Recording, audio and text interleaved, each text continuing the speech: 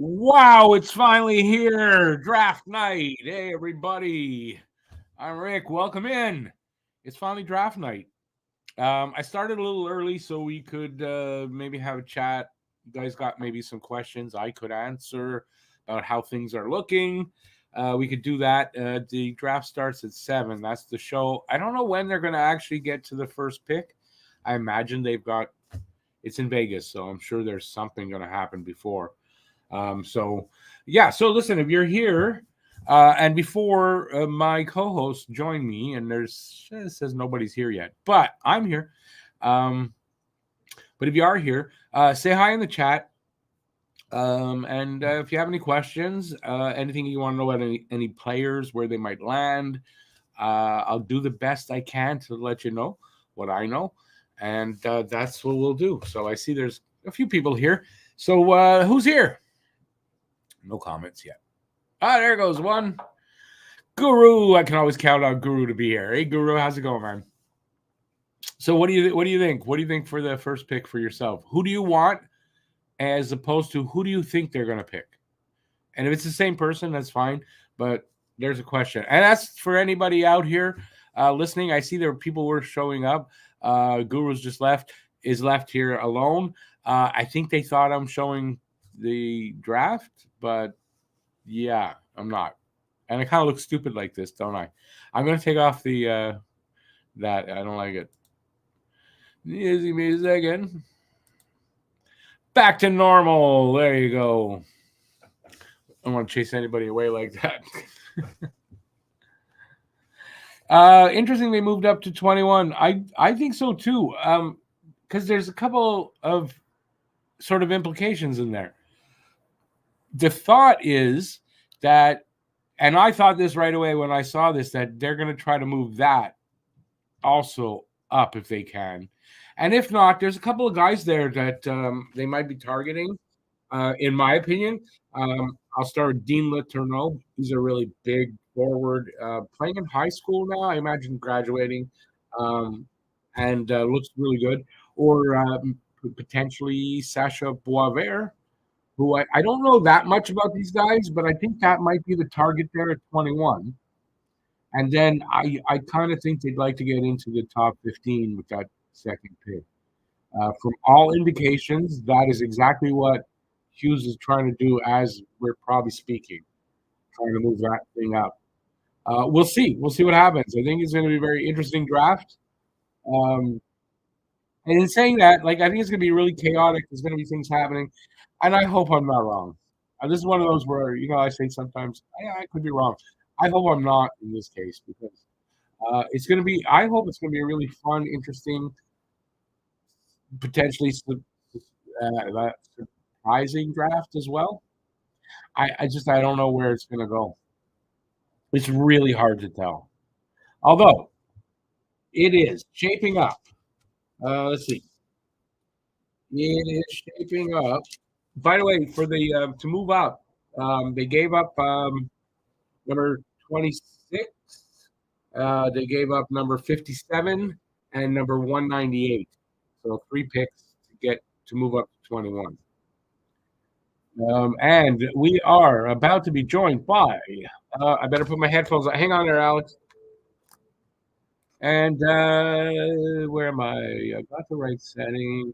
And I'm joined by my co-host over here from DPwM, Alex Fronette, with a brand new haircut. And you can tell it's right. You can tell it's brand new, man. Oh yeah, it's let's see, we'll call it maybe about 45 minutes old. There you go. Awesome. Looks great though. There's one thing I've learned in life, Rick. You never cheat on your barber. Never, ever cheat on your barber. It's really, and the funny thing is, when all my life since my married life, my barber was my wife because that's what she did. She's a barber. So, and then you know why I'm bald, right? Well, I got a guy. I go to him usually every 3 weeks. I actually missed it last week, so now this time it was 4 weeks. My shit was a little extra long, so I was definitely due. But yep, I like my haircut better because very easy to handle. Oh, I can tell. I'm catching up. If you can't see, but right there's a pad. Yeah, you got years to go though. You're a young I got man, probably. so you got time. I'm gonna start seeing if I can take some hair supplement shit like Hims or. I know there's some. I watched this guy on YouTube. His name is Simon Whistler. He's got a bunch of different channels. He's bald like me, but he promotes a hair thing, and he says like if they would have had this when I was starting to go bald, I wouldn't be bald. I don't know the name of the product. If you want, when next time I hear him advertise it, I'll get the name for you. I'll take anything. Hims and apparently Keeps it's nice. The things I've been looking at, but I don't know. Apparently it's good. This guy really, he's reputable for what he promotes. Yeah. He doesn't just promote garbage to get paid. Yeah. Yeah. So if he's promoting it, I would think it's worth checking out. I'll try to remember that. All right. So, Alex, how excited are you for this? I'm more nervous than anything. I don't really know what to expect. I'm kind of limiting my expectations now because every year I feel like we hear all these crazy rumors that come up, and minimal of them ever seem to happen during the draft. I mean, I'm sure there's going to be some moves and some trades, but the crazy big stuff, it never seems like it ever actually happens. So I'm trying to limit my expectations, even though I haven't been exactly doing that the last 3 days talking in our group chat. But no, I know I sound a little contradicting right now. But now that it's the actual day, how can you not be though? How can you not be? Because it changes from minute to minute. Like now, I'm hearing I might take Seneca after hearing they were interested in both Bynum and Silica all that time. So yeah, well, you got the name. You just butchered the names. I butchered all Seneca, Silyev, and DPwM. But the interest in Seneca's been there. They took him out to dinner. They've been the interest has been there. But sometimes I think with what we hear, well, they're going to be interested in this. They leaked that so they as a screen. And it's not, I sometimes think that's how it, a lot of teams work, where they get it out there that, well, we're interested in this guy, but it's not really who they're interested in. Yeah. It could be a smoke screen. It always could be. Like I was hearing crap last year that we were interested in Ryan Leonard was at the top of the list. And obviously we didn't get Ryan Leonard. And so yeah, okay, but that doesn't mean they weren't interested in him. They didn't know if Michkov would drop to you guys. Reports were saying he was the guy that they wanted. But because they did not think Michkov would drop to them. I mean, that's fair. Like I think. Well, the thing is that the Flyers actually talked to Montreal last year trying to get to 5 because they wanted they were worried if Washington was going to do it. That was their biggest fear at the time. And that's when they tried offering Cutter Gauthier. Right. But I mean, listen, I'm just as nervous and because I don't know what Montreal is going to do. I think it's from a Demidov is what I'm hearing. By that I mean there's so much talk about them going for a defenseman, and it makes no sense to me that they would do that. But I mean, there's so much there. I don't know what to believe at this point, right? I'll say if you guys do draft defensemen, I expect one of your other defensemen that you already have coming up to move, like Mayu. But yeah, they're gonna have trade. They're gonna make a trade to get. That's I think the only way they pick a defenseman. So anyway, we're gonna see. I'm nervous about it too because I don't know what the hell to expect exactly. Where's your Habs normal co-host, by the way? Well, remember I said, making it. You guys show up when you're able to. I don't know where Matt is exactly. Probably having supper. Yeah, it's fair. You can't miss his. Well, you guys, you're young guys that eat. Well, you you got me until about 8:30, so around that time. So I'll be here for that, which means I'll at least get my team's pick, unless if they trade down, which I don't expect to happen. I'll be quite surprised if they end up moving down, especially with all the talks of how aggressive they've been. But if you dangle a decent enough player. Yeah, I don't know. But if a team is that aggressive to get into the top 10, then all of a sudden they're moving down. That sounds weird. Yeah, that's why I'm saying I don't expect it. I would be quite surprised. See that. I mean, because listen, even at 12, it's on the fringe of that really good group. You know, you don't want to move. You want to move back and farther than that.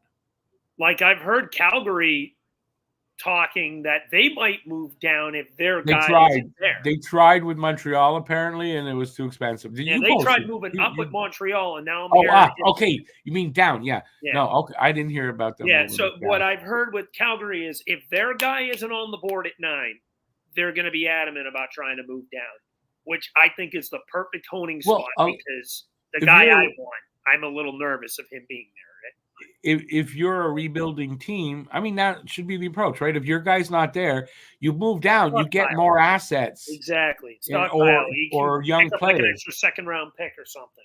Or young players. You get, an extra prospect. I mean, you get something that helps your rebuild. Look what San Jose and Buffalo did in their trade. And San Jose moved up 3 spots, and Buffalo got themselves an extra second-round pick. So, yeah. And then you in L.A., you moved up 5 spots, and LA ended up getting an extra picks. Second and a fifth, I think.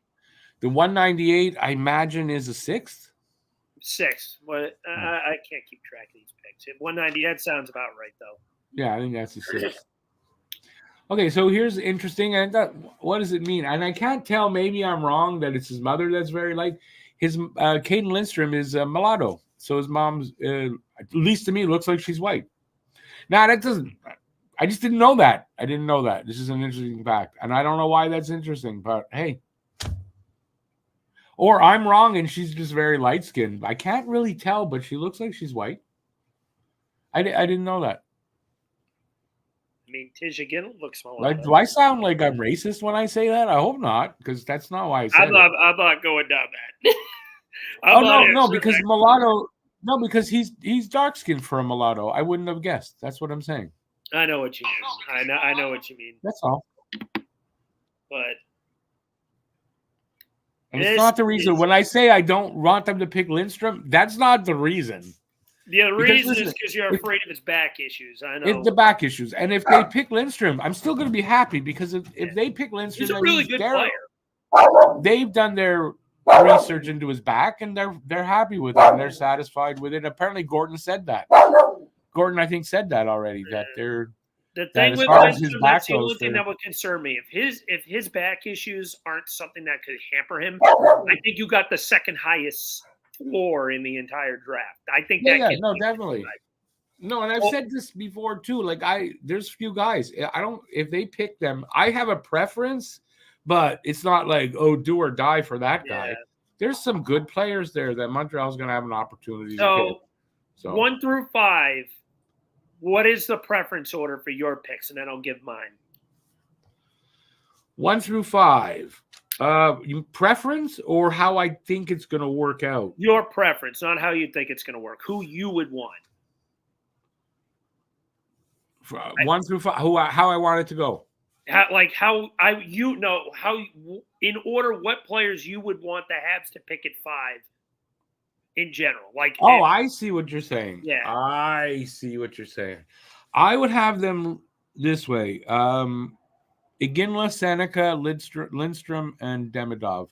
Now you're gonna say, "You crazy, Demidov?" Here's one reason why. Did you see that little interview that was on Twitter?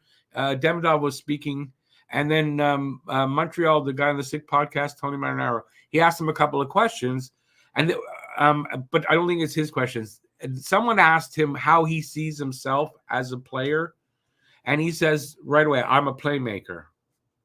He said, "I could score if you need me to, but I'm a playmaker." Now, I don't think that's what Montreal's looking for in a guy. They want that talent, but they want a goal scorer, I think. That's more fair. than a playmaker. That's my opinion. That is his thing. Is his playmaking abilities, I'd say, are better than Michkov's. I think when you compare the two guys, I think Michkov is a higher ceiling. Not tremendously higher, but higher. I think Michkov's a better goal scorer. Demidov is a better playmaker. Demidov is a little bit better defensively. Michkov has immensely higher hockey IQ. I think that's the most untalked about thing about Michkov's game. And I think Michkov just has more drive. So when I look at it, I think Demidov would be a great fit for a team that already has an established goal scorer but needs a guy that can feed him. That's why Really I needs a would love playmaker. jump up like that. Yeah, exactly. I think Montreal's got a bunch of playmakers. I think they really need another goal scorer. So that's for me with Demidov. That's a lot of my why. But believe me, if Montreal picks Demidov, I'm not unhappy. Yeah, we got a great player there, a great prospect. There's realistically, I think you're going to get one of Lindstrom and Demidov, me personally, but we'll see how that goes. It depends on. Listen, it depends on how they go, how it goes, and we don't. Unless if Chicago takes him, that's the only team I think that we don't 100% know how Montreal is leaning. But I tend to agree with you. If one of those two guys is there, I think they will take one of those two first. But yeah, so did I? Yeah, I gave them all. You give me yours now. So my 5 in order. Number 1 is Berkeley Catton. I think he'd be an excellent fit with a guy like Mitchkov. He's a play driver, which is similar to a playmaker, but he's a guy who's good off the rush. You say that. Wait, you say that. Didn't that guy get 54 goals? Yes. He's both. He's both. But his specialty comes off of driving off the rush, and that's where his offensive talent comes in. He can score. He can pass. I think he had 115 points in the CHL, which was absolutely ridiculous. So he's good at establishing the rush, which is kind of how this Flyers team identity was last year, was transition off the rush and offense off the rush. So you put a guy with him with Owen Tippett and Matvei Mitchkov with all that speed and skill, that could be a terrifying first line long term. Number 2, I kind of go as a tie for 2 with Sam Dickinson and Cole Yzerman. Yzerman's a little bit of a bias. I got a little sprinkle factor in that he is from my girlfriend's hometown, Newburyport, Massachusetts. And my girlfriend's sister actually is close friends with his mother, which is actually really cool. It's okay, but I think he's got the best pure shot in this draft. Now he has a lot of other things to work on, obviously. I mean, what 18-year-old is good at skating, but his skating could be better. But again, what 18-year-old is good at it? His 200-foot game could use work, but I think his hockey IQ is underrated. So I look at a guy like him. He could take longer to hit. Yeah, I think basically that's a guy you're not playing this year. You're letting him mesh and develop. I think he's playing at BU anyway. So he's not going to be seen this year anyway, whether he's drafted by us. Yeah, I think you're right. Yeah. I will definitely go see some BU games, so if he is. And then the other guy, Jamie's guy, Sam Dickinson. I've now had a little bit of opportunity to watch him. He looks like a lockdown, stay-at-home, future number 1 defenseman. And I can see why Jamie liked him so much. I don't believe he's going to be there at 12. No, you're going to have to go like him. 10. You're going to. I think he'll probably be maybe 9. I could see 8 to 10. I'm going to say anywhere between 8 to 10. 7, something like that. I think he's going to be off a few picks before we get a shot at him. And then Kostas Helenius too. He presents a good two-way game. I think he plays an excellent 200-foot game. Very smart. Good with his stick. Doesn't make too many. I mean, he's always in the right position is what I've known about this guy. Good scorer, high floor. He would be a good fit in terms of just having an excellent two-way game to really fit with this team's top-end talent. I think he'd be a great first or second-line center, depending on what he develops into. But he would be my number 4 pick. And then the last one, I'm a little – Yakimchuk isn't bad. That's Dylan's guy. No. There's – I don't know how I'd feel about that. Honestly, that's probably it. That would probably be 5 would be Yakimchuk. I was thinking of a few other guys, but I think I'd probably be good with that because I want – he has a lot of risk, but he could pander out to be a very high. Yeah, he might go in the top 10, but he might be available where you guys are picking. Yeah. It really is going to be interesting from there. Brandis Nygard, too. I don't know how you say his name. Brandseg Nygard. Nygard. I have him going my mock draft. I'm going to Detroit. But, yeah, it sounds like he'd be a really good pick as well in that area. So there's a few. Oh, we're gonna hang on there, Mr. Matt. Hang on, I'm gonna rejig. There we go. Oh, look at him with the shades. See, future's so bright. Gotta wear. Burn, happy birthday! Now you can stop stealing fucking teas from me. we had extras. We were giving away a customer appreciation day at work. I'm like, fucking, I'm getting Fern one of these. Okay, let's say hello to a few people. Aiken has a few comments. No, by the way, I reorganized the background. I think it looks nice. Nice. Good. Coming along, man. I'm just in the living room, so I can't really show shit. So J5 came in a while back. Montreal have 4 possibilities: DPwM, Dickinson, Catton, or Demidov. No, I don't know. DPwM is there. I don't know about Dickinson. I don't know about Catton at that spot. Demidov definitely, but I don't totally agree with that. Aiken says, for me, I have Demidov over Michkov personally. He's a rare talent. I think there's a lot of people that will say that, but it's time will tell. That's all. No, for sure. And I think for Demidov, I don't think Michkov is going to be light years better than him, but I think he's going to be a little bit better just because of how smart he is. That's what I think the big game changer is. For me, the one worry about Demidov, not the one. Okay, I had one already. It wasn't a worry. That was what I think the Habs' preference. The worry for me there is he's only played in the NHL. Yeah. And we're seeing, he looks great there. He was fantastic down there. It's not a great league yet, right? It's not a great league. So, I worry if that is what he's going to look like, Let's see how he looks in the NHL next year. I think he's going to be good. Yeah, I get that, but we got to draft him this year. He's a guy, when he hits his prime, I could see being an every year 90-point guy. I get it. That's his potential, and I don't doubt that. That's my worry, is that what we're seeing might not be, the best to judge by. But I could be wrong. I'm not the expert. I'm definitely not, but that's my worry for it. Yeah. Matt, I know that you were like me. I don't think Demidov's your first guy. What's your worry for Demidov? And he froze. Yeah, my kind of the same with you. I want to see how he does in the year in the KHL, but again, he's done everything he's needed to do in the VHL and the MHL, right? He's dominated. So I have every reason to believe that that he'd be fine in the KHL, but obviously you got to play the games. Yeah. But yeah, other than that, it doesn't make. There's no really worry about when he's coming over. I think that's right. He's coming over. He wants to play in the NHL. Yeah. That's not a worry. My thing. It's by the way, Alex, you could be Danny Briere's doppelganger right now. No, but the haircut's different. It's Daddy Briere without the weird part in his hair. No, it's Daddy Briere. You go right the first. Daddy Briere. Daddy Briere. Who's your daddy?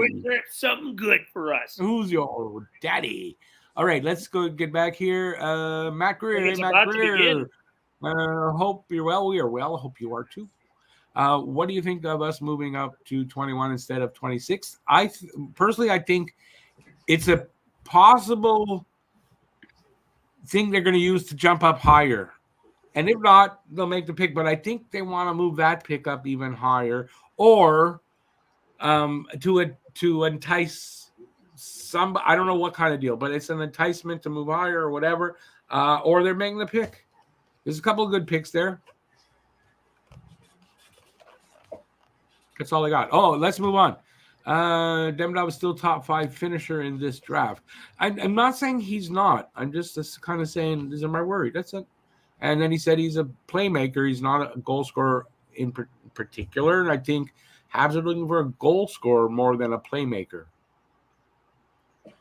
Yeah, no, I think he'd be interested in Yzerman. But I've heard so many different things about what Habs could be thinking about doing with 21.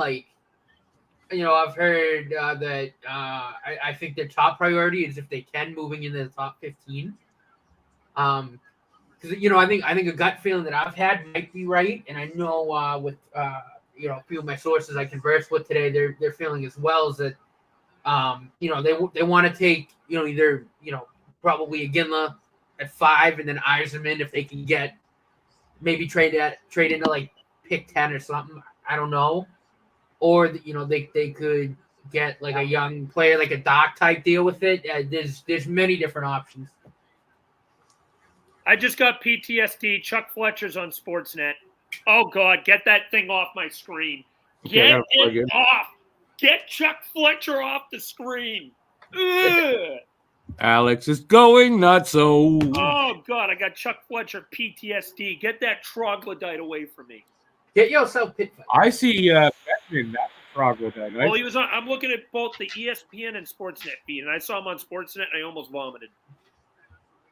I like how the sphere looks. That looks awesome.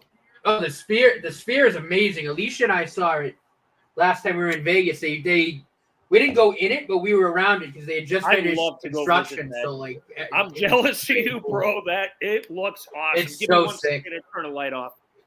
We gotta get to some comments. So Bubble Tea says, and I don't know what prompted this. I am your father's brother's nephew's cousin's former roommate.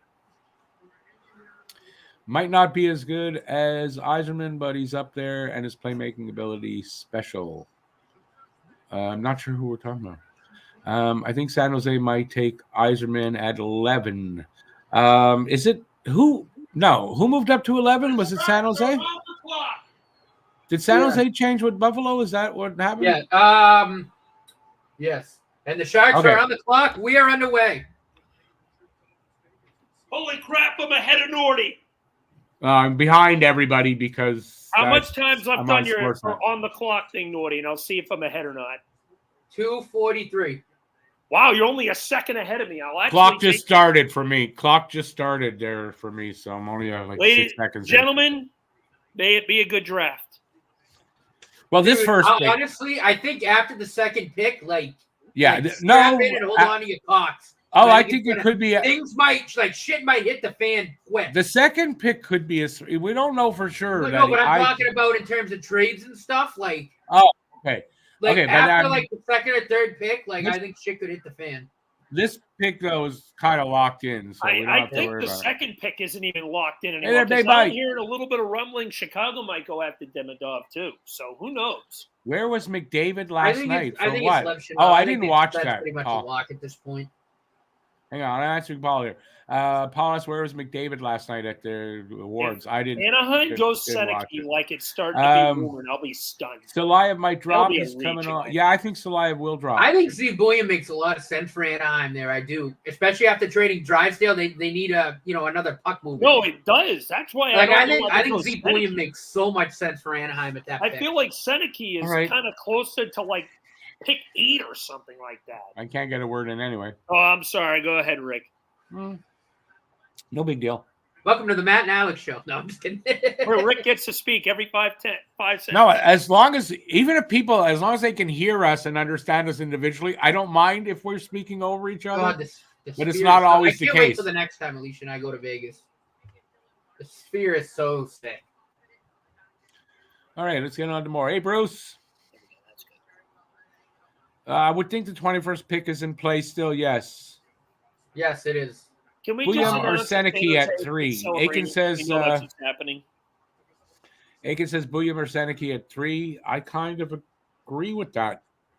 Yeah, I think so. Yeah, I mean, like I said, I think DPwM makes all the sense in the world. Wait, boys, we have an update on something. Update on the number 4 overall pick per I Elliot just saw Friedman.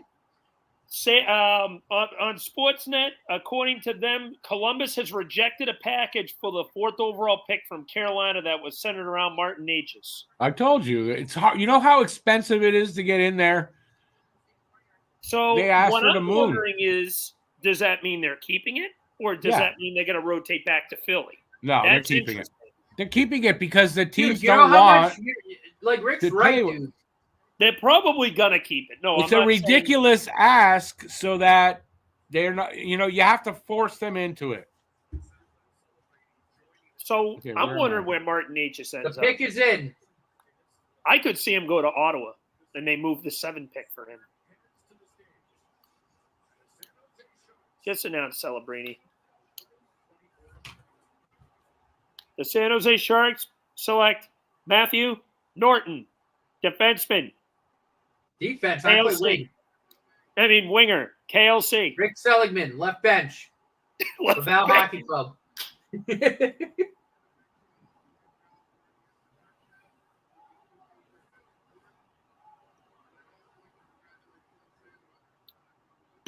Ooh, that one's good.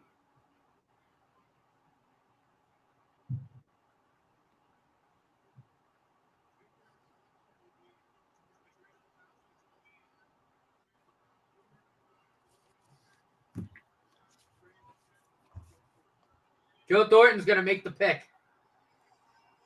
Oh, nice. Who? Joe Thornton. Because he won something there. Wow, I love that beard so much. Yeah, because he won lots of Stanley Cups over there. That's mean, isn't it?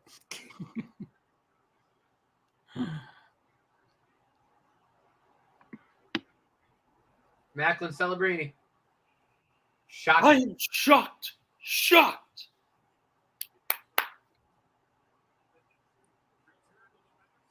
There's Aiden. Still at BU. There's one random person in the fans that is absolutely screaming. Can you hear him too, Naughty? No. Yeah, I do. Okay, at least Rick can hear it. There's a guy just randomly screaming, "Let's go!"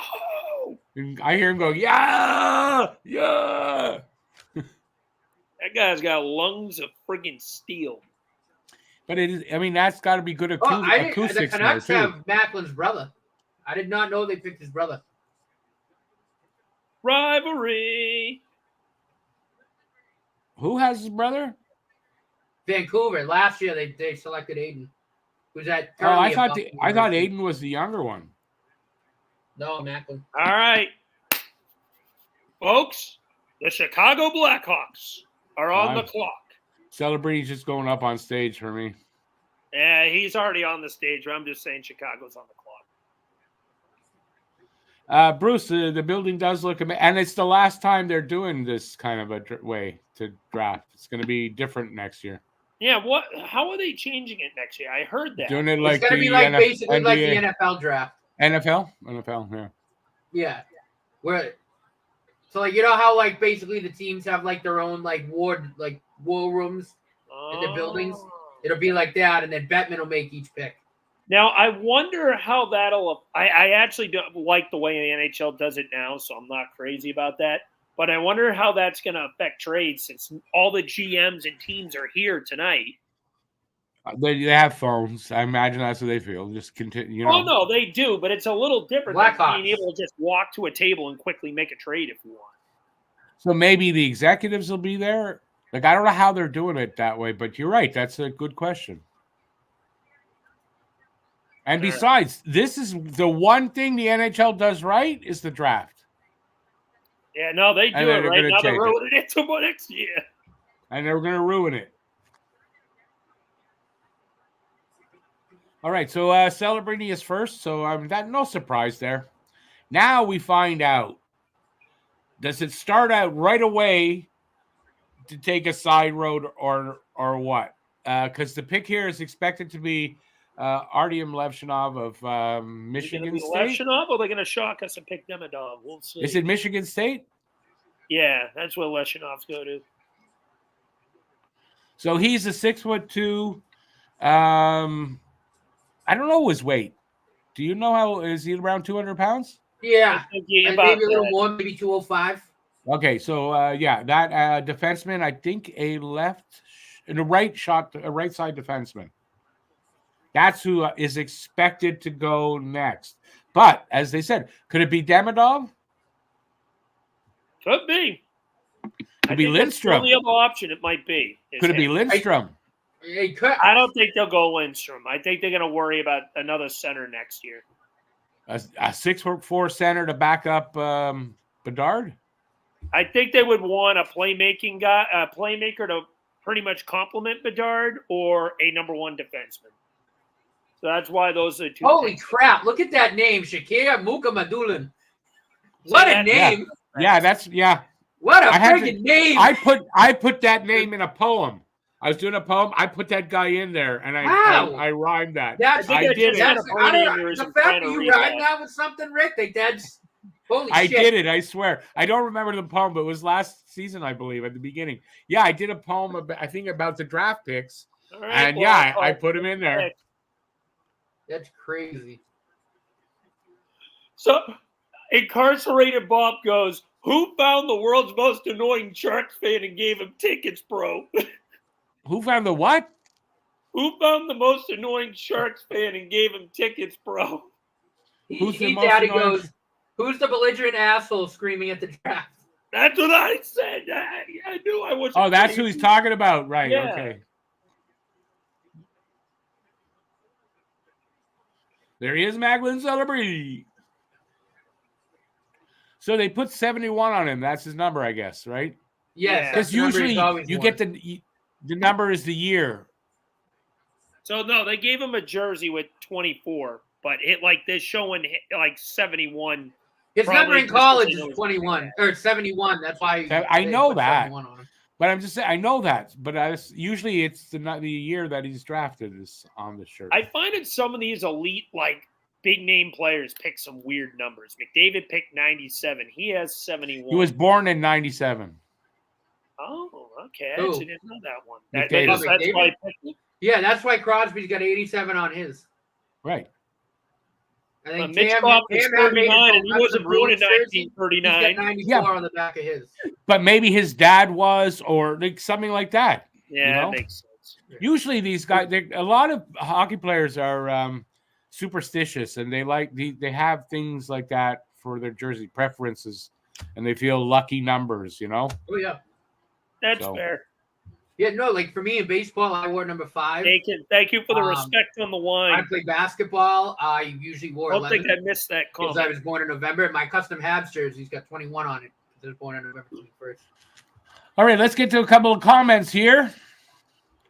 The Ducks' new logo is amazing. I think I saw it. I don't like the one thumbs up. Colors, thumbs middle.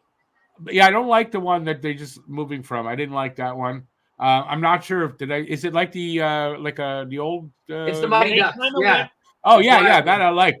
They should never. They got the old logo, but they went with like the Flyers' new colors. Okay, fine, but they should never have gone from that logo. Yeah, no, I agree.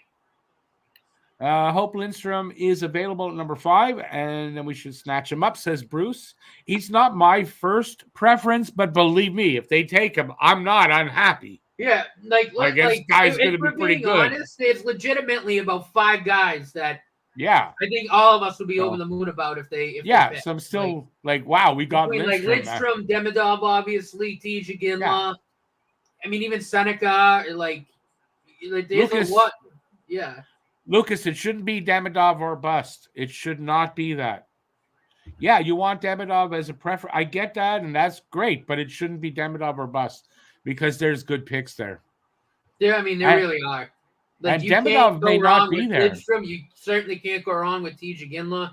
I don't think you can go wrong with Beckett Seneca. Demidov might not be there. Chicago looks like they've made their pick. If Demidov might not be there, if he's not there, what are you going to do then? All right, who'd they get?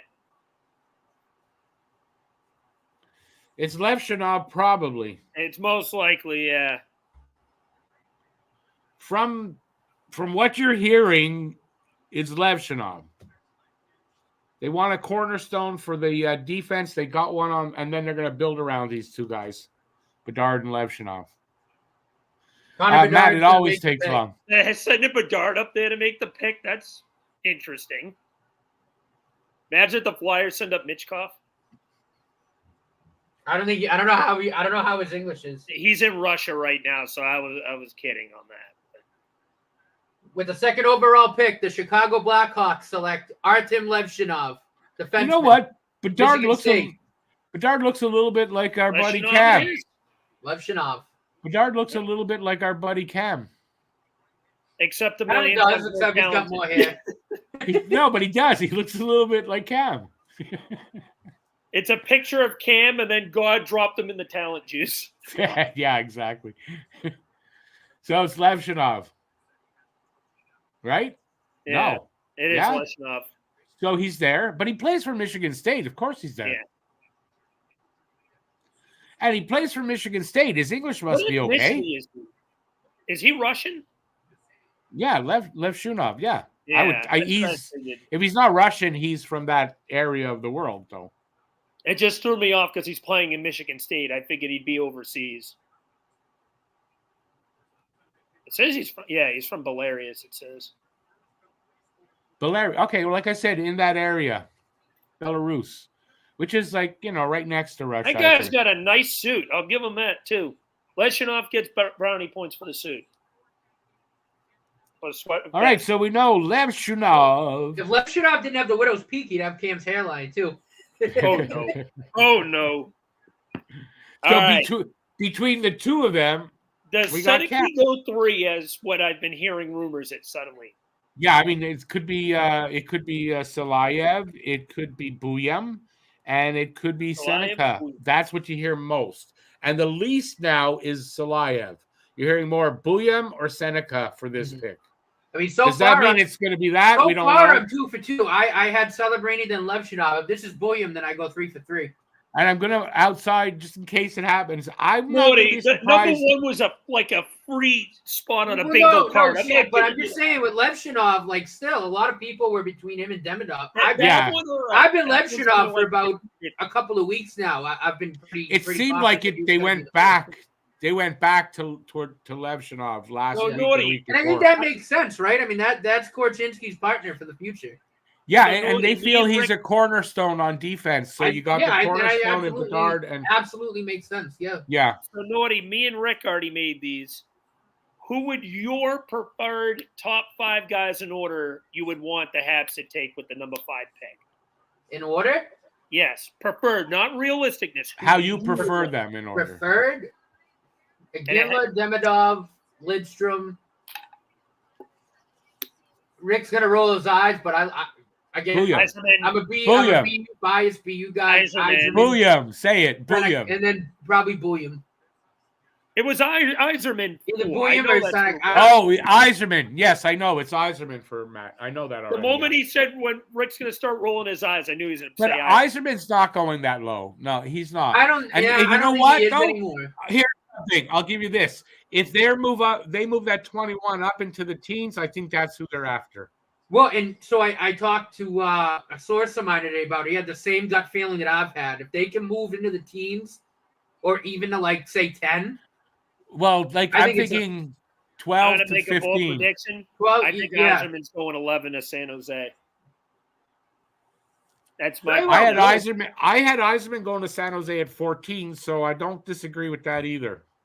I think that they jumped because they thought Philly had some interest in Yzerman because there was reports from Anthony DiMarco that the Flyers really did like him a lot. So cool. But I think I'm sticking with mine. I want Berkeley Catton, but Yzerman is up there too for me.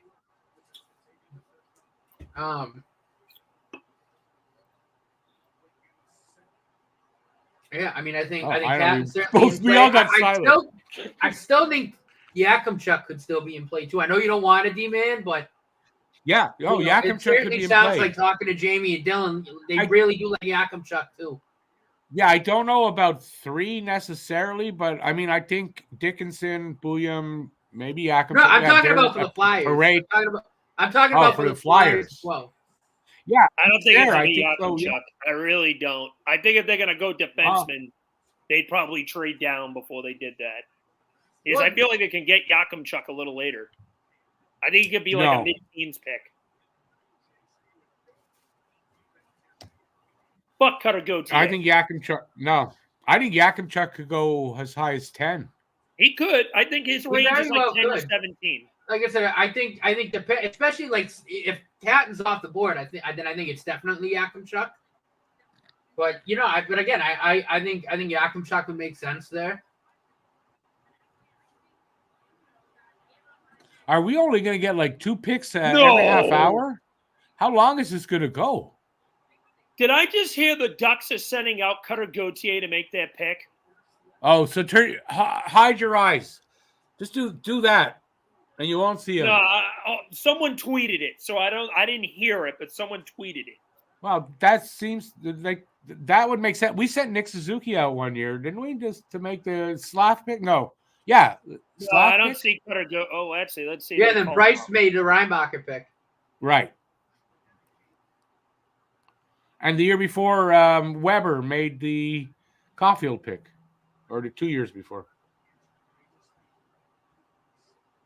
By the way, I don't know if anybody heard was the podcast where I said something about Shea Weber and he kind of ghosted the team. I didn't know how seriously injured he was. Did you see what was written? He could barely get out of bed for a year and a half after he retired. Who? Weber. Oh, really? So I mean, no wonder he didn't come to Montreal. Yeah. Like when he did, and he made a couple of appearances. He made a couple of appearances, but you can imagine how painful that was. So I take it back. Seneca at 3. Wow. Beckett Seneca, number 3 overall. I told you they were going to reach on him. Was that I was hearing? That's a reach, man. There's the first. It depends. If the guy hits his ceiling, not a reach at all. True, but that's. Seneca just said, "Fuck." He is shocked. Seneca is shocked. Okay, so someone goes, Brett Seneca is all of us. What the fuck? That kid's Seneca, by the way. Well, that takes one away from Montreal. So you're getting one of Lindstrom or Demidov. So it's going to be one of, again, Lindstrom or Demidov. Yep. We'll see who goes next. If you next. guys get Demidov, our rivalry is going to be so fun over these next few years. We're going to have, each of us are going to have a Russian monster. So there's the first, that's the first one, the first surprise. Seneca at 3. I told you that's what the thing was coming out. This kid's going to be good. No, I don't think this is much of a reach. I don't think it's that much of a reach. I know he was a very high riser. Let's put it that way. He might have been the biggest riser now in the draft. The Ducks did this last year too, when we thought they were going to go Fantilli and they went Leo Carlson. Now it wasn't a crazy reach; it was only 1 pick difference. But I thought Fantilli was a shoe in it too. I'm telling you, this is not that much Seneca. of a reach. I think Seneca is going to be a good player. The risk here is. I think William would have been maybe a better pick. Like I think this is risky. But... It's a slight risk, but the risk here is just floor and ceiling. Where does he fit in between his floor and his ceiling? I didn't realize he was 6'3". He's got good size. He's a big boy. He was 5'10" 2 years ago. This guy is going to be a big boy. Well, I mean, these kids can grow. Look at Hudson. He was what? Yeah. 5'7", 5'8". Exactly. Drafted. He's almost 5'11" now. I'm sad in a way that Montreal that option is gone from what their pick is going to be, because I would have been very happy with Beckett Seneca too. I really would. No, me too. But like I said, all right, Rick, our boy's still there. TJ Ginla's still there. Yeah, but it's going to be one of Lindstrom or Demidov, it looks like. But maybe not. Maybe we're going to see a surprise there too. Let's see who goes. Let's see who's taken off of the board for Montreal here. The Columbus Blue Jackets are on the clock. Wouldn't it be funny if they picked somebody like Salayev, and then all 3 of the ones we are still there? I'd shit my pantaloons. That's crazy if that would happen. Flyers Nation Twitter tweets, "My shoulder hurts watching that reach." It was a bit of a reach. Like I said, I think I would have preferred William there if I was the Ducks. It depends on who you are. I don't think that's that much of a reach at all. I think you could have got I don't think it's like 8 or 9. A reach where you kind of go, shit, was this a really huge risk? I don't think it's that. But I still think it is a bit of a reach. So no, I mean, look, Aiken says he's one of the highest ceilings in the draft. He has one of the highest ceilings in the draft. That's what I said. It's a risk a bit, but he's got a really high ceiling, this guy. He's got a higher ceiling than Lindstrom and Demidov. Who, Seneca? Yeah. Oh, I think Demidov has a higher ceiling than him personally. Okay, but that's not what the experts think. Well, hey, we're all entitled. I think. Well, they're a little bit more entitled because they're the experts. According to Sarah Belli, the Habs and the Blue Jackets phones are blowing up right now with teams trying to move. Well, for sure they are. Demidov or Lindstrom will be available at 5. Lindstrom, I gotcha. Yeah, it's coming up. I have my fingers crossed for Lindstrom, says Bruce. I'm happy with either. Listen, I'm happy with either. Whoever they pick, I'm going to be happy. Yeah, I get Is it going to be Columbus. Lindstrom I think or Demidov to Columbus? I think Lindstrom. I feel Lindstrom too because they really want size up front. They want size, and that's Cade Lindstrom. What, 6'4", 220? Yeah. No, it is size. I just figured they already have their number one center. They would like a good playmaker to complement. Lindstrom can play the wing too.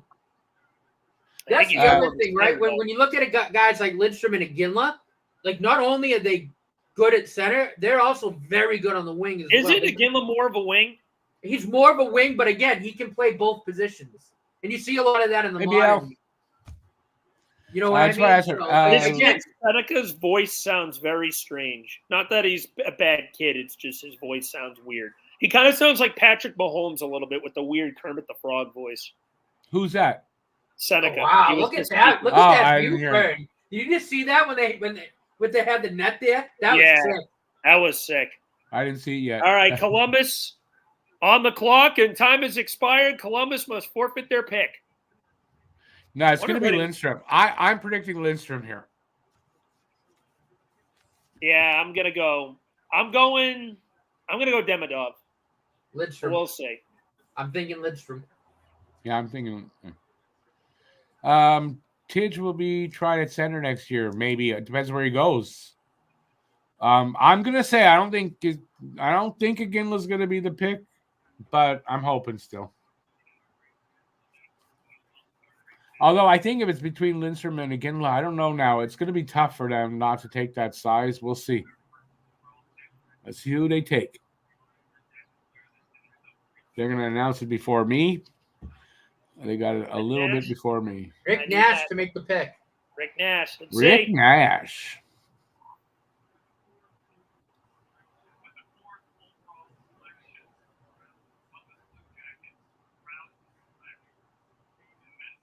Caden Lindstrom. Told you. Lindstrom it is. Caden Lindstrom's off the board. He's there. So we got Demidov or Iginla. I mean, that's what it's going to be down to right now. I'm not sure which one, to be honest. I think the fact that Demidov is more of a playmaker might take them away from Demidov, but we'll see. Yeah, but I think it's Demidov or Iginla. I know they like both players a lot. And it sounded like that all week. Those have been kind of 1-2 on the draft board. Lidstrom there too, but it's really been Demidov and Iginla. I'm over the moon with either of those picks. I'm not going to say for sure Demidov, but I do think at this point, I think it's going to be Demidov that they are going to pick, but I don't know. And I'm going to be very happy. I saw the interviews that he did. I think the kid is really good. I think he's got the attitude. I like what he said. I like he was likable, you know. So my worry is just that MHL and not higher than that, and we're maybe I don't know. I will say this. We'll see. Your fan base's social media is going to explode if you don't pick Demidov, because I've seen so many Habs fans on Twitter want him. Oh, without a doubt. It's something like 75+% that responded to the polls and shit want Demidov here. So I'll say this: your Twitter, Habs Twitter is going to blow up if they don't pick him. I think they're gonna, though. I think it's going to be Demidov. It makes too much sense. Yeah, I think it's going to be Demidov at this point. Let's see. Demidov is a franchise-changing talent. Maybe. I'm not saying he's not for sure, or he is for sure. That's what, I don't know that. I think it's still up in the air. But that's just me. I don't know. He already does so many of the little things right. No, I get that. But it's against who? That's my worry. I but it's that. Not that. Listen, it doesn't mean that he can't get to there, even if he's not. It might take him longer. That's it. It might take him longer. Now the Habs are officially on the clock. Montreal is on the clock. Woody, what pick would piss you off? Let me ask that. Probably Parrick or Dickinson. Dickinson would get you mad? Wow. Yeah. I mean, I No get need him a lot of D-men. defenseman, but he's We got enough plenty of defenseman. D-men. Yeah, and I'm going to say defensemen in general. Not that I'm going to be pissed off, but a bit. Yeah. Yeah.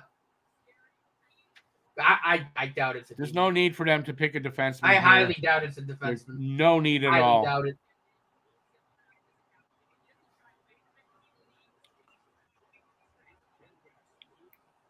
I'll tell you, if you guys pick Demidov, we're in for a fun decade of Flyers versus Habs with those two going at it. If you get it. Yeah, Demidov would be sweet. I'd be very, very happy with Demidov. Lucas, I do think Montreal might make a move, but I don't think it's here. I don't think it's here that they make that move. BL, I'm saying I want a Ginla, but it's going to be Demidov. I'm pretty sure it's going to be Demidov here.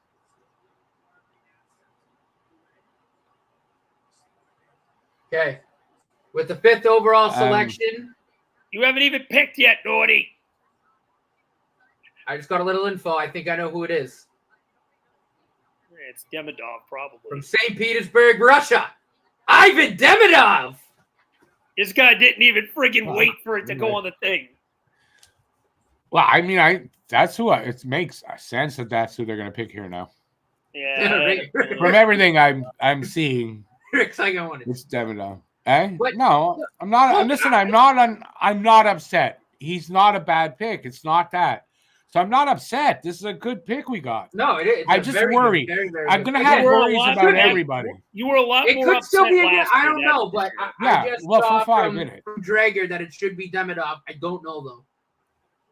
It's gonna be, so you said you think it's Demidov. that's what Drager said. I mean, Drager's pretty good. That's why I'm. I'm Okay, feeling no, it. that's fair.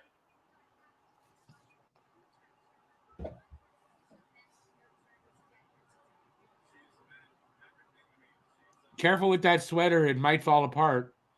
I know with the friggin' oh my god, I can't stand Fanatics. Lindstrom is a big kid. He is big.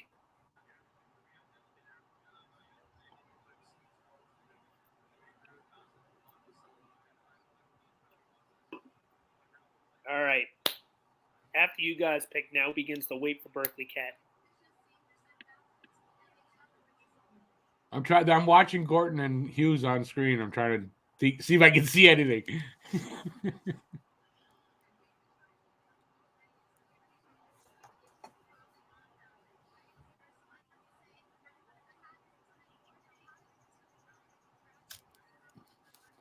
They're not going with a defenseman here.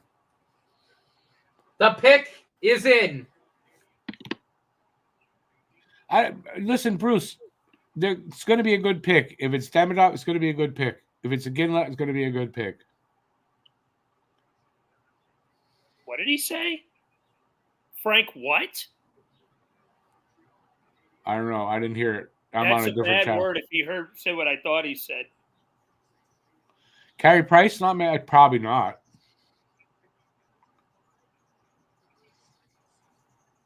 Are you guys finally getting your Russian?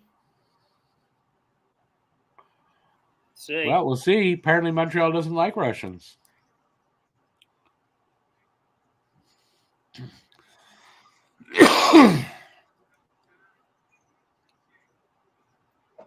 Celine Dion's coming to pick number 5.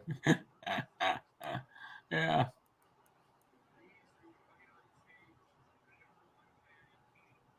Oh, it's in Vegas. That actually makes sense. Celine Dion to make the pick for the Canadians. Yeah, she's Celine big in Vegas. Dion? She's big in Vegas. No, she is. She has a Dion is residency. making I the pick think. for the Habs. That's right. Is it at the Win? It might be at the Win, but she has what she. Not does right have a now. residency. She's not performing. Not right now, but she. I think She once had for she's many good. years. It's not a surprise it's Celine Dion. Let's see if she knows how to pronounce the name Demidov. Madame Celine Dion.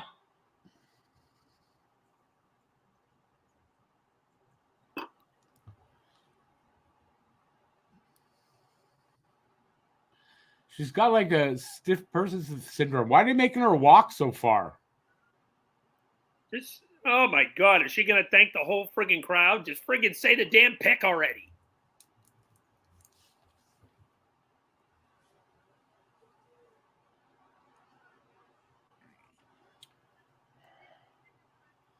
Come on.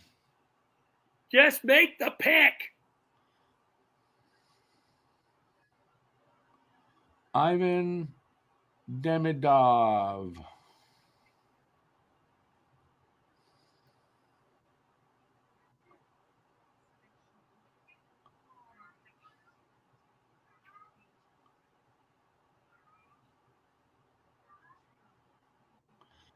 Demidov it is. It's Demidov. Ivan Demidov! Soviet Demidov. Russian! You got your Russian. Let's go! This is going to be a fun rivalry.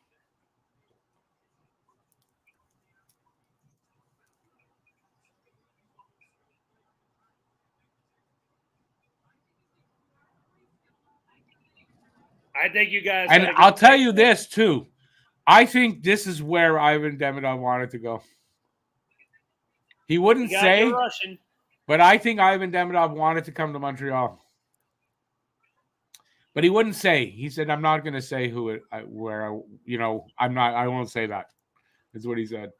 So they got another playmaker. That's my worry. Is that is he's a playmaker? Is that what they wanted exactly? Does that mean somebody else is going to get traded? How are they moving things around? I don't know. But listen, it's a good pick. There's no doubt. And it saves us on Twitter from seeing a shitstorm of people that want to kill themselves over this. I know. That's what I said. 75%. So I'm happy about that. Oh. I'm definitely happy about that. Well, We don't have to see that 11-2. shitstorm. Although you can't wear it in Montreal. Nobody's going to be watching a lot more of the KHL this year. Demidov. And he'll be here in the season that is most likely for them to go to the playoffs, and we might see him here in April. At the end, yes, I read. I don't know if it's true, but I read like when Hudson got here, we might see him around that time. 2 years left. One. I might be wrong on that. Yeah, he's going into his final season under contract with us. He said he's coming. He wants to be an NHL player, and he's coming here in a year. So I'm happy about that. So if anybody was wondering, that's not why I'm worried about him. And listen, Michkov is coming over now early, so I don't think there's a worry there that this guy's not coming. Our games are going to be fun. Games are going to be fun. We both got a Russian monster. We're going to find out. They both played for SKA too. And we both got a Russian monster. Granted, Michkov got loaned out. Demidov. Michkov can't help it if he's in the MHL. BL, he's not. He's 6 feet, 192. If you're talking about Demidov, his height and weight, he's 6 feet, 192 at the combine was it in Miami or Florida? He got weighed and all that. So he's a little bigger than that. He's solid now. Like you shouldn't worry about his height and weight.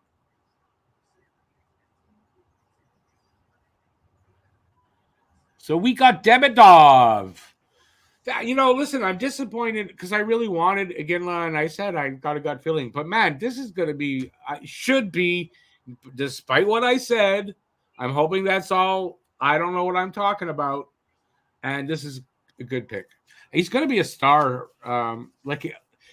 A lot of excitement around this kid when he finally, gets here. You got a 90-point playmaker. And he's saying he hopes to be 100% NHL ready when he gets here.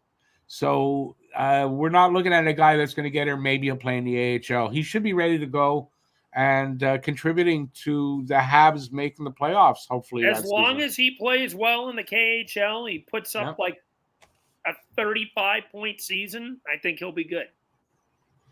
Well, I'd like to see more than that, but it is I'd like to see more than that. Season shorter? Yeah, okay, but still. Anyway, we'll see what he does. I don't know what I don't know, but do it by a point per game pace. Say he puts up a point in 3 that points area. every 4 games. I'd like to see him be in the air. Yeah, like something like Flames that. are trying to move up from 9. They want Iginla. Yeah. You got to think they want Iginla. Oh yeah. But Iginla could drop to them. I don't know. Depends. But I don't listen, know. overall, like, look, I'm over the moon about this pick. I mean, Listen, it's not that I'm not. So I hope everybody doesn't compare. yeah, me. like let's It's be not real that here. I'm Like, not. not that I wanted Tej. For me, Demidov was right there with, like, Without a stoked doubt. about this pick. This is Without a doubt. amazing, amazing, amazing. For this reason. Because listen, all of them have little red flags. You could say that about every single guy that they could have picked. So my worry about Demidov, it's small, right? Yeah. It's not a big thing. And right? like I think with Demidov, the most important thing, he's got all the little things already rounded out in his game. Yeah, This this is what I hear. I like what I hear about him and all that. It's nothing that I've heard a horrible thing, nothing like that. And he seems really likable. He seems really like does, right? He's ready and he's for. got great speed. He's got not worried about the pressure. Insane hands with the puck. He's not worried about Montreal's pressure. He doesn't. You know what? One of the things I liked what he said. They asked him, who's your idol? Who do you try to style yourself after? He says, Ivan Demidov. He says, I don't have an idol. He seems like a really humble kid. He says, I like some NHL players, but I'm going to be Ivan Demidov. And I like that. And I bet you the Habs did. He's a humble kid. I bet you the Habs really liked that answer. I think Parayko is going to Utah is my prediction. Okay, Utah. Who's going to Utah? Parayko could be it. Parayko could be very likely to go right there. It really could be anybody. Like, I don't really know what they need everything. I think defense, even though they need took everything. The Russian defender last year, I still think they could add to defense. I personally think right now Bouillam's going to go here. How's that? I think it's certainly possible. Certainly possible. That's my feeling. Who's going to go there? It could be, but I think it's a defenseman. And yeah, I'm going to say Bouillam. He's an American kid. This is Utah. Don't forget. He's an American kid. He may have a difficult name, but he's a white kid. I think that's going to mean something in Utah. Hold on, I really do.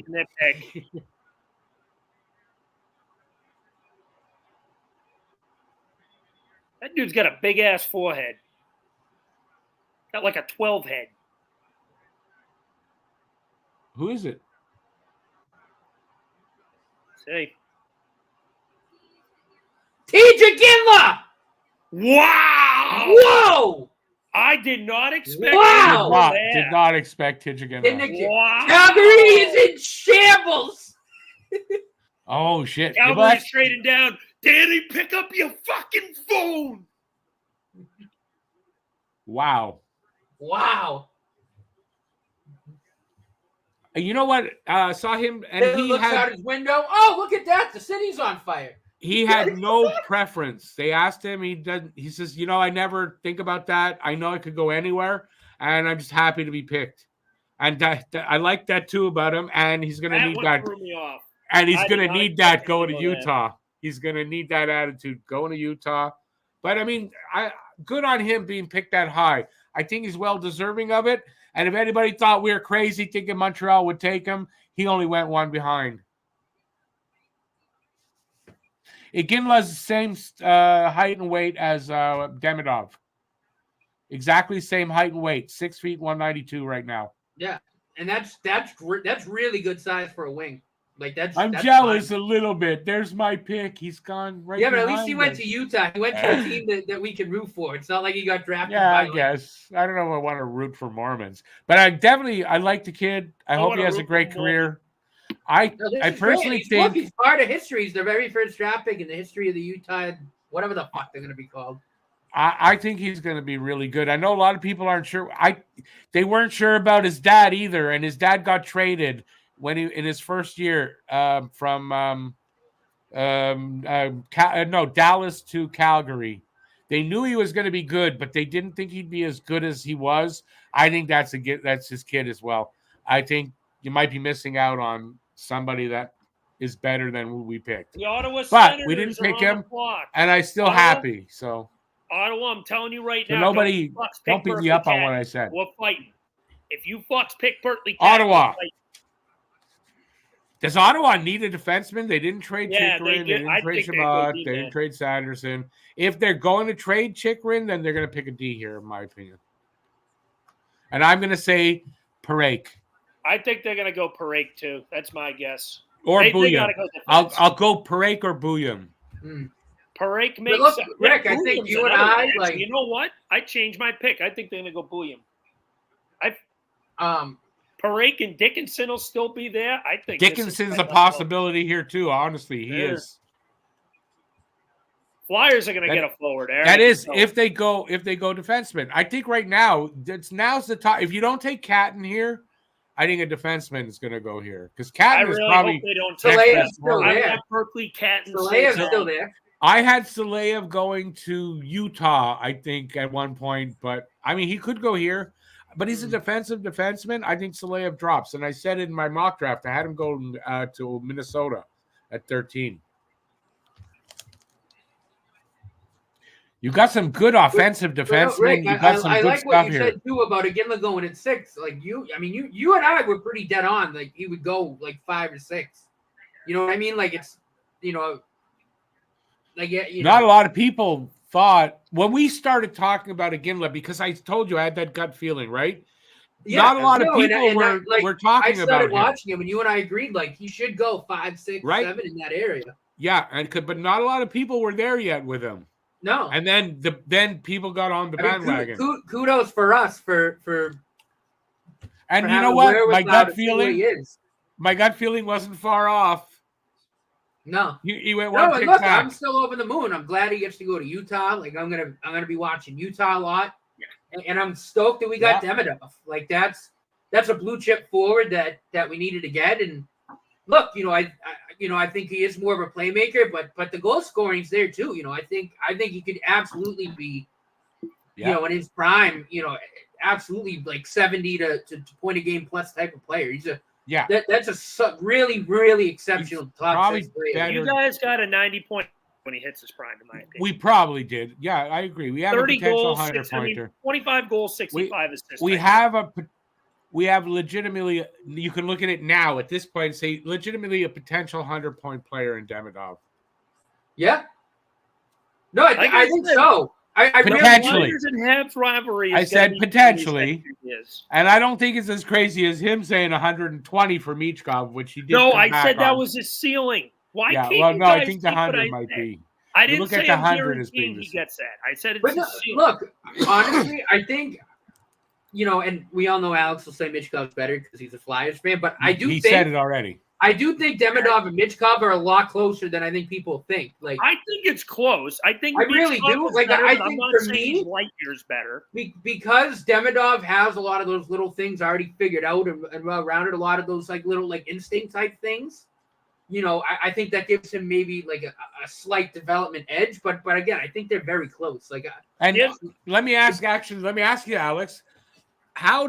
What do you think of that? The fact that Montreal passed on Michkov, but took Demidov this year at 5. I think you guys wanted more of a defenseman prospect that last year, and you guys were also worried about the geopolitical issues when it came to Michkov at the time, as everyone else was. If Michkov was Canadian last year, hypothetically, he would have won second overall. Probably, no question about it. But the thing was, you had the geopolitical crap when it came to Russia and Ukraine. You had the fact that he was at SBA for another 3 years. Yeah. And everyone wanted to avoid that. That's what it came down to. It had nothing to do with That's true. That's true. You might be right there. And then I'll give you. I'll allow you that. There was even that outside risk of him never coming over here because what happened to this poor kid's father, and there was all this crap out there too. Ottawa selects Yakimchuk. Out of Yakimchuk. Wow! I told you Yakimchuk could go higher. Didn't I tell you that? I didn't think he'd go this. I didn't think he'd go this high either. But Dylan loved this kid. Yeah. Dylan loved this kid. So I thought it's a little bit of a reach, but Dylan saw something in this kid that I didn't. This kid's got a high ceiling. He's got great size on him too. He's got offense. 202. He's got size. Offense. Yeah. He's got physicality. He's a good pick. No, he is really good pick. I think the board's setting up for the Flyers to get Berkeley Catton. Joe, I'm not going to repeat that last comment you made. Sorry. But I wanted to repeat, well, you said why? It's too far back. So Sorry. When it comes to Michkov and Demidov from like a talent perspective, I kind of go in tiers. So Demidov's a better playmaker. I'm not going to deny that. Michkov's a better pure scorer. I think Michkov is a smarter player. He sees plays before they develop, it feels like. I think Demidov is a little bit better defensively, but I think Michkov just has a little bit higher of an overall ceiling. And it's, again, not a knock on Demidov. Honestly, I think they're pretty even skating-wise. I think they're both phenomenal skaters. They both are. Just one if you have eyes. Honestly, I wouldn't really even put a giant argument there. What stands out to Michkov's game is how smart this kid is. He sees plays before they open up, it feels like. It's ridiculous. That's why Lane Hudson's so good as a power play quarterback. He's that you know that when it comes to Lane Hudson. I mean, different positions, so it's a different style of play. But when I look at Michkov, I'm looking at a guy who could get like 100 to 110 a year, realistically. Ceiling's a little higher than that, but what I'm aiming for is 100 to 110 with the guy. When I look at Demidov, I'm like 90 to 100. So I'm not telling you Demidov is not going to live up. I think he's going to be a stud for y'all. I think you got a guy that's going to get 100 points at least 3 or 4 times in his career. I think he's going to be a stud. But I'm stoked. I'm tell that to Harry, who another Russian that plays one of my personal favorite players, Alex Radulov. Listen, you can't see the autograph, but that's signed. Okay, hang on. Love that. The Rad Russian. I agree with this here comment. His English wasn't bad. Wasn't great, he seems like a very, very humble kid, too. And Rick, I think I agree. When he said, he sees himself as Ivan Demidov, I think that's what made the Habs go, all right. I think that's one of the things that they went, okay, that's one. I mean, that's the character right there. That's what they want. Yeah. They want guys not to be, well, I'm this. No, you're yourself. You got to be yourself. That's, I think, how Marty St. Louis coaches, too. Mm-hmm. The individual player, who they are, and what I can't believe Boyum is still there. I can't his names. It can't be size. I mean, for me, Boyum was my number 1 defenseman in this draft. We're at number 8. Do you think? I think Boyum's the best defenseman in this draft. I really think that. Now I'm starting to think. I watched a ton of him in the NCAA and in the world. Draft, again, as we all said, no one knew how this draft was going to go. I didn't expect Ginlet at 6. I didn't hear either of them. Yakimchuk at 7. Seneke, I didn't expect him at 3 until about half an hour before the pick when I told you, Rick, we said this is going to be a crazy draft and you don't know who's going to go where. And we've been saying this for a while. Proof is in the pudding. Right? I'll say this. I do think you got the better looking Russian. Don't you disrespect Michkov's beautiful look. I'm sorry. That's a handsome Russian. No, he is a handsome son of a bitch. I'll give you that. That guy's handsome. He's got a good look at that jawline. He'll be marrying himself a nice French girl before he's done. If you ask me. Well, I'll tell you one thing. When they eventually bring Russia back into these the world tournaments and stuff. What do you guys think of the first 6 players that came out for each team in the 4th season? I've seen that, yeah. I can't wait. Fred, we got to get those. Some of the games are at the Garden. We got to get. I'm down to go to one. Fuck yeah. Speaking of the devil, what just popped up? What is taking so long for the next pick here? I think they're going 3 minutes. Because they have to go on commercial and stretch this shit. When is this thing going to end? Because, dude, the draft started at 7. It's 8. We're on pick 8. That's what I'm saying. I thought it would be like 3 hours because they could do 5 every 5 minutes. No, they're going to stretch this to at least 4. All right, let's see what Seattle does. I think they're going. We're here for it all. We're here for it all. I think they're going William. Who are we at now? Who's next? Seattle at 8. My recent one, I had Seneca go in there. So my last. I think Zeke Williams honestly a really good pick here for him. Like I think I can't see Cat in here because I think they have obviously Shane Wright as their I will center say this, of the future. and mark my words if this happened. Could be Cole Eiserman. I could see them nabbing a winger, but I like William here. William You're going to Dickinson have to or watch Perrick. out for me if this happens. If New Jersey takes Berkeley Catton at 10, I am going to lose my fucking mind.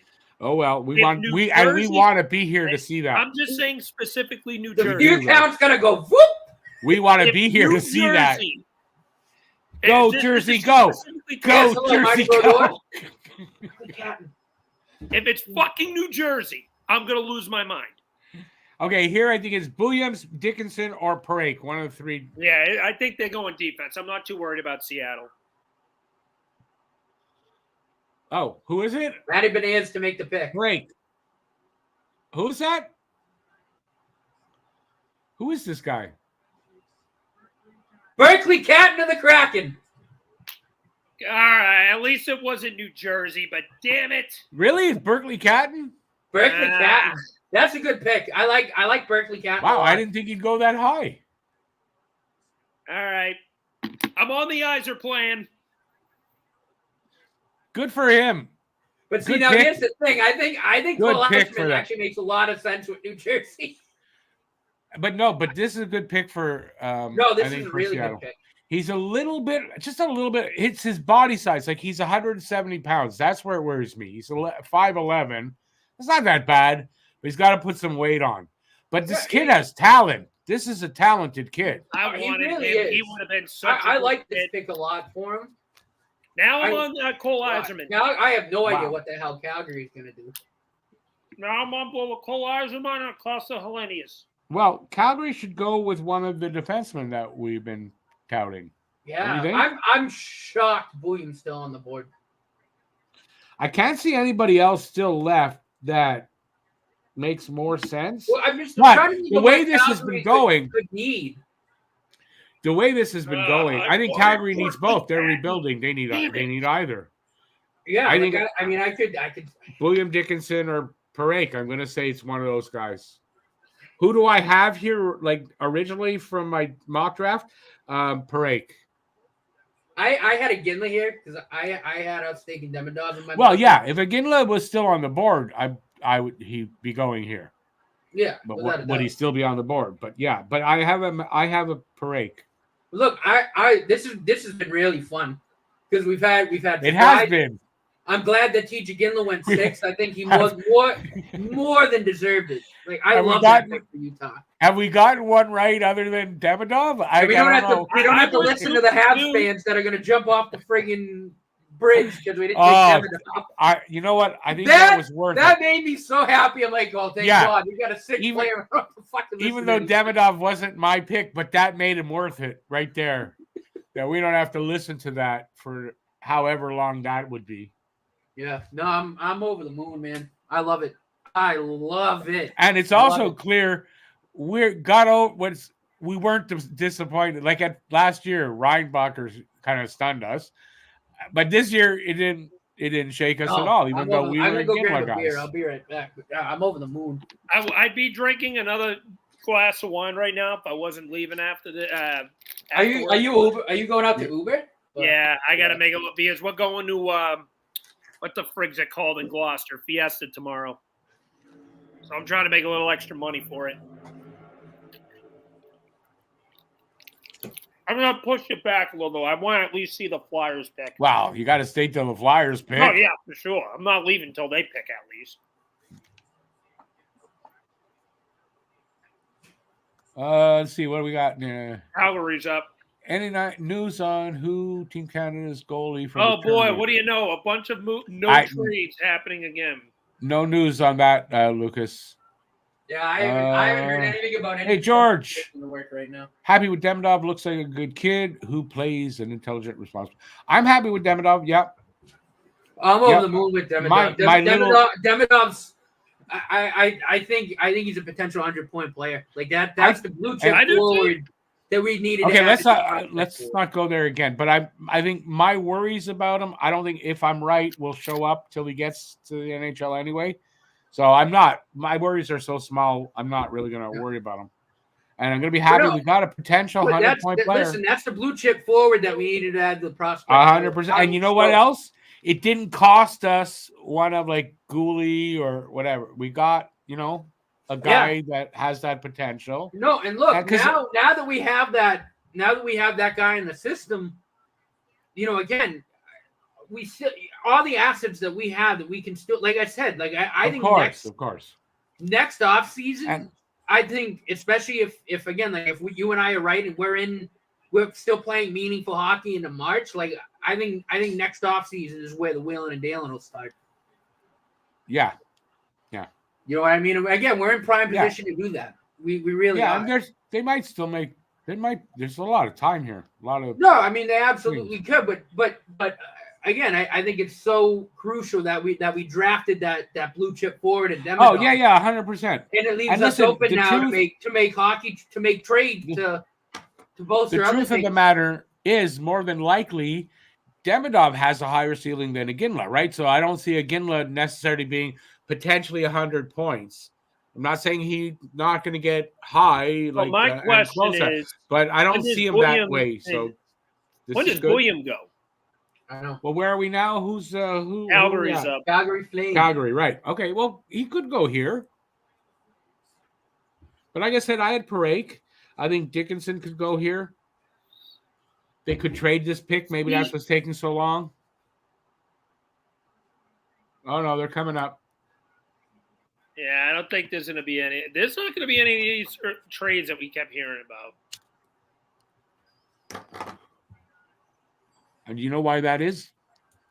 Because they're hard to do. I've been telling you that all day. They're hard to move up. There's one of the defensemen. Zane Parrick. I said Parrick. Isn't that who I called? Well, I got one right. I got one right on my mock draft. I got two because I had Celebrini. And Lindstrom. I've got Celebrini, Levshinov, Demidov.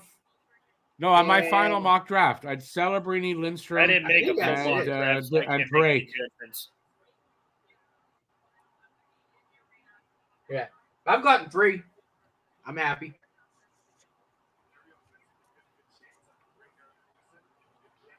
So next is New Jersey. New Jersey. I had New Jersey taking Yakupchuk. I will not be mad at 12 either. I do think San Jose takes Yzerman at 11. I do. That's my guess too. It makes sense. Although then again, San Jose has no defenseman. They have literally nothing. I mean, if William's there, I think I'd pounce. Well, William or Dickinson is going to be there regardless. One of the two. What if Jersey takes one of them? What if Jersey takes Yzerman? There's something that they need is a goal I don't scorer. think any of these teams. Well, that's why I was saying I think Yzerman kind of makes sense with Jersey there. No, Jersey's got. And it would see Fern's already going into denial because he's going to get pissed the fuck off. No, I don't see Jersey doing it. When you have Dawson, Mercer, Jesper Bratt already, like, why would you need Yzerman? Because they got the goal scorer that Yzerman is. Yzerman's a shooter. That's what he's going to do. That's his main job. If I'm New Jersey, I'd go another Jersey doesn't have. Friends, like if I'm New Jersey, I'm not taking Yzerman because I want Yzerman. Well, that too, but no. In all seriousness, though, I don't see why Jersey would do it when you already have Jesper Bratt and Dawson Mercer. If they traded Mercer last year, I could see it more. It would make more sense to me. But you already have 2 really good wingers there. Well, so then maybe they're going defensemen, and you're That's getting what Dickinson I think they do. Or Bouillon here.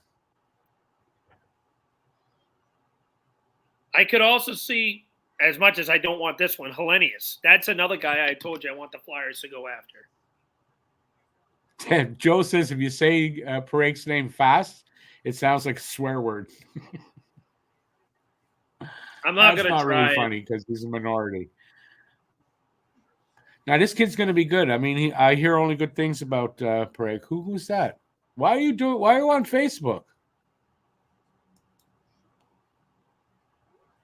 Oh, okay. I got to get out of there because it's making noise here for me.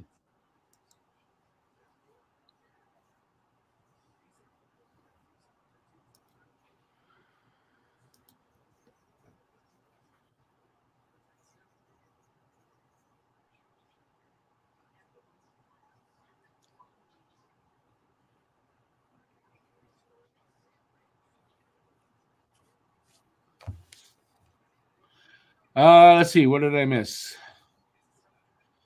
Calgary seems very depressed about their pick. Well, they wanted Iginla. I think Calgary really wanted Iginla. Oh, of course they did. And you know what? Them trying to trade up to Montreal at 5.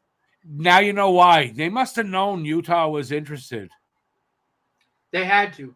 Right? Because that's why they Montreal tried. and Utah were like both of them. Yeah, so that's why they tried to get the 5th pick. Matvey Michkov on his Instagram posted a thing of Montreal's pick, so he's cheering for them. He's happy for them. I mean, I'm sure they know each other very well. Oh, they're boys. They like each other. Yeah. No, like I said, man, like I'm stoked, man. Like seeing the both of them play against each other is gonna be awesome. Gonna be so awesome.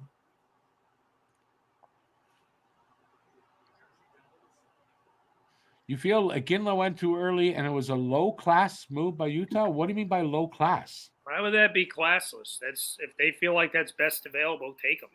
Yeah, I think that was a great move by Utah as far as for the player. Iginla's going to be a good player, man. And I think a lot of people don't see him that way. Just like his dad, they underestimated him, and look what happened. So I think and Rick and I talked about this at great length, but a wild card that I don't think a lot of people put much thought into, but I think they should have. You know, because he comes from a hockey family, because his dad's Jarome Iginla, he knows how to act like a consummate pro. Like, he has that character about him. He has that ability about, like, he knows how to act like a consummate pro. I think that's another reason why he went there. He's NHL ready as far as like being prepared to be in the NHL, knowing what it takes, all that kind of stuff. I think mentally he's out of the picks, like he understands what it takes. And I think that's a big aspect. All right, let's see who New Jersey takes. New Jersey up on the board. They're coming up on the stage on my screen anyway. Why was it allowed? Well, yeah, why was it a low class move, Bruce? You got to answer that. I don't understand that either. Tom Fitzgerald, you pick Yzerman, I'm kicking you in the dick. Rest in peace to the person you're referring to, though.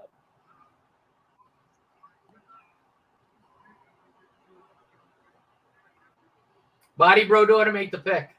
Yeah. Let's see if he. They're going goalie then.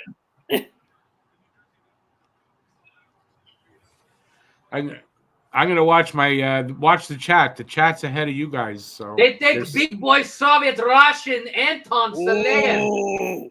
I think Boyum is gonna go to San Jose. Then that's a good pick for New Jersey. That's a good. What I was gonna say was, where are you guys in the chat that was given it to me earlier? Then damn, you guys left. Saleyev. I'm a little surprised. I didn't think Saleyev would go top 10. I can't believe Boyum hasn't been. What the hell did? You know what? Hang on a second. You know what makes sense here? Here's why it makes sense. What is this guy? He's the best shutdown defenseman in this draft. No, what does New Jersey need there? They kind of need that. Wow. Yeah. Jersey needs that. It was one of their biggest problems was defense. Gary Bettman goes up to like his friggin' belly button. No, but this makes sense. No, it does. It does. I still can't believe Williams there though. I can't believe it. That's sometimes how it works out, man. Just it's a good I know draft. it is, but it's like that just tells you how good a draft this is. As far as talent in this draft is good, where a guy like Williams especially on defense, is dropping. Like it's got to be Dickinson and Boyum for New Jersey, right? I mean, for San Jose, right? They got to go one of the defensemen, I feel like. I think it's wide open. I think it's Yzerman. I think it could be Yzerman. I still think it's Yzerman, but I think you might be right. It's going to be, I might be right. It's not a goalie. Like what? Like to be able to add a puck, a puck moving D-man that can play both sides as well as Boyum. Like that's they got great center to add already in the rebuild. They got this behind your Will Smith and Celebrini, right? Like and Macklin Celebrini. I think Boyum makes a lot of sense too. I listen. You both talked over each other, so I didn't totally understand all of that. They got to go. What I'm saying simply is, you got your centers. I figure the next thing you would want is a lockdown D-man, personally. Williams not really a lockdown D-man. He's solid. He's very, very good, but he's a puck mover. Hey Hey, Matt Vogel, good to I see you in think the chat. Whoa, Listen, whoa. yeah, Vogel's there. He says this kid looks like a 7-foot tall 14-year-old. It's true. He's 6'7", so he's big, you know. All right. All right, who's up next now? 11 San Jose. is San Jose. And then- I think Yzerman. And then, And then bye Alex. No. But Yzerman or you know something? Would it shock you if it was Hellenius? I like Hellenius too. I wouldn't be mad if the Flyers took him. He's a good two-way center. I'd be cool with that. It might be how they go. I don't know. I think he's like NHL ready. Hellenius. I think Dickinson is probably their pick. I'm still perplexed about William. Whatever. I don't know if maybe there's something there we don't know. Yeah, so that is weird. He's still. Maybe he goes here. He was probably the second best D-man in college hockey behind Lane Hudson. No, I get it. And they say he's probably was probably overall the best defenseman in the draft. I had him as the number one ranked defenseman. You don't know how individual teams see him. And then who's on the board, and you don't know how they're making their decisions totally. That's why. We don't know that part. So for us, it's a bit of a crapshoot. I think it's going to be Dickinson. And if we get Dickinson, I'm elated with that. That's a good pick. You got your number one defenseman if you get Dickinson. Okay, but we're Jamie would be kind of like, wow, we got him at 12? Yeah. Jamie wanted him to trade up for him. That was Jamie's guy the whole time. He'd be but honestly, if we get him, he's gonna hop in here. I guarantee it. Well, I invited him. Did you send him the link? Oh shit. I forgot. No, I invited him if he had a chance to drop in. Oh, you did send him the link? No, I didn't send him the link. Hold on. Let me send him the link.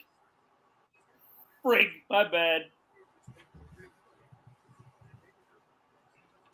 So we may get Jamie in here.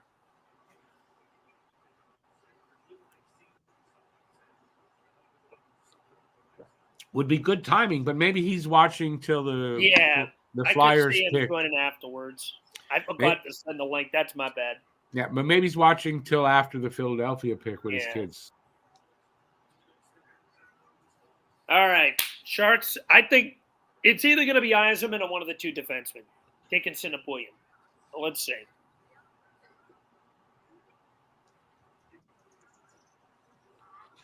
George says Habs should pick a big body forward at 21. Well, we're still a bit away to kind of try to figure out who they might be going for. And there's a real big possibility they still move that up somewhere in the teens. Dickinson. Damn Dickinson. Wow. Damn Dickinson. Cole Yzerman is there. Get that man. Yeah, Dickinson to San Jose. Wouldn't have thought they'd go defense. I told you they need a D-man. Cole Yzerman. It's time for the Yzer plan. Cole Yzerman. And he's going, oh, no, San Jose. That was mean, Rick. Come on. Don't do that to the poor kid. That was funny. Oh, God. You know what's going to be hilarious, though? If the Flyers do pick Yzerman, we're going to have York versus Reinbacher, Cole versus Cole, and Demidov versus Mitch. I'm telling you, the Flyers Habs is manifesting into a fun rivalry. I want Yzerman. Yeah, I'm gonna say probably it's good. I'm gonna say it's probably Yzerman. Yzerman makes the most sense. I think it's Yzerman. They could go Costa Hellenius if they really want a center. I don't know. But now we're so sure it's Yzerman, it's gonna be Bouillon. If they don't trust Drysdale's shoulder, they could go see Bouillon, which would be. Yeah, I'm telling you, it's probably gonna be Bouillon because we're so sure it's Yzerman. But I do think it's Yzerman here.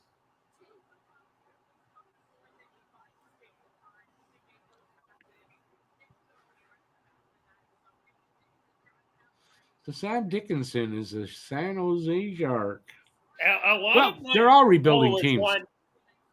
What's that? William is really still there. It's crazy, though. If we get William at 12, that's nuts. Yeah. I don't know why he dropped this much. I'm cool with that, too. Oh, Oh, I thought Bettman was about to announce a trade. They put the camera on him. I thought he was going to speak. I'm like, oh my God, they traded back. You just see Alex. My heart just sunk there. I saw him go up too. I got a little scared. All right, we're on the clock.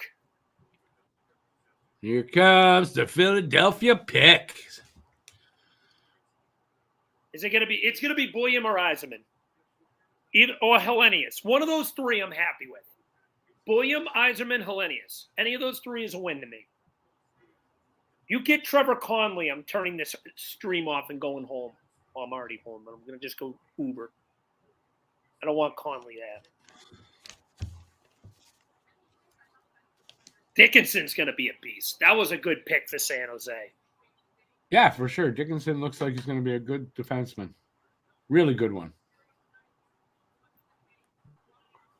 Although, listen, he's going to go play with Celebrini. You know what? In their careers, that's not a bad thing. So, I made a joke, he'll be part of any San Jose resurgence. A big part, and that's why they drafted him. Danny's hopping up there. And I think what was the team that we said? Chicago, where they drafted Levshunov, he's the anchor in the back, Bedard in the front. I think that's here. Same thing. Dickinson anchoring the defense. Celebrini. Get Matvei Michkov on that board. Before we pick, I just want to announce we have signed Matvei Michkov to his 3-year ELC. Sounds like the Flyers did get offers to trade down. I don't think they're going to do it. Danny Briere is on the phone. He's probably listening. I don't think he's going to do it, though. He's going to trade the pick, Michkov, and somebody else to get. He might be listening in. Let's see.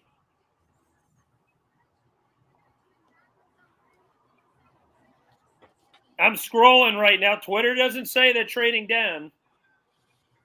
I would be happy with Boyum. I'll say that. Boyum, Hellenius, Yzerman. One of those three. Yeah, so they're not trading the pick. Something would have been said by now. You'd think by now. NRD just said they're getting offers to trade down, but no, I don't think that's what I was saying. Yeah, teams are calling to try to get to that pick. But again, they were aggressively trying to trade up. Why are they trading down now? When those guys, there's still a good pick for them. There's a good pick for them still there. They're not trading and down. Just say no. Remember, they have a certain amount of time before they absolutely have to. Due diligence from Danny, friend, because I do think you should at least listen.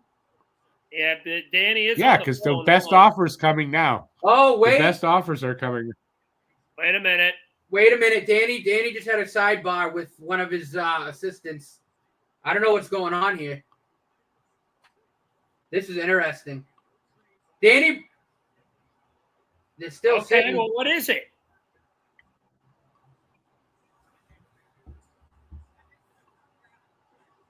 Oh, God. Did we trade down? Yes, the Philadelphia Flyers have traded down. The Philadelphia Flyers have traded down in the draft. Wow. But who? I don't see anything on Twitter. It just came out. The Flyers traded down. I don't see anything here that says that. Darren Drager. Yeah. They traded the 12th overall pick in the draft for Friedman and Darren Drager. Alex is now in shambles. Dan, that's a question to ask later. You're a dick, Naughty. You have no idea. What? Come on, Danny. Make the pick. No, they literally traded the pick. It's from Drager and Friedman. I haven't seen anything from either. They traded with Montreal. Right there. That's I don't know. I just wanted to see Alex's face. They traded the 12th overall pick. He said. Yep, from NRD, the Flyers have traded the pick. The pick has been traded. Alex Frenetter's in shambles. Cole Yzerman was right there. Right there, Alex. Well, what are they trading it? What's the trade? Oh, they're obviously moving it now, it looks like. Which means Yzerman wasn't on their radar. Hold on. J-Fed, apparently Dickinson was somebody they wanted, yeah. Let's see. You'd Hold think on. Yzerman would be on their radar, though. They're not moving. I think a trade was made. Yeah, they haven't gone up. I think you're right. For Askarov? No, I don't think for Askarov. And maybe Marty Natchez? Maybe. Dude, this is ridiculous. Announce if they He made the traded trade it for Josh Anderson. Announce if he made the trade or not. And Yoel Armia. And Yoel Armia. Yeah. Yeah, so I the Flyers have traded the pick, but I don't know who. Oh, Dylan's pissed. Yeah, I would think they're not happy. And he's live, on Twitter. Yeah. Dylan. What is the trade? How far are they trading down? Can you? They're working out the details. I guess they're giving us a certain amount of time. I'm working right now. Hold on. We're going to be here till midnight tonight, boys. This is taking forever. They just freaking say who they traded down. Forever. Bro, no, if they legitimately just traded from Montreal and they're drafting Yzerman or Bouillon, I might. No, I doubt they're trading down to 21. They're not going that far. But I was joking. I just wanted to see Alex's face when I said it. You could see it in his eyes a little bit. He went, fuck! Scared. He was scared, like a deer in the headlights for a second. He's doing this on Twitter. And then when I saw the Dragon thing, I'm like, scrolling. They haven't announced. Oh, wait, here we go. Shh.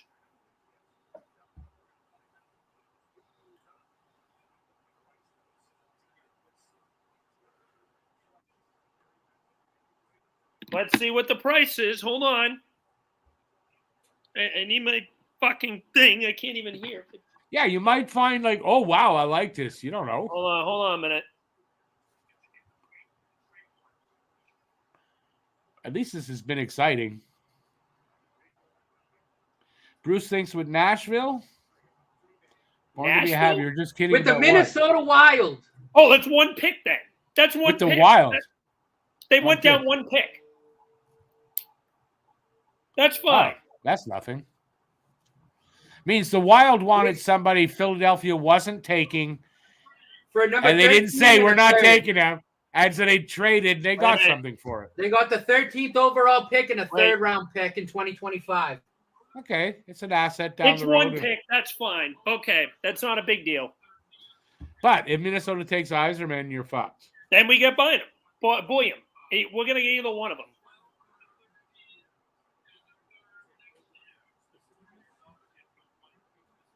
The Wild are on the clock.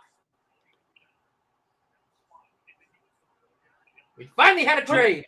I'm fine with that. You know, one pick's okay. That's fine. You know, my mom had Parkinson's. You got a free third-round pick, pretty much. He's got Parkinson's. I've been saying it for a couple years now. I think so.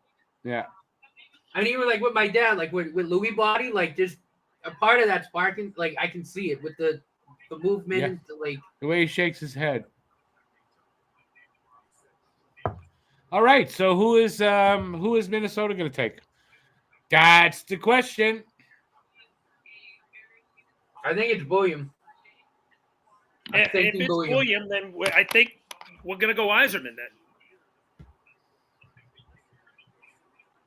Oh, yeah. Listen, for an asset. You know what's funny? As soon as I saw that video of Danny on the phone, yeah, I couldn't even. In the back of my mind, I went, he just traded the pick. You know what doesn't make sense though? They're moving up one.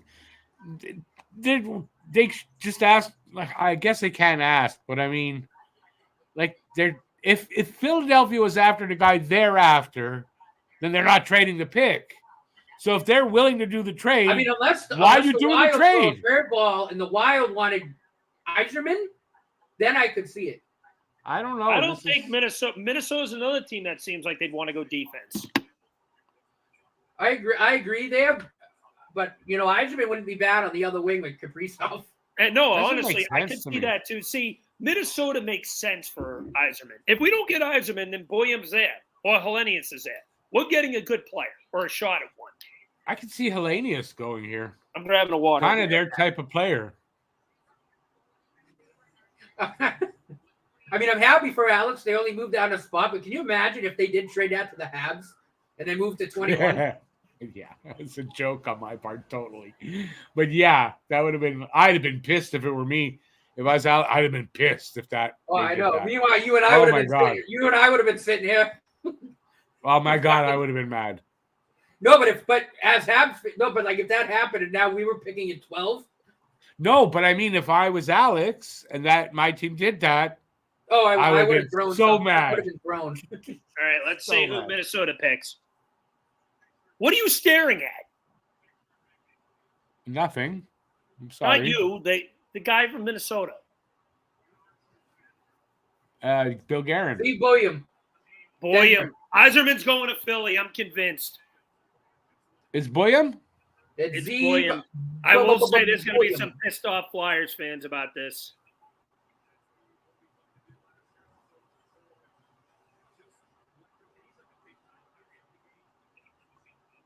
Well, there he goes. At least you know he's gone now. You don't have to wonder. So that's 11. No, 12. Listen to this tweet from Alexander Appleyard. Did Boyum tell everyone his favorite hobby during interview process was eating children? The fuck? Did he? No, he's just saying, why did he drop so much? Oh, okay. Fuck. Look at the line. Have you seen some of the linings of these suits too? These are nice. Oh boy! All right.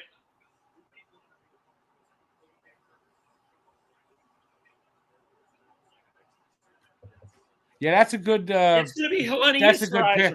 All the That's a demons good are pick. pretty much gone. Go with Minnesota. I think it's a good spot for him. Yeah, It's Hellenius or Eiserman. It's got to be one of those two. I'm a little surprised in that. You would think Minnesota. I kind of would think they need offense, but I guess they need both. I'm not really that high knowledgeable about what they need. But Booyam goes, and you can all see how it's properly spelled over there. You see, Buyum. Booyam. And you know what? If you write it, if you know how to write in real writing, what do you call that? Forget it. If you know how to write that way, where they don't teach you today, it's really easy to write. Like when he's signing his name, it's going to be. I can't. The term is just out of my head. The Philadelphia Flyers are on the clock. The Flyers are on the clock, or are they? Is it the Eiser plan, or is it Costas Hellenius? They're trading down. No, they're not. They traded down already. They can do it again. But Danny's on the phone again. No, I'm just kidding. Don't you do it again, Danny. Just make the fucking pick. I want to go. You see, Alex's eyes immediately lit up again when I said that. And Alex is hungry. Yeah, it's going to be Hellenius or Eiserman. It's got to be one of those two. I'm happy with either or. You think any thought about Liam Greentree? Big size up front. And put up big numbers on not a good team. All right, he's not on the phone anymore. And you're getting towards where I think Greentree would go. Yeah, but I think it's probably Eiserman. I do think it's Eiserman. But if they go where, who's it going to be? And can you believe they picked that guy, Greentree? I hope for your sake, not I'm Connolly. happy for him. I wish I would have been happy if we got him, because that may have been the best D-man in the draft, as Naughty said. What if it's Connolly? What if it's Connolly? Is his stuff that he did? I really do not want Connolly. There's no need to go get another winger. Oh, I mean, Eiserman's a winger, but I don't want to. How's he watch Cole Eiserman? I don't need another right winger. Cole Eiserman's a right wing. No, Eiserman's a left wing. He plays both. They put him on both. He primary on the left, though.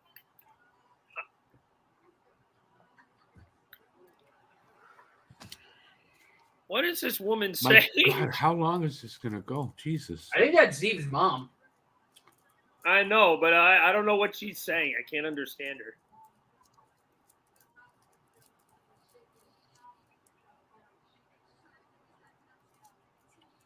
It's Hellenius or Eiserman.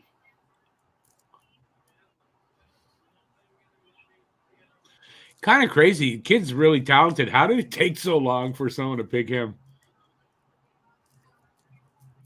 Kind of a surprise. Here we go. I think it's his size. So he's the shortest of those guys. Don't you dare pick Conley. I think he's like who? If it's Trevor Conley, we're gonna have here. I think he's only like an inch taller than Lane. Like I said, between him and Hudson, like they're basically 6 feet. the same player. Yeah, William's 6 feet, and like, I think Parake is he's just only around a the couple same. inches taller than Hudson, maybe a few pounds heavier. Yeah, I think maybe the weight has something to do with it because Parake is a little bit taller than him, or about the same height, but weighs more. The same player. Hudson's better with his edges. I think he's got better hands. Yeah, but William's a little bit better on defense. But you're talking not that great a difference. This is a good pick. All right, here we go. I mean, to be totally honest, to me, they're the exact same player. Like, that's what I had heard all through last season. They're basically the same guy. They are. I mean, to move down one spot and get a free third-round pick, I'm not upset. No, that's fine. But I just don't understand Minnesota's thinking. If we weren't interested in him. Yeah. So that's why I'm cool with it. Yeah, if they were interested, then your guy is probably safe. Maybe they thought Philly wanted him and they didn't want to take the chance. Well, then why would Philly send? Yeah, that's a good point. Either that or Minnesota lied to them who they wanted and then picked. Danny and his assistants it's baffling. Again. It's baffling. Or maybe Bill Guerin is on drugs. I don't know. On the clock on the phone again? Who? Danny? Oh, no. Okay, they're going up this time. Good. All right. I got to shut the door because I might yell. Well, Jamie's not happy. The Flyers passed up Steve William. I don't blame him. He wanted D-Man. I get it. All right, let's see who it is.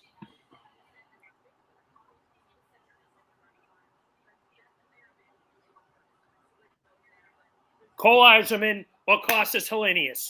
One of those two, and I'm happy.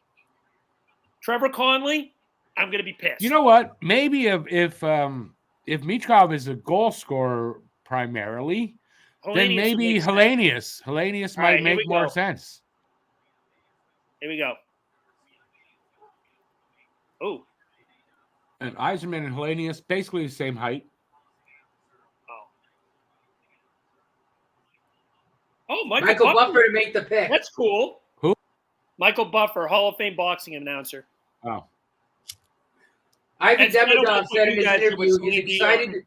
He's ecstatic to be a member of the Habs, and he loves the blue, black, and rouge and look on him. Hold on. Yeah, he wanted to be a Hab. I love that. I love that. Okay, let Alex have a reaction. It's coming. Hang on. It's coming. All eyes on. I can't do it. I don't think I have to take both of us out to put Alex as the main one.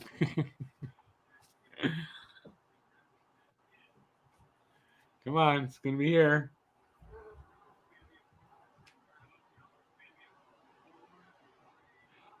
Oh, was he talking for a while? Because you guys should have already said who it is.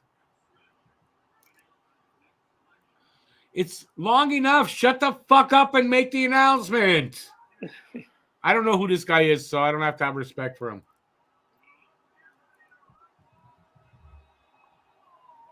The bird's like, make the pick.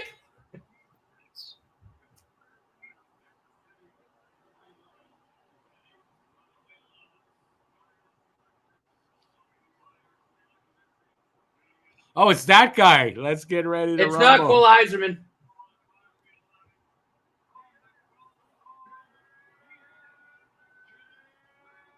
Jet Luchenko. Who the hell is that? Who the fuck is that? Wow. Do you remember back a while back, there was a mock draft and you said they said Jet Luchenko. No fucking way. It's Jet Luchenko. It's not a bad pick. Bird just jumped off his balcony. It's not a bad pick. It's not a bad pick, but holy shit. Who? He's a forward. Bird's doing the Tingus Pingus there. Who the fuck is Jet Luchenko? What the fuck is a producer.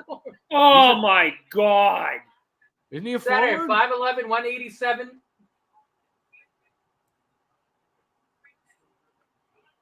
Why?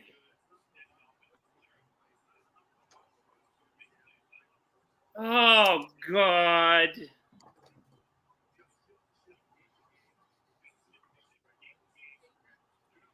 I gotta say, totally off the board. The best thing about that pick was the announcement.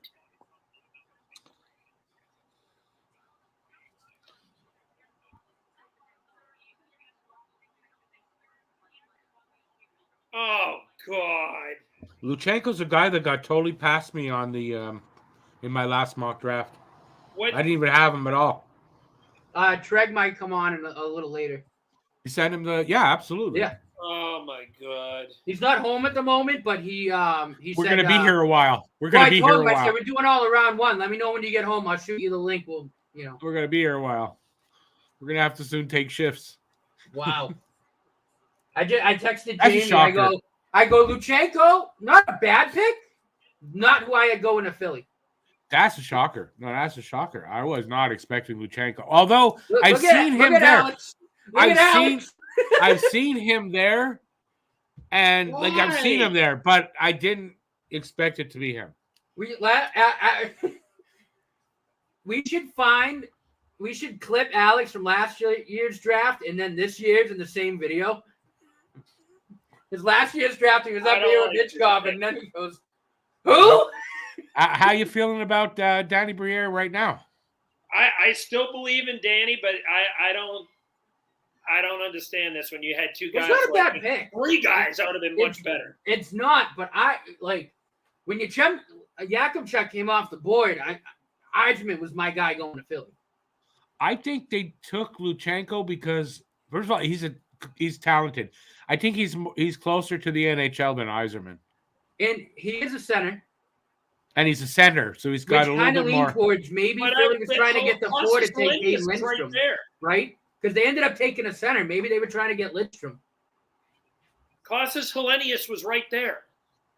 Yeah, they wanted a more offensive center than two-way. I think. I mean, what's that's what Luchenko's an offensive center. That's what he is. Not a bad center.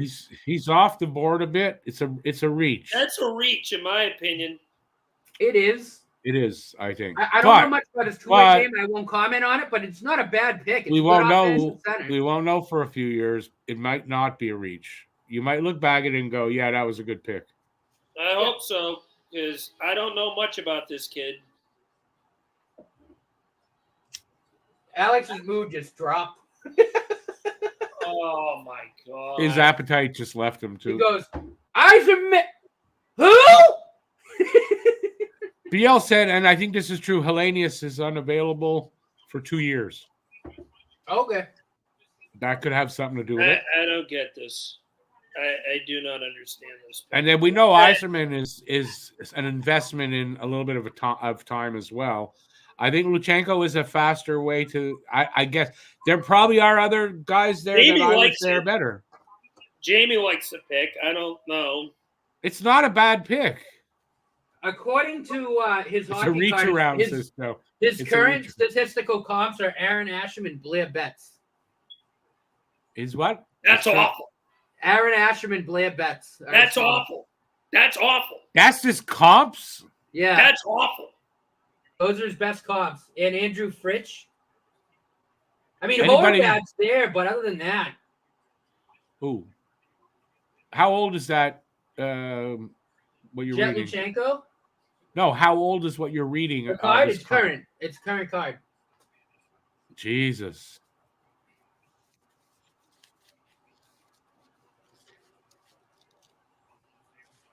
He had his first mistake. year in the OHL, 5 goals, 9 assists for 14 points and 46 games.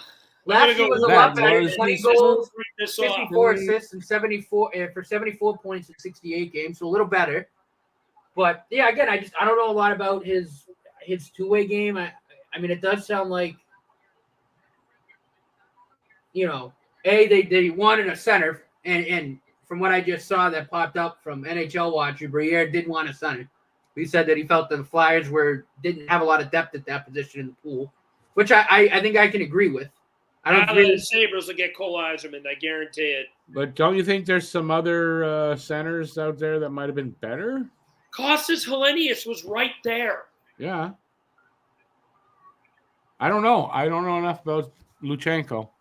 I've seen him higher up I've seen him in that area in some mock drafts. I did not have him in mind.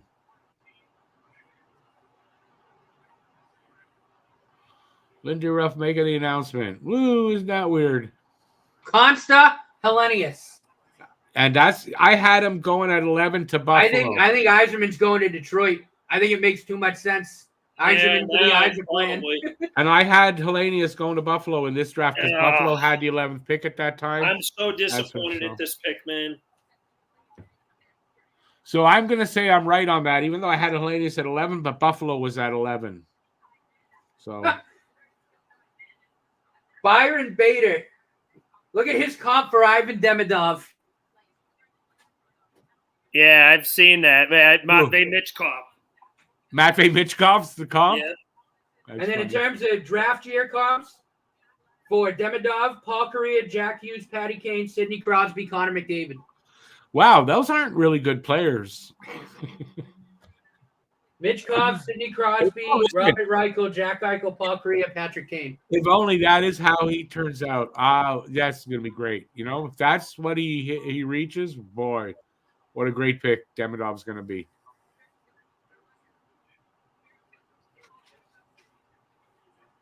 Well, I think last year when we each heard our picks, our teams, we were disappointed and upset, and he was super ecstatic. So it's kind of payback for us. But here's the difference, though, right? You know, I know that we've come to realize that Reinbacher could very well end up being a hell of a pick from that draft, and a defenseman we desperately needed. Oh, without a doubt, to unlock the offense. And now this draft, we just got our blue chip forward. They had to now work on the forwards. Yeah, they had to improve now the forward group. The goalie, like I've said, they're playing chess instead of checkers, Rick. Like I agree. This rebuild has gone. I'd say honestly perfect. It really has. So far, knock pretty wood. Perfect.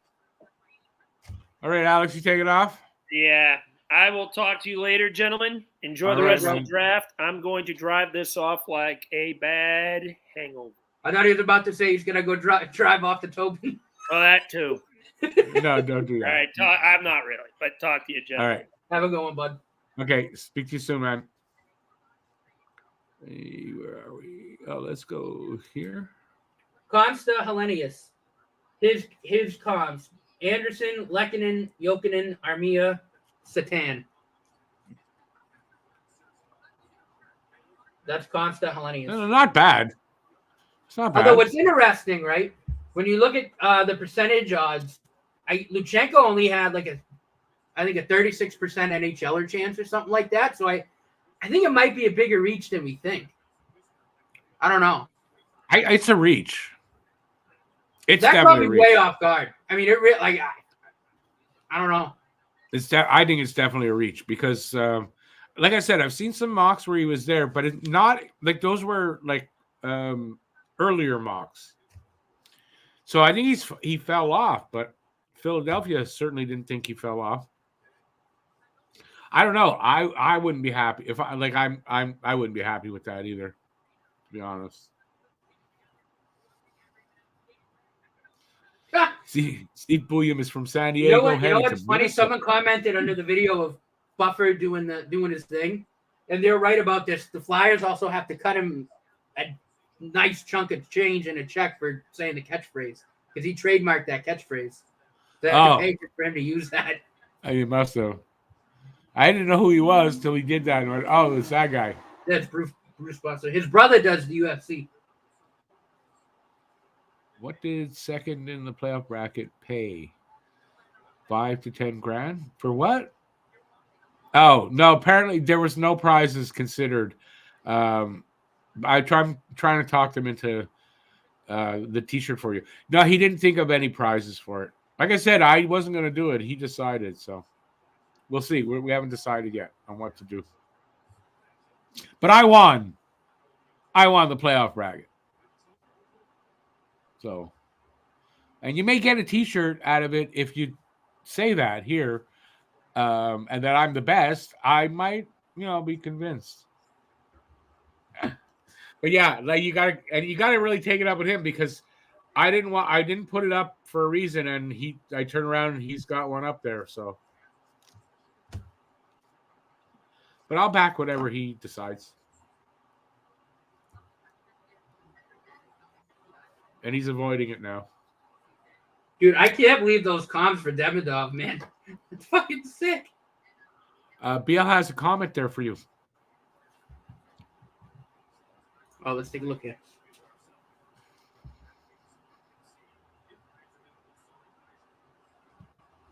Oh, I have no idea, bro.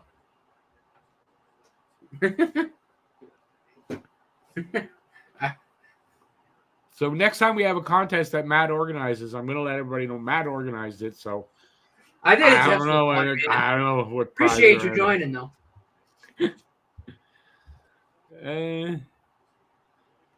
Matt Greer says he loves his T-shirt. Awesome and comfy T-shirts available too. Nope, go there. That one and that one there, both available. Let's see. I'm feeling no. That one there is a Gildan. It's $35 plus tax and shipping, and that one there is a Fruit of the Loom, and it's $40 plus tax and shipping. And if you want to get one of those, you just have to email us at. One of Matvey Michkov's. Hey, I'm talking.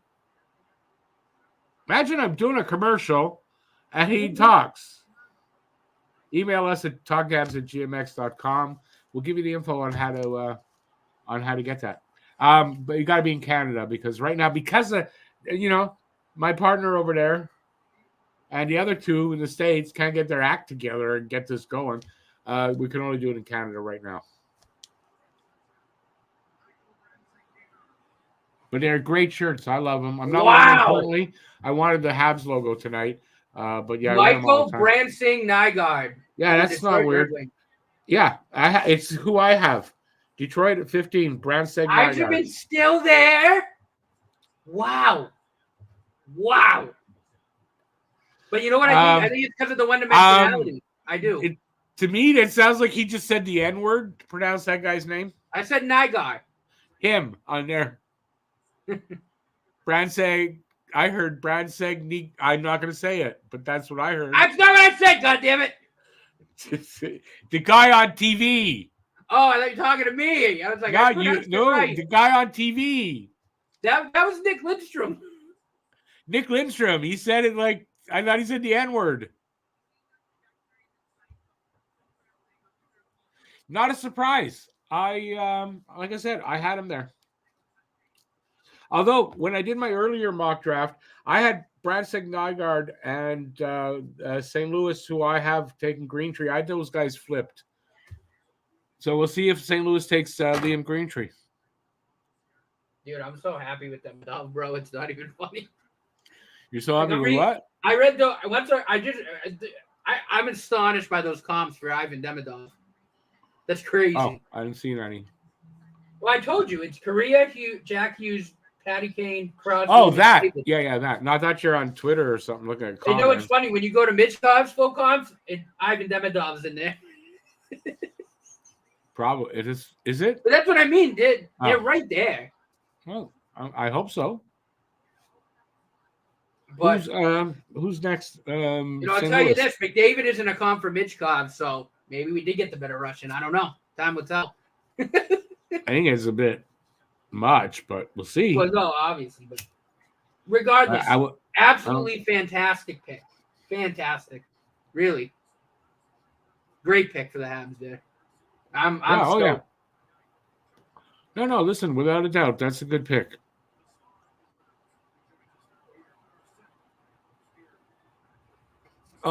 He's headset, man. What pick are we at now? Oh, we're at halfway point. Next pick. Halfway point started at 7. Oh, so yeah, it's going to go 4 hours.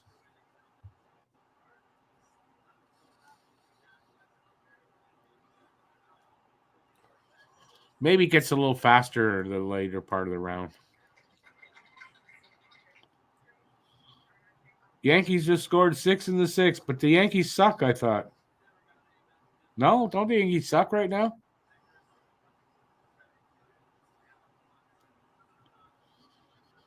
Everyone on Twitter's going, what did Lidstrom say?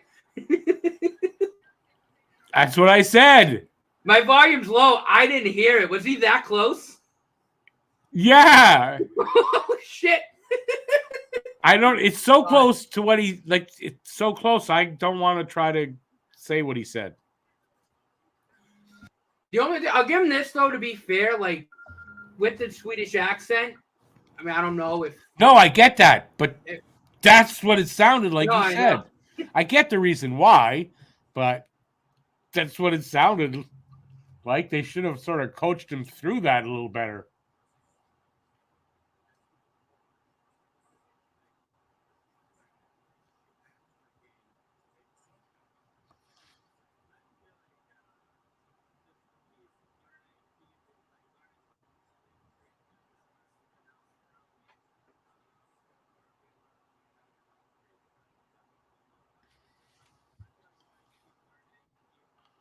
Let's see now. Let's get here. Habs will pick a 6'7" guy with who else is out? Yeah, I think I don't know if Letourneau is that big, but Dean Letourneau is a possibility. He's huge.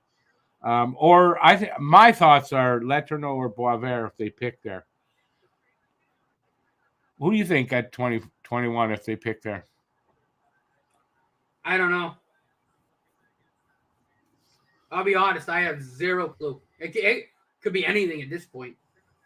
Well, I've given it. I think Dean Letourneau. He is a huge guy. He's a forward. He is. He's graduating high school, so his last season was in high school. But he looks like a kind of. I guess could be a boom or bust, but the boom could be really good. And then Sacha Boisvert. He's 6'6". Letourneau, he's big. So I think and Sacha Boisvert, it could be one of those guys. There's other guys you could put there, but I don't know. A guy like Cole Baudouin, Andrew Basha. Maybe they go defenseman there. Kind of don't think so. Or they move it. Anyways, we're getting there. We're at 16 next. So just 6 picks away from it. Yeah, sounds like Natchez isn't going to be dealt tonight. No, because a lot of the stuff we heard today, especially was really busy today. It's hard to do those kind of deals. They're not easy things to do. No, I mean, you got to think of, again, it would have cost Natchez and probably a shitload. You know what I mean? To move up. Exactly. Which again, just which is why the Natchez Flyers. I mean, imagine what what the cost really was to move to 4 with Columbus. Like it was 3 first and a roster player. Yeah. Jiricek. Adam Jiricek. That's David's brother. I know he is. Depending on what you read about him, this could be a bad pick.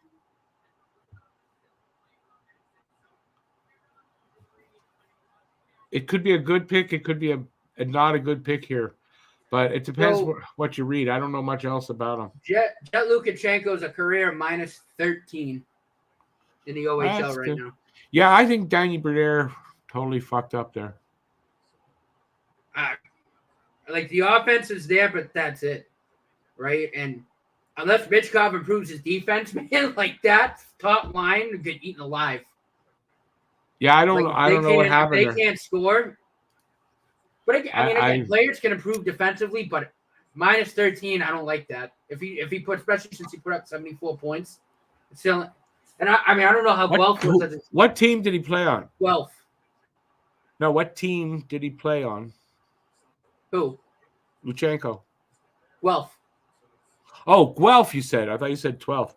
Was Guelph a good team last year? I don't know. That could be why the -13 might not totally be anything on him. Oh, it could be.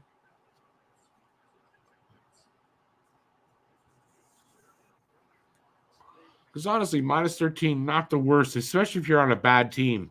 But if you're on a decent team and you're minus, 20 or 30, yes, that's a red flag.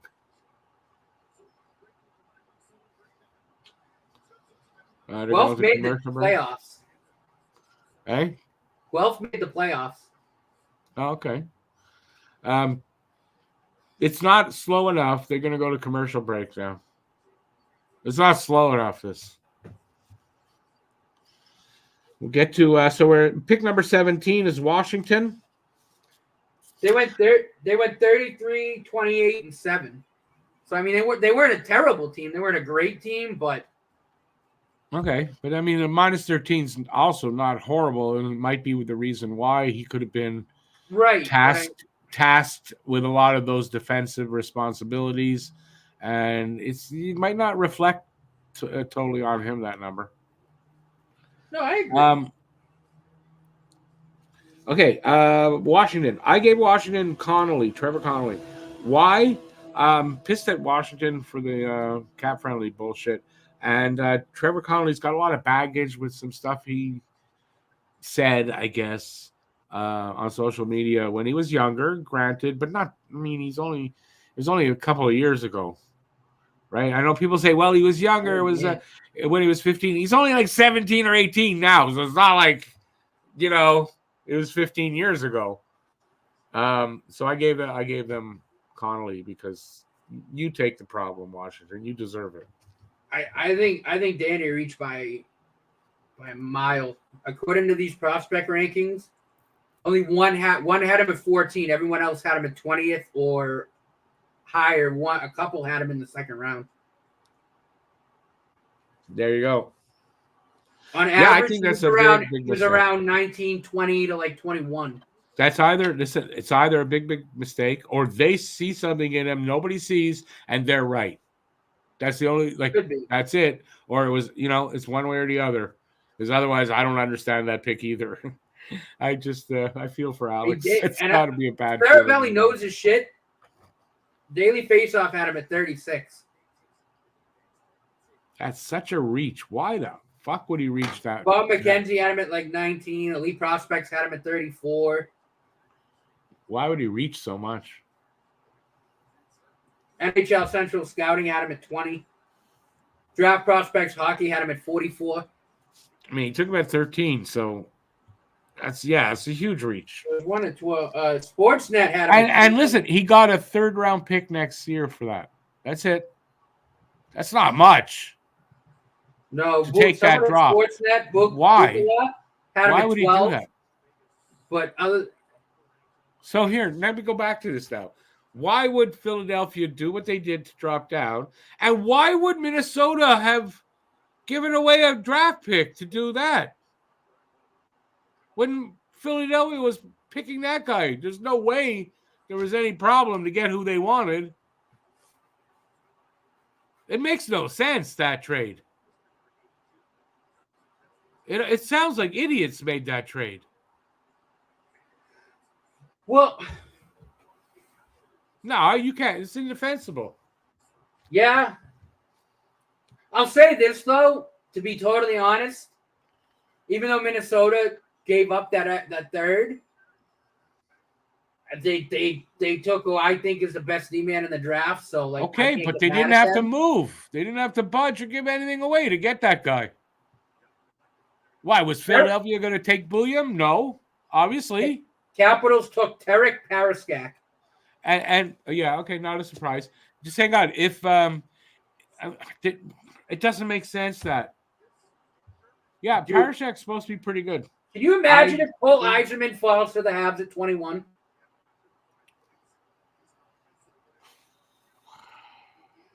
I don't want them to take Yzerman.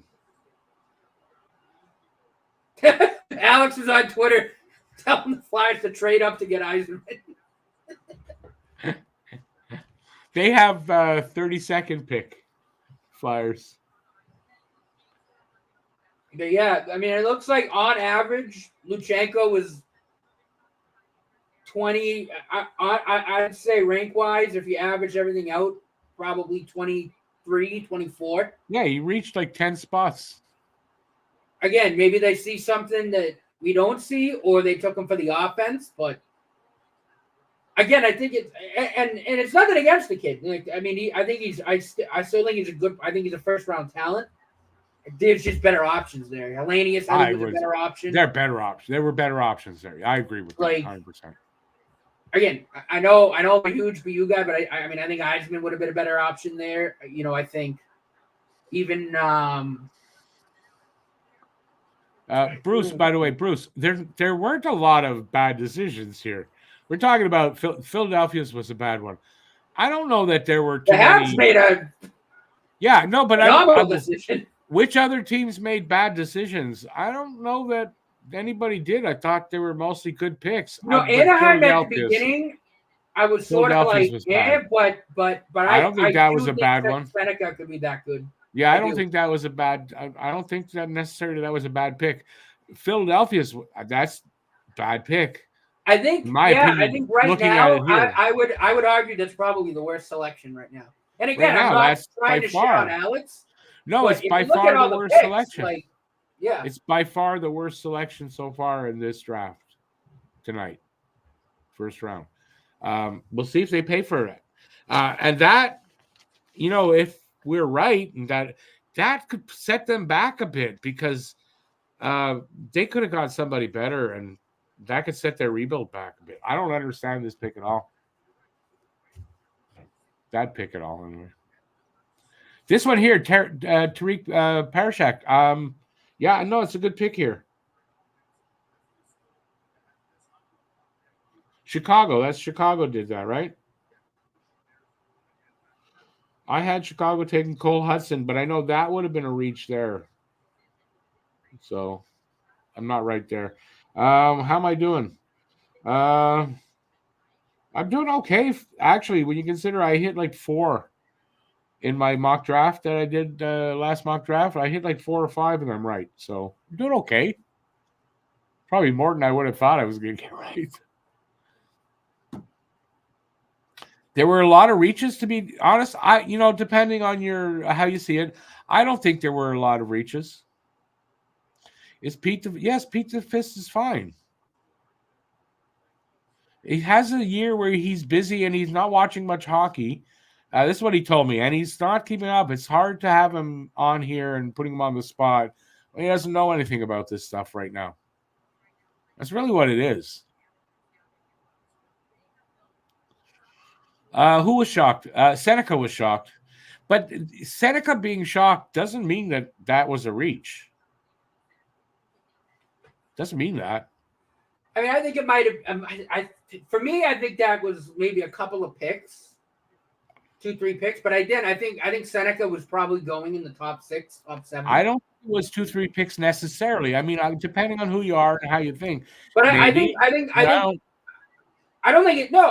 it's still a great pick for Anaheim. It's kind of a guy who came out of nowhere, a lot because Seneca grew 5 inches in the last 2 years to become from 5'8" or 5'10" to 6'3". That's something huge. And if you got talent and you've got hands, which he has smooth hands, maybe the best hands in the draft.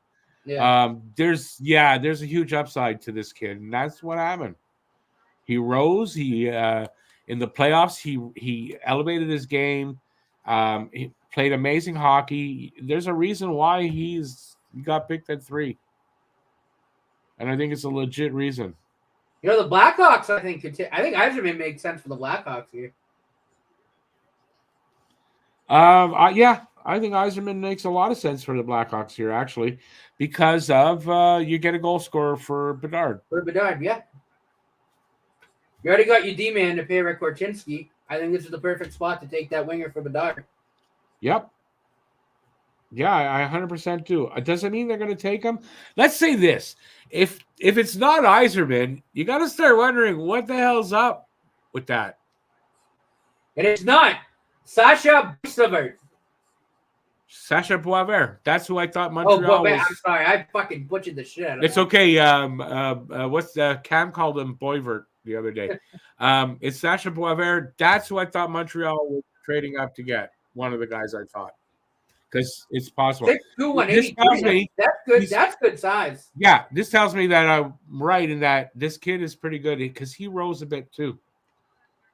So we got not surprised. Vegas, the Isles, and then we're up again. Vegas. I got Michael Haig. I don't know how to pronounce that. Hage. Would you really be disappointed if we went Yzerman at 21? Yeah. I mean, I sort of get it because, like, I think you know why though? Because I think it's really important that Montreal hits a home run on both of these picks, and I think Yzerman's a risk. I don't think we really need that because now the top 6 really is set. If Doc stays healthy, 100%. At least, I mean, until Demidov hits his prime, it's going to be the big 3, and then Demidov, Doc, and Newhook. If I'm going to take a chance, which is a fucking scary top 6 when you think about how quick Demidov and Newhook are, and then you got Kirby Doc to just bang bodies all over the place. And Demidov's not small. Demidov's got decent. So what's he? 6 foot? 6 foot 192. Yeah. Same height as Iginla. Exact same. He's built though. You know what I mean? He's strong. Like he's not. He's not skinny. He's pretty strong. George asks, "What's the fuck is with Yzerman being available? Is he a drug addiction or something?" I don't know, but I think if he doesn't get picked here with Vegas, you got to really wonder about like what's going on with him. And I just think I know the one-dimensionality was a big thing. I'm not shocked that he's what it is. Drop. But besides that, I'm just trying to think if there's something besides that. I think teams that have already picked thought that you need to be more one-dimensional. Anybody looking for that offensive kind of player, you need to be more one-dimensional. And they think he has more work than we think or whatever. Look, I think that's certainly fair. He should go soon, though. You got to think he should go soon.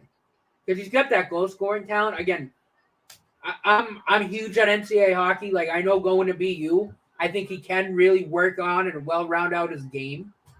But yeah, it's an unknown. I can't believe he's dropped this much. I'm a little surprised, but not totally. Yeah. And we're at 19, eh? Yeah, I mean, 19 is a bit more than I would have thought, yeah. Because a lot of people had him around, like...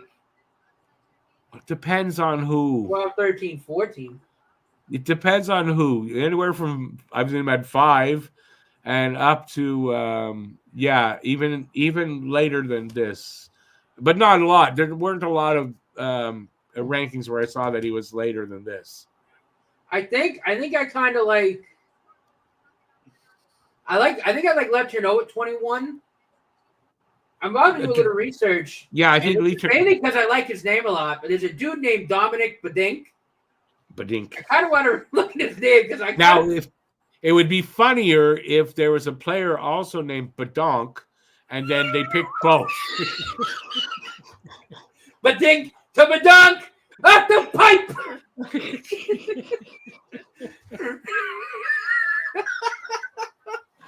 That would be funnier. Badink and Badonk.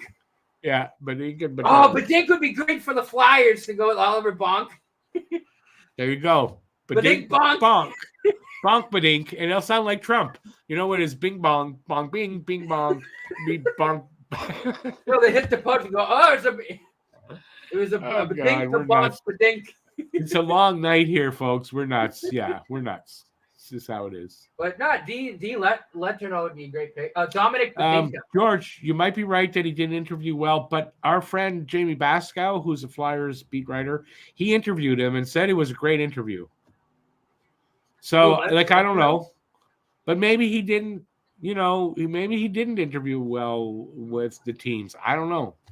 Who? Yzerman. Oh, when did he meet Yzerman? Oh, Jamie interviewed Yzerman. When? That's dope. He didn't meet him. It was a phone interview. Oh, that's cool. Yeah, he wrote about it. He did an article. Holy mother of God. Don't know whether what Trevor did. This is the first time I've seen like the actual numbers on Daniel Lecherneau and his size.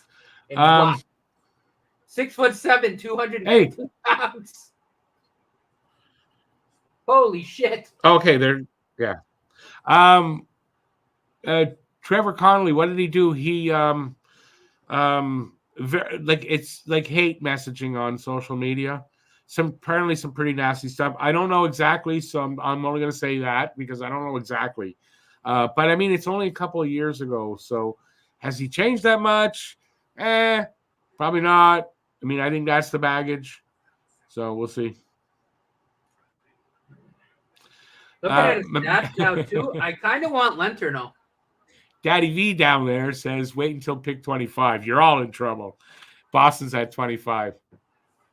I kind of want Dino there. Lenterno. I'm looking at his stats right now. The numbers look great. A 6'7", 215-pound center. Well, I said Lenterno or Boisvert was my thought for 21. So Boisvert's gone. But no, I think Lenterno is a good possibility there. It's a bit of a... so sick, too. He's going to Boston College. He's going so well. Yeah, so I think Lenterno, if he's still there. Now, that's if he's still there. I'm all in. It's if he's still there. Connolly to Vegas. If it's Lenterno, I think Went Woos is going to be Went Woos for a while. We'll see, though. I mean, there's what? How many picks now? 1, 2, 3. It's the Islanders. 3 picks away. Yeah, he's going to Boston College next year. I love that. And then his year last year at St. Andrews, he put up. Wow, Vegas to Connolly. You know what, though? I'll only say this. 127 points in 56 games with St. Andrews. Holy shit. Hang on. I'm not going to shit all over this kid because I don't 100% know what he did. Not 100%. So, but what I've heard, kid's got mad skills. Connolly. He's got mad skills. And probably the reason he dropped to here is because of all the other stuff. But he probably got picked here and didn't drop farther because he's got mad skills. And listen, Vegas they try to cheat a little bit. You know what I'm saying? What do they care about his history? It's Vegas. Everything that happens in Vegas stays in Vegas.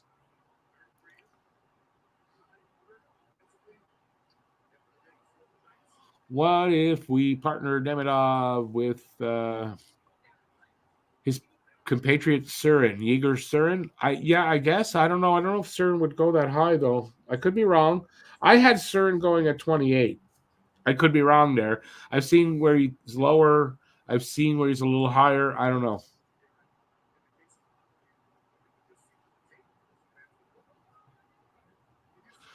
Snake Boisvert, I can't stand him either, to be honest with you. Aiken as well. I don't know. I know he wanted Montreal to take Connolly at 5.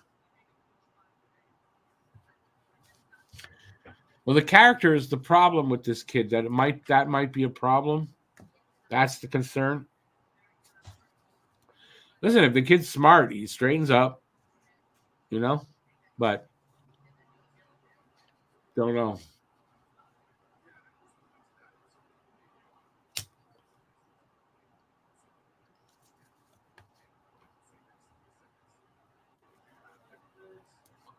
Talking about it now because it never goes away. Be careful what you do on social media because it never goes away. No, how about don't be that person? Don't be that piece of shit that would do something like that. Beat writer for the Avs just go. I'm hearing the Avs hoping Cole Eiserman will slip to them at 24. Offensive defenseman. What? That's what I said. I'm like, he's a wing. Right. What the hell is that about? I don't know. Okay. New York Islanders, next up. I have them taking, in my mock draft that I put out last, Cole Baudouin.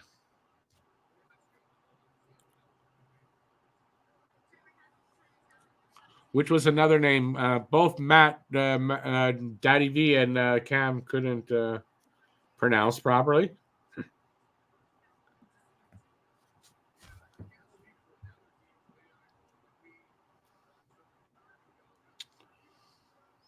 Born to be a Hab. Cole Eiserman still there. Yep. Where is he going to drop? Because we're at pick number 20 now. I don't think Cole Eiserman seems like a guy that the Islanders would take. What do you think? They kind of need scoring though. Islanders are not really been known for a scoring team. Maybe here's where Yzerman actually goes, to a team that needs to add some scoring strength. But it's, how long will it take him to get there is the thing. So they kind of need that scoring like now, not in 3 years. Yeah, I agree. So I don't know. I don't know who. Demidov just posted a video message on the Habs socials. His English really isn't that bad. It's not great, but it's not bad. Not that bad, but he still struggles a little. He spoke a little French too, so the francophones will be happy. He'll improve pretty quickly with his English but once he gets here. His smile was like ear to ear. I'm telling you, I felt that Montreal was where he wanted to go. But you know what? I give the guy some credit for being classy, and he wouldn't say it when asked in the interview. He didn't want to influence it, and he said he goes where he goes. So, but he says, I have my preference, but I'm not going to tell you.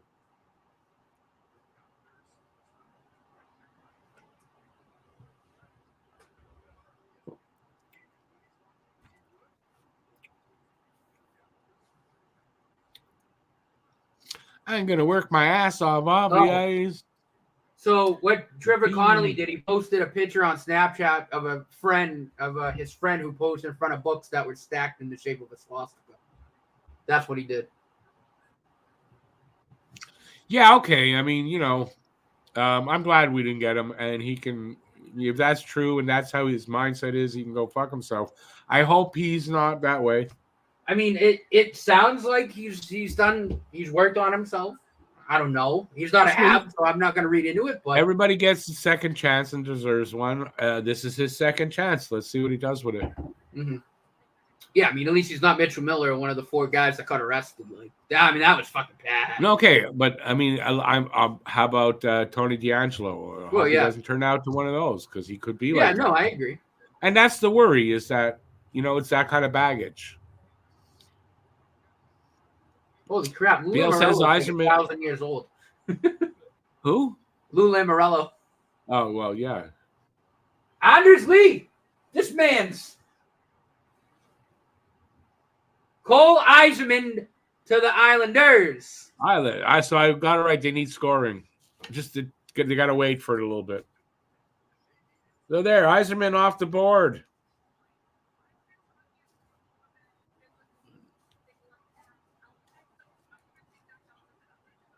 Cool.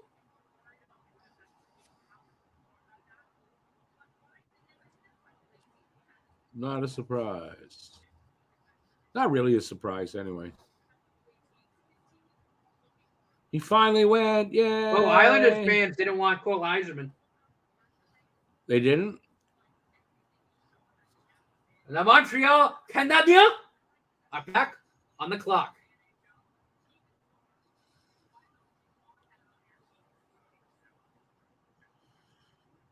So we're on the clock now?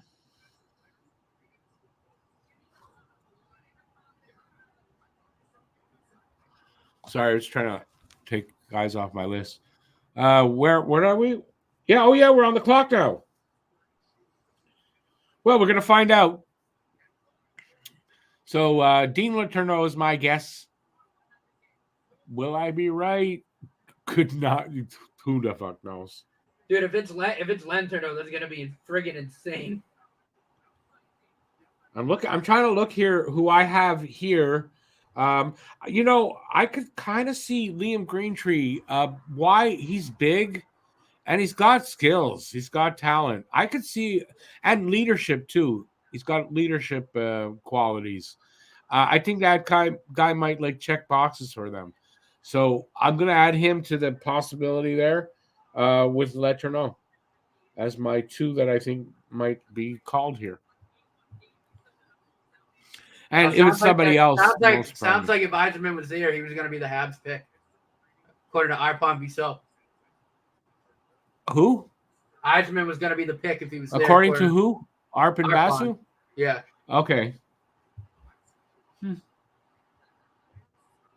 Don't care. We got Ivan Demidov. Cool. I'm cool with it.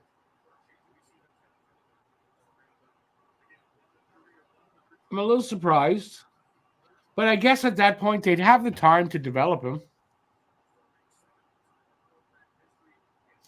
BL says Baudouin or Greentree is his guess. You know what? Baudouin, that could be. Baudouin definitely in that area. So, yeah, I wouldn't disagree with that, BL. Have we had anyone that tall before? 6'7"? That's a good question. Oh, we do. What the hell's his name? We did. Val. John something. Oh, yeah, but he's not a serious. No, but I mean, he's fucking huge. Yeah, okay, yeah. John Pocket Jones? If you go back a bit, I think Peter Popovich was big like that. Yeah, I can't think of anyone else that big.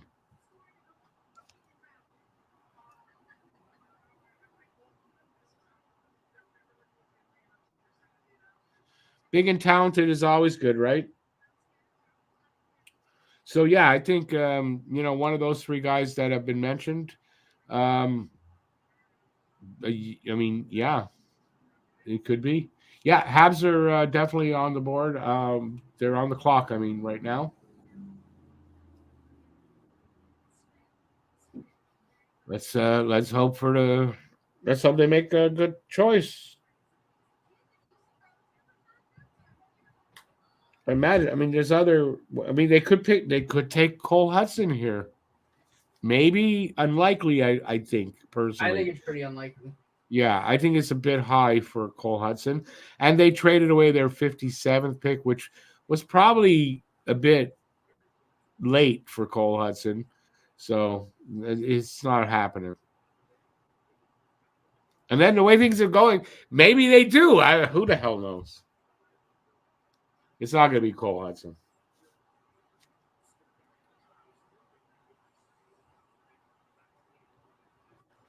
I guess somebody like Andrew Basha is a possibility here, although I think I might have him higher. I have him at 21, but I think I might have him higher than he's going to go.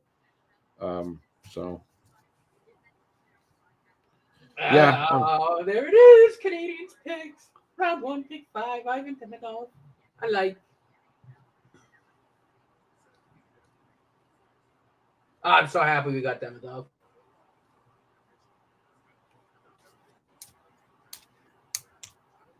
The Habs are going to make the selection. Habs are making their selection in less than a minute, maybe. Maybe a trade. I don't know if they walk up there. No, I think they got the jersey and the hat. They're making the pick. Oh, they're walking up with they're making the pick. The pick is in. The pick is in. Ladies and gentlemen, the pick is in.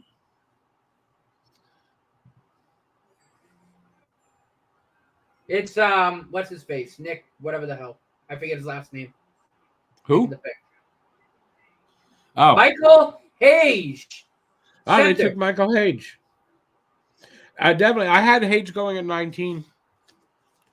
So he was. I don't know much about him, but I don't know much about him either. What I do know is I've seen people rave about him. That's the most I can tell you about Michael Hage.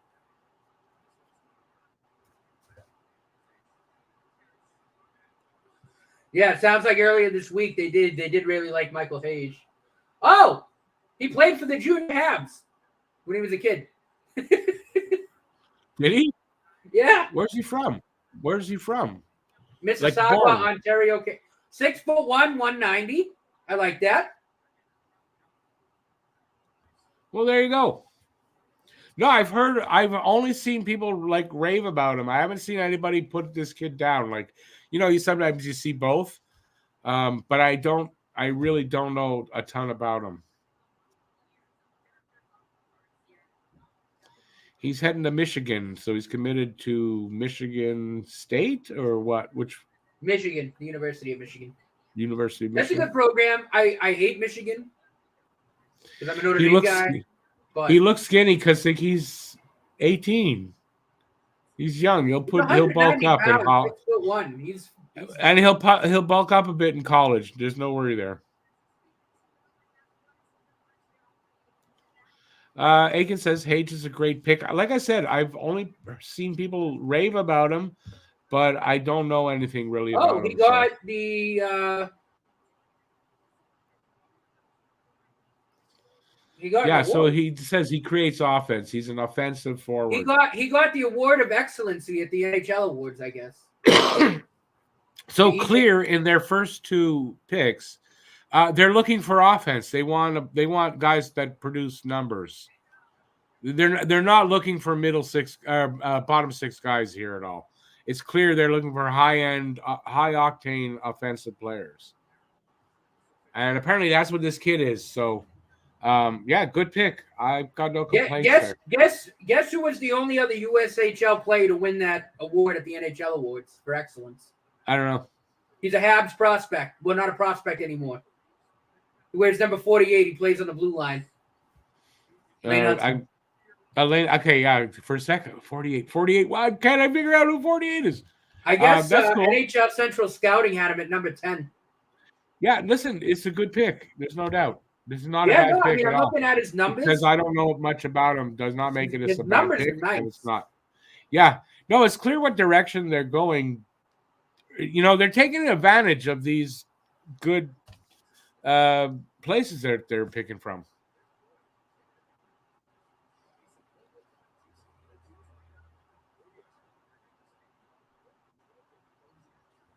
Oh, I guess he lost his father last year. And he used that to kind of. Oh, he does look good, man. I mean, everybody's highlights are great, but he does look good. I guess he had a shoulder injury too, but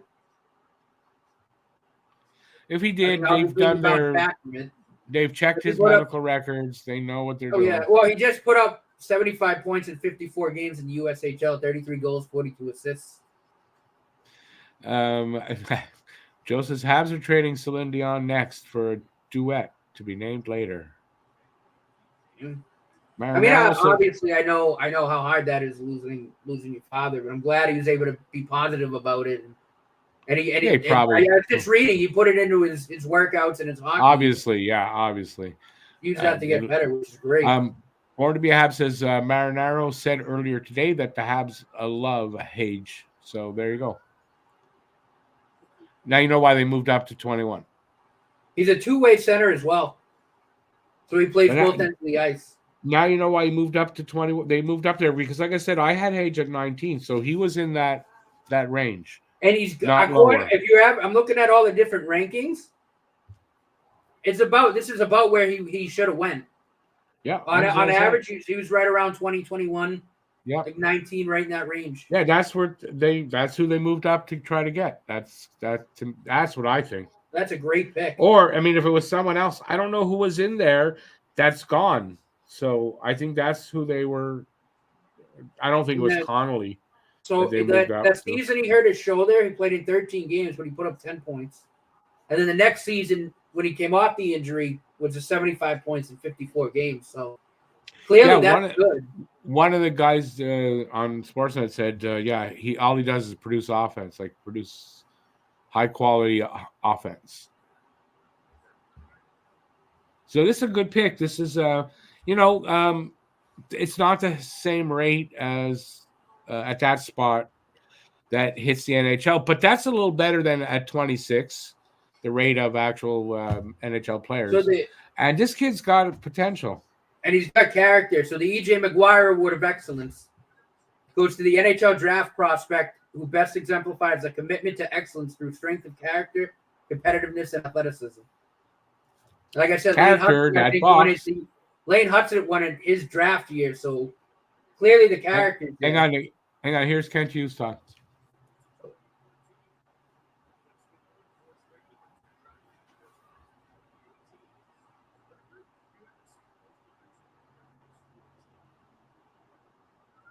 Speed, skill set,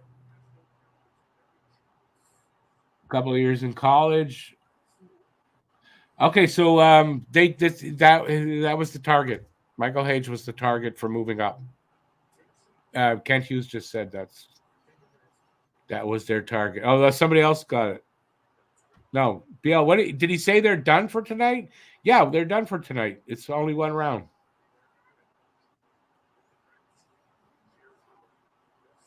what are we at now? 21. So we got 10 left. 11 left. Okay, not too bad. Oh, I guess he's a lifetime Habs fan too. Yeah, Habs Twitter's ecstatic about it, which is again, I'm happy.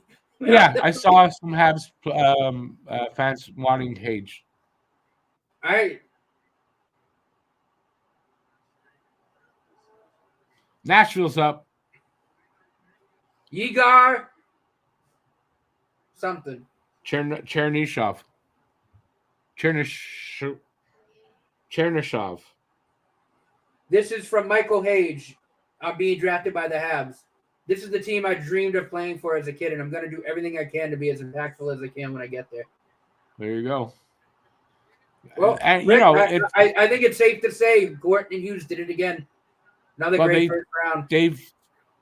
They've found guys that are quality and really want to be here, and that's a big thing. Well, and quality people too. Yeah. Well, we know that's the character part. Yeah. But I mean, guys that really want to be here too.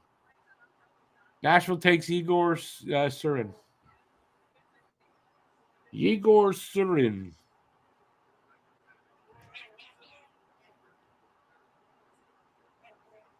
He's playing in the NHL in Russia. So I don't know when he'd get here, but he looks freaking young. Igor Surin, center, yeah. Yaroslav. Yeah, well, I had Surin at 28. He went 22. Yeah, I've seen him up there. All right, can you take over for 2 minutes? I just gotta do something. Yeah. All right, I'll be right back. All right. Yes. So guys, overall, I mean, how are we feeling about both picks? I know for me, I mean, I'm over the moon. I think they're both excellent picks. Again, I think Hughes and Gorton are building this thing pretty much perfectly. I'm over the moon with how this draft has gone so far. I really am. Obviously, Demidov's that blue chip forward that we've been needing for a while and wanting for a while. And by all accounts, it sounds like Michael Hage is a quality person, quality player, obviously. And so I'm ecstatic, very ecstatic. I can't wait to get into his highlights. But how we feeling? Let me hear you from the chat, guys. Want to know how you guys are feeling about the picks so far, and if there's any maybe picks that you really like from another team. Are there any picks that you really didn't like? I mean, obviously, we've talked about Luchenko at length.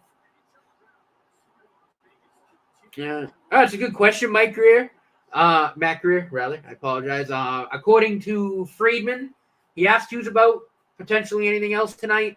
Doesn't sound like tonight, but certainly, I mean, I think as the weekend goes on, there'll probably be some movement. Good, I love it. Love hearing this, guys. Joe Aiken, I love it. I'm right with you. I think these are two excellent draft choices. I absolutely love it. Over the moon right now. I think the Habs have done very, very well. I really do. Really, really do.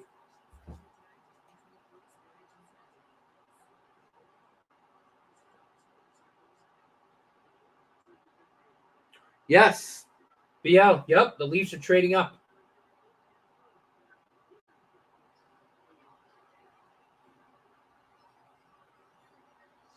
Oh, no. The Leafs are trading the pick to the Anaheim Ducks. The Leafs are trading out of the first round.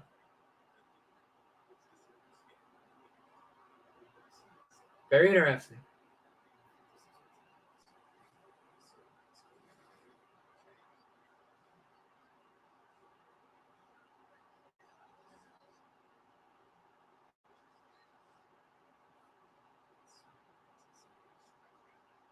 We have another trade.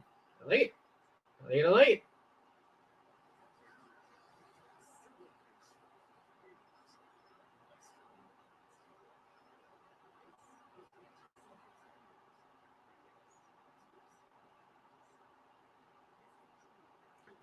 No, I don't. And like I said, I'm just talking about tonight, but I think as the weekend goes on, we'll definitely see some trades for sure.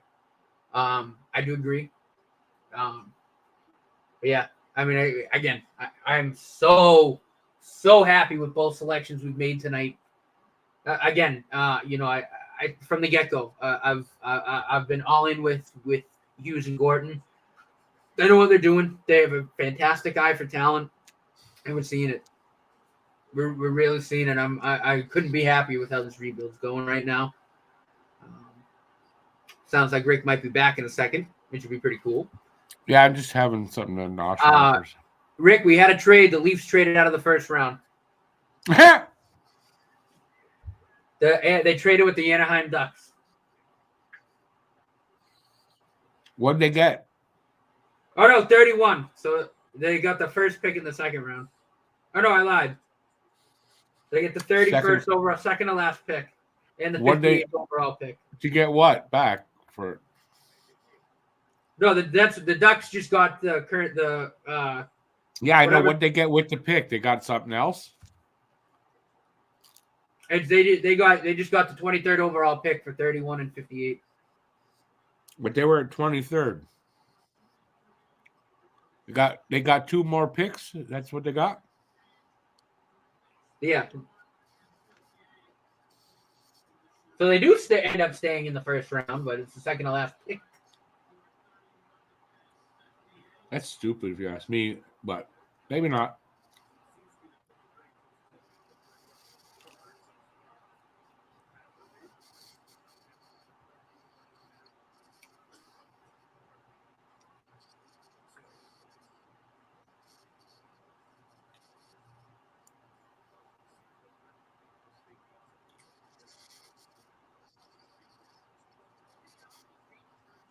How does that make sense?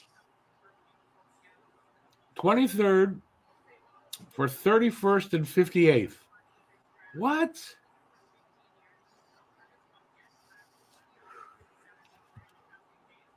Okay.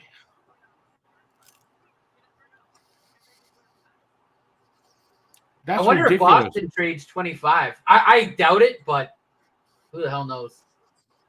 But that's a ridiculous trade. What, 23 for 31 and Yeah. for who? The Leafs? Yeah. What a stupid trade. Yeah. Maybe they got a player, but I don't get that one. There's some decent players here at 23rd. I mean, there's young defensemen too that they desperately need. I don't get this.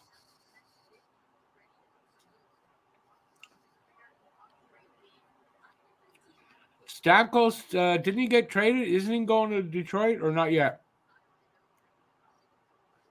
It looks like Stamkos is going to Detroit. Yeah, I'm feeling that. The Ducks are going up to make the selection.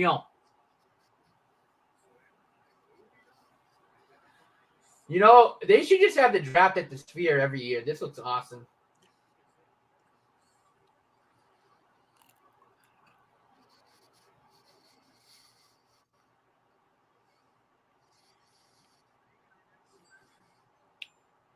I'm not eating wings, no.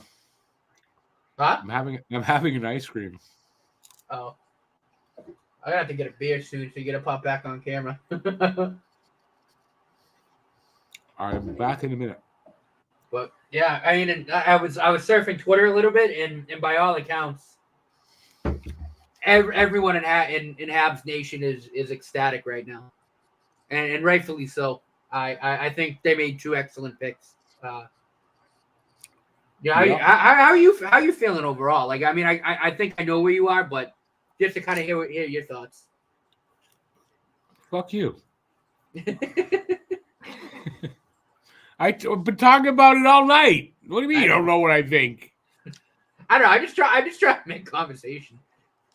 But what do you want me to say? I can't say it how many times. Oh no. Stan Solberg, defenseman. Yeah, that's a guy I didn't have in my list, but I heard really good things about him. 6'2", 205. That would have been a good pick for, you know who? Toronto. Right? I don't get this. Why would they want to go back like almost 10 spots back and then to pick up one that's another like 20 spots back of that? How is that beneficial to your team when you got a shit ass like defense core and whatever? Stupid. What do I care? It makes them worse. I'm happy. Speaking of the Maple Leafs, did anybody see the picture of Austin Matthews wearing his lesbian outfit? No, seriously, he looked like a lesbian wearing comfortable shoes, stretchy pants, and it was a woman's like I don't know what that was. It made him look like a woman, and specifically a lesbian, which is fine. I have nothing against lesbians. Just don't look like Austin Matthews. So I put out, when I saw it, I retweeted and said, like, since when is Austin Matthews trans? Like, because I didn't know that.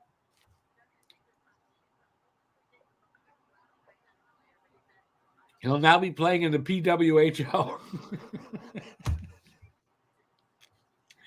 Oh, that's funny.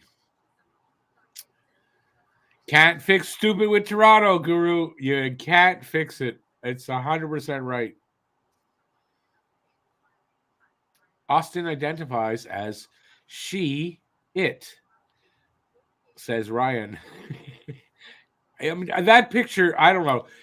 It's either his friends pulled a joke on him and he came out and said, like, does this look good? And they all said, yeah, it looks great. Or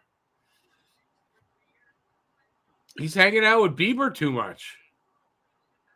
I think that outfit says you're hanging out with Justin Bieber a little too much, dude.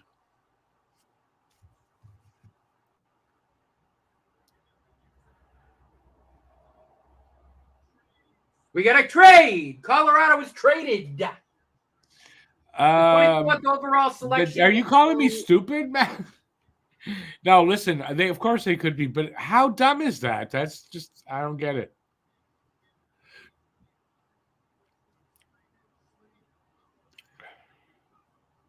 Oh, I get it now. There, Ryan. Good one. I didn't see it.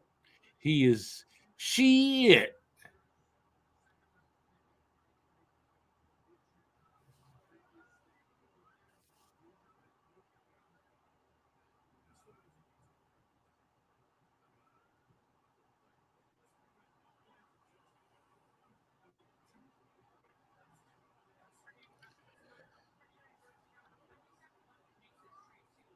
Utah trades 38 and 71 and a 2025 second to Colorado for the 24th overall pick. It's a little better, but it's, again, I don't understand why they're trading down like that. Colorado? Both teams now. The Avalanche tweeted out our turn when they went on the clock and then immediately quote tweeted it and said, never mind, trade. Aki says she's never seen a lesbian dressed like that outside of sports. Well, okay, but he's in sports. It was those comfortable shoes that he was wearing. No, that jacket he was wearing. Like, what the hell is that? And I thought it made him look really feminine. So,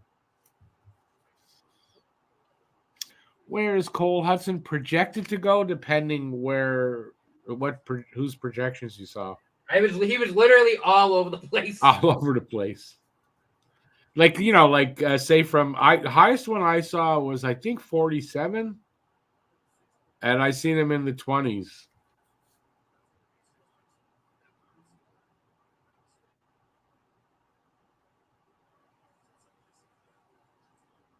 Oh, Matt, yeah, no, exactly right. You'd think, well, they can't be that dumb to do this, and then they do that. Like, I don't get it. Or their scouts are really bad.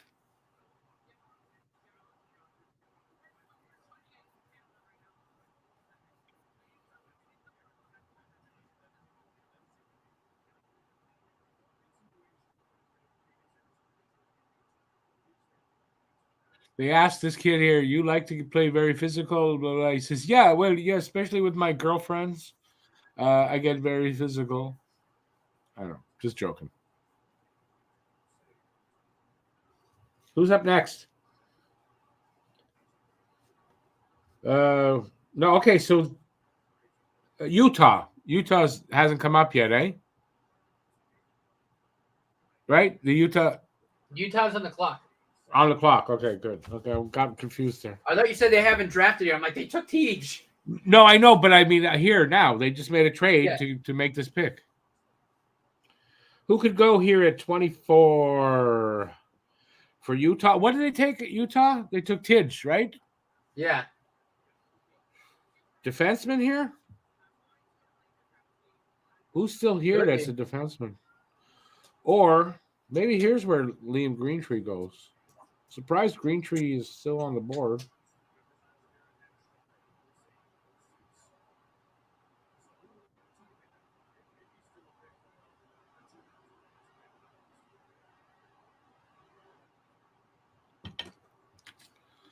Let's see. Let me update my list here. Page gone. Cole Baudouin. Center. At least Matt Vogel and Cam got it better. They had it Bowden. And Bowden's closer than what you said. I don't know what you said. Baudouin. He's got great size. Holy shit. 6'2", 210. Yeah, he's another pretty big kid. I mean, he's not 6'7", but he's still got the size.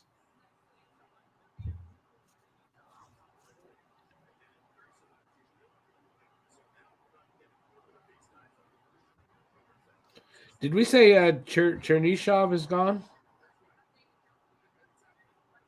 Surin. I think it was Surin. No, it was Surin, I think that went. Just trying to cross them off my list here to see. Hey, George, thanks for being here. It was good seeing you again out there. Have a good night, man. How long have we been at it? Over 3 hours already. Look at that. And we're at what? Pick 24. So who'd they take? Oh, shit. Who? Baudouin, right. Baudouin. You want to say it properly? B-O, Baudouin.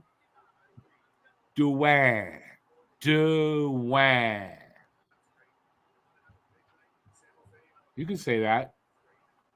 I just said it. Baudouin. Well, there you go. If Utah can get a good starting goalie, they are quietly getting a decent rebuild together in the future. I didn't have any goalies going in the first round, but yeah, maybe I don't know. I didn't really research goalies this year at all, so I don't know much about them. I don't know who's good. I don't know the names. Only one I know from Harry and I did on the Have Normals podcast, the last one, our mock draft. He had a kid, Nabokov, who was like in the top like 6 or 7 from a list I saw, but that's the only name I can say off the top of my head of the top goalies projected to go. So I just watched a little bit of a highlight package of Hage. Kid's got a nice set of mitts on him. He's got really good passer of the puck. Yeah, he's got some skills. Pretty good skater. Oh, definitely. This kid has skills. Like I said, I are on the clock. I had said I only saw people like raving about the kid. I didn't see anybody say, "Oh, this kid's shit." But yeah, I just saw people raving about him, but I didn't know anything about him. But I do remember that everything I saw was very positive about him. So Boston Bruins, Cam's team on the clock. You're gonna like this. Michael Hage's NHL comp, none other than Nick Suzuki. You kidding me? Yeah. His comp is Nick Suzuki. Yeah, that's cool.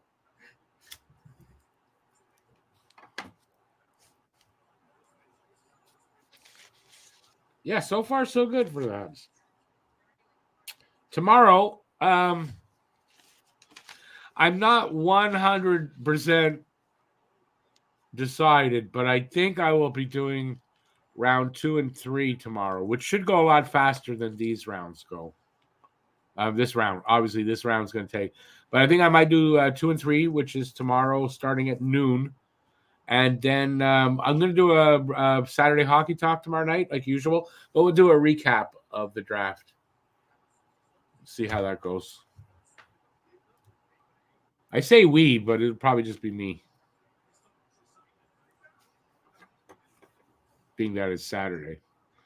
Alicia wouldn't let him have 2 nights like this where he's locked up in his studio. I might be able to. I might be able to pull it off. So you don't have to. I'm just bugging you anyway.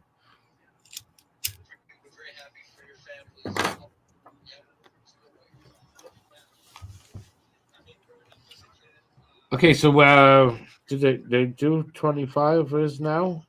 Is 25 now? Yes, 25, Ottawa. No, Boston. I'm looking down here. It was still Ottawa here.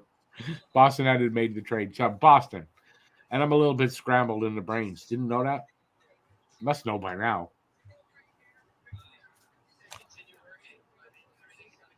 They're interviewing a Tidge. I just listened to Hage's interview, man. He just sounds like an awesome kid. You know, he's talking about both his parents are from Montreal, so like I said, have big Habs family growing up. Like, did you know when the development camp starts for Montreal? Me neither. I couldn't find out today. What a draft that was! It's not over yet, Joe. Although for Montreal, I guess it is. What do you think of the picks they made? Because you've had a whole day to think about it because it's Saturday over there. Besides, it's Saturday. What time is it there? Let me see now. Oh, it's like 11 at night? Midnight?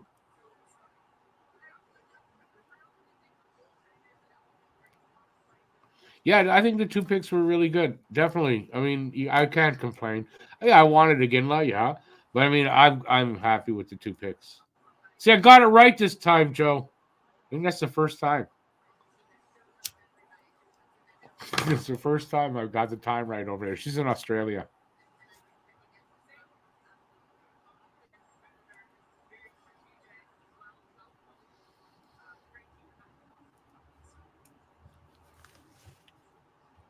Boston is heading. I thought they were heading up there. They're not. They're on the clock. So who do they go for? Yep, the Bruins are making a pick. You got to think they're looking for a center, but maybe not. Maybe it's a winger, Chernyshov. I had Chernyshov for Ottawa here at 25, so that's why I'm saying him. There's a defenseman I had here for Toronto, Emery. I think he's a defenseman. Got Letourneau still out there. Andrew Basha's out there. Boston just took Letourneau. They took Letourneau? Yeah, that makes sense. That makes a lot of sense. 6'7". Going to make them think of Chara. Although he's not a defenseman, he's a forward. Right? He's a forward. Yeah. Yeah.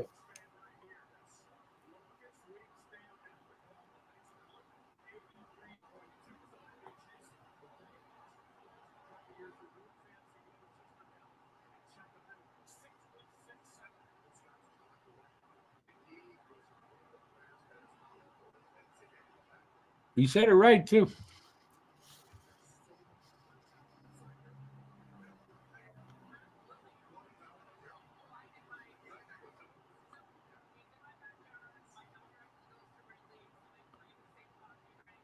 Bang! Vogel's happy. You happy with that, Vogel? 6'7". Big kid, man. And he looks like a good pick. Recorded league high 127 points with St. Andrews College in 23-24. That's pretty good. I mean, it's college, but not college. It's high school hockey, I believe. But I mean, it's good. And he's going to Boston College, so that's also good. And I think that 127 points is in not a lot of games, if I'm correct. It's not, they don't play a ton of games at the high school level, right?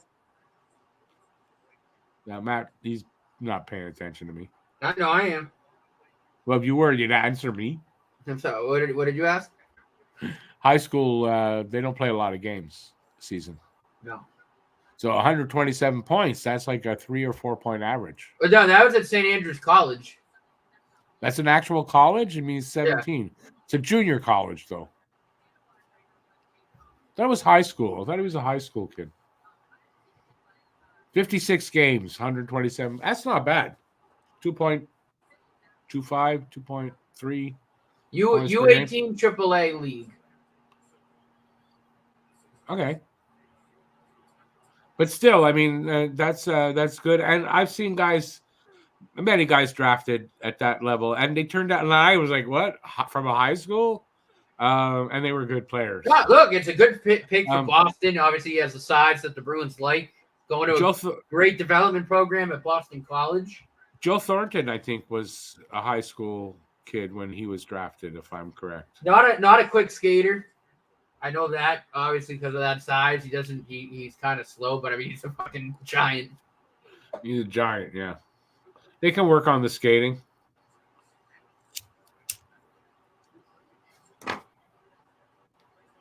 I was doing this mock draft, so I had pictures of these guys. It was an impressive picture, this kid and his uniform. It didn't work for my thumb or for what I was doing. I had to use a different one. But I found a picture and I went, man, this kid he's impressive looking in his uniform. Who? Let her know. Oh, yeah.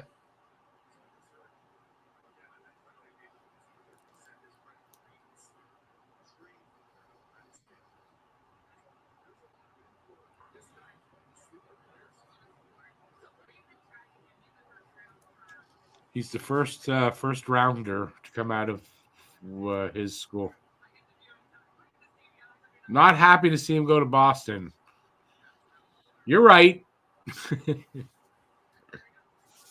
But you know what? It doesn't matter. If the Habs are built right, it doesn't matter what the other teams have. They'll be fine. So, and I think that's what's being built here. They'll do just fine. So who's up next? 26 was Montreal, and we traded with LA. So LA is up next. Who might LA take? The guy I had here is gone already. I think at this point it gets harder to try to figure out. But like guys I had higher that are still there, just Green Tree. I think Andrew Bash is a possibility here. These are forwards I know of. Igor Chernyshov. There's Marek Vanaker out there. These are guys I would have here. I don't know. I don't know who's going to get picked, though.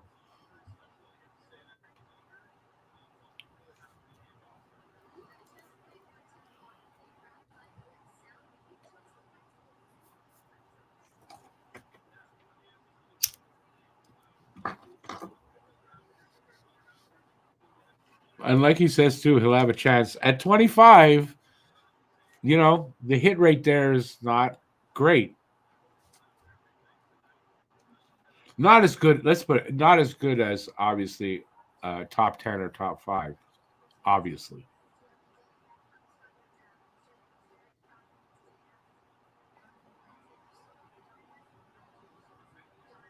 They got Pasternak whenever they drafted him at 25, so 25 doesn't mean it's not going to be a good player at all. Just I think the percentage goes down as you go, obviously, into the draft.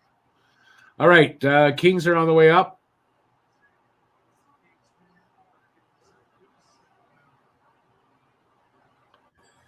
Can't see the name on the jersey, so that doesn't help.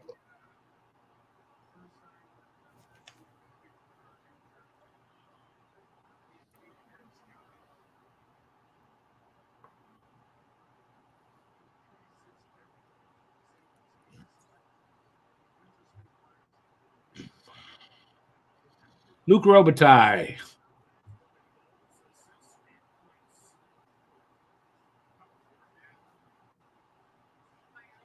Oh yes, their new jersey. Their new design. They're gonna open logo. They're gonna unveil. Hey, they took Greentree, Liam Greentree. There you go. That makes sense. This is a good player, and they're getting him at a good spot. I definitely would have thought Greentree go higher than 26. So Greentree to the LA Kings. He's a kid that played on not a great team, but I mean he put up something like 90 odd points. Was clearly their best player, and it's kind of more impressive because of the fact that it was such a lousy team.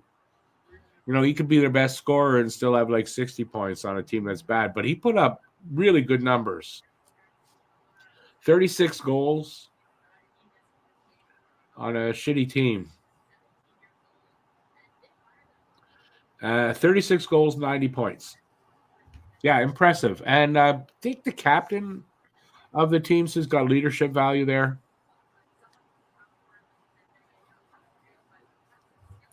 I do believe he's like 6'2", 200 and some odd pounds. Not a small kid.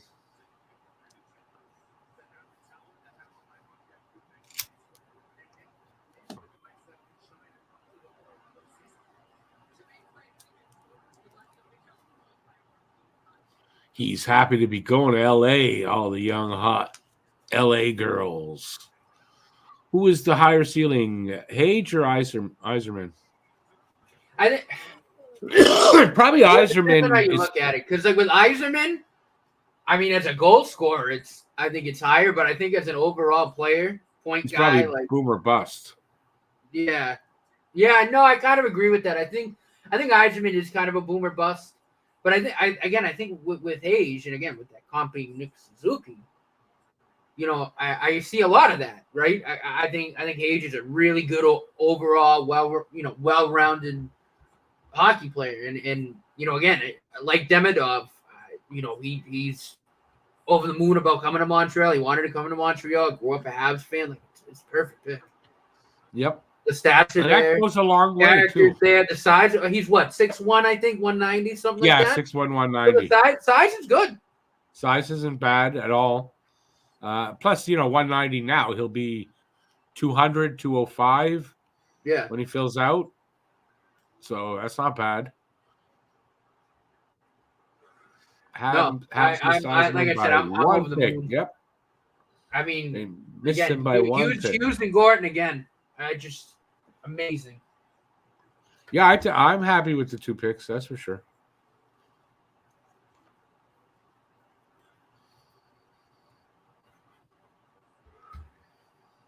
And, anyway, we're gonna find out.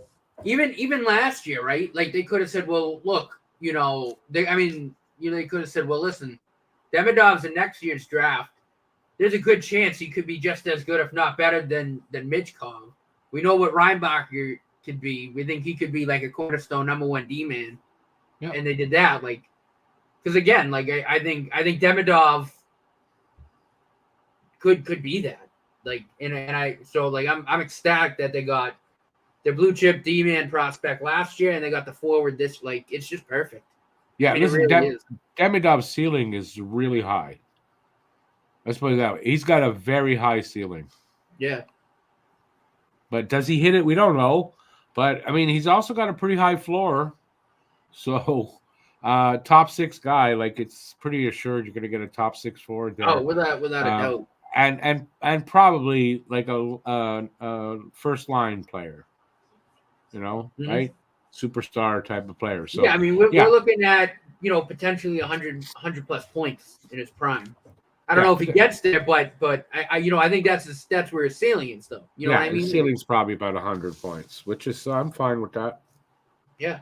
What was the last one we had at 100? Can't even remember. It's what's his name? The Swedish kid, the little guy. What's his name?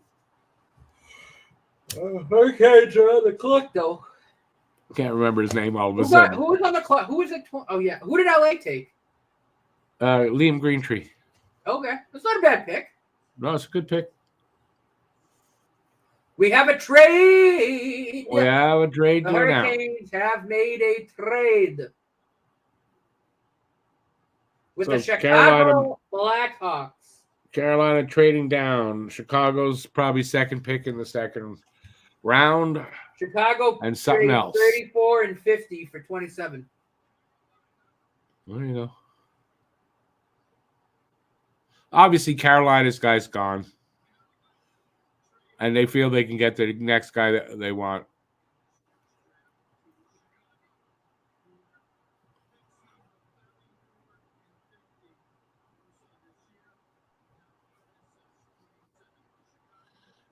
Why would he have to announce the attendance? Why? Why would that make a difference? Idiot. Matt Snaslin, thank you, Aiken. Appreciate that. Would you rather have Michkov and Buyam or Demidov and Reinbacher? Demidov and Reinbacher. Not putting anything down on Buyam, but you're comparing Buyam and Reinbacher. I mean, Reinbacher, I think, has that talent, has the size. I think I'd rather have Reinbacher and Demidov over Michkov.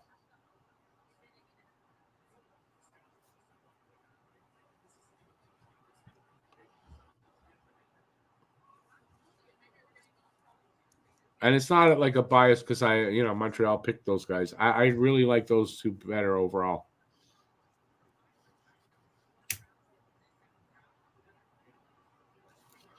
Who will Chicago take here at 27? Get their third first-round pick.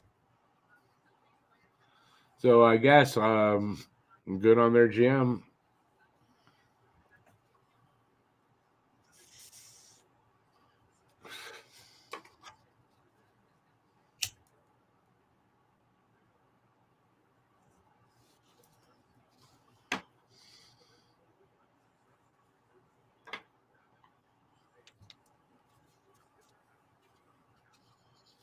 I don't know. I can't guess at this point, really. Honestly, I had Marek Vanacker going to Carolina here in my last mock draft. I don't know.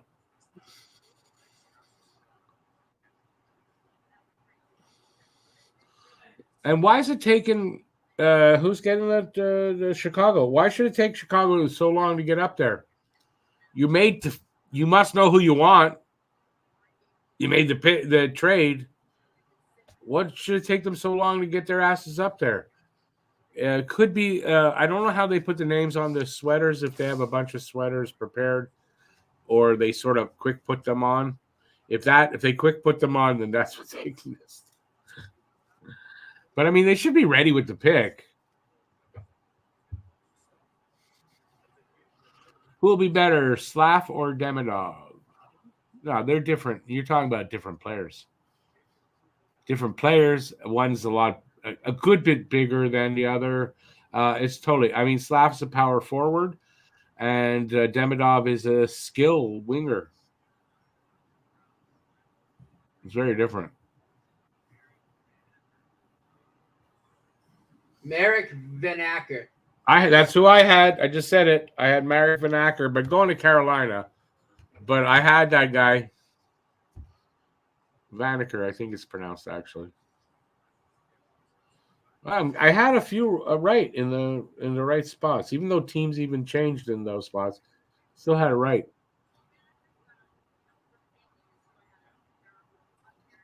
Vanacker, maybe it is Vanacker.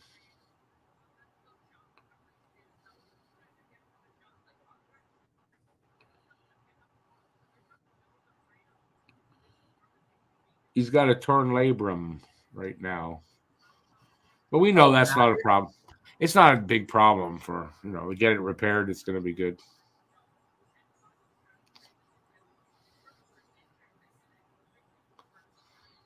Chicago Blackhawks Twitter is having a meltdown over their first two picks. Really? Why would they have a meltdown? Because they probably wanted Demidov. it was pretty well known going in that they were taking Levshunov. I agree. And then what they have at 18? Who'd they get second? I can't remember at this point. I didn't write them down. What can you do? Oh, they got Boisvert. I think that's a good pick.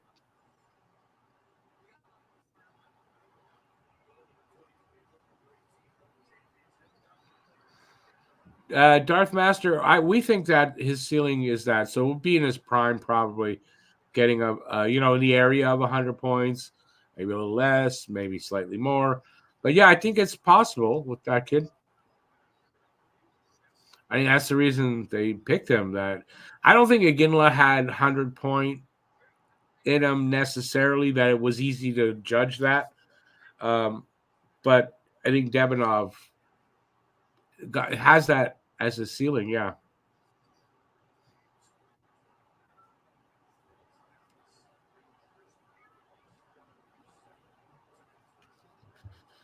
Marek Vanacker.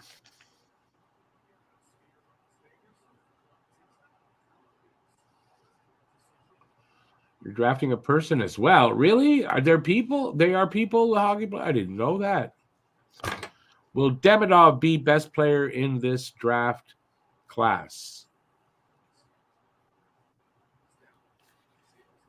I mean, unless if Celebrini not busts, but doesn't hit his ceiling, potentially, yeah. If that, if one does and one doesn't, but probably not. But he probably will be right up at the top of that. Like, could be second, could be third, could be fourth. So, yeah. But I don't know. I think Celebrini's going to be, when you look back at it, it's going to be the best player in the draft.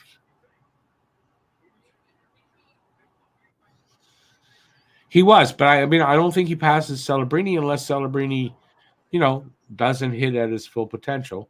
Then, yeah, Demidov could be.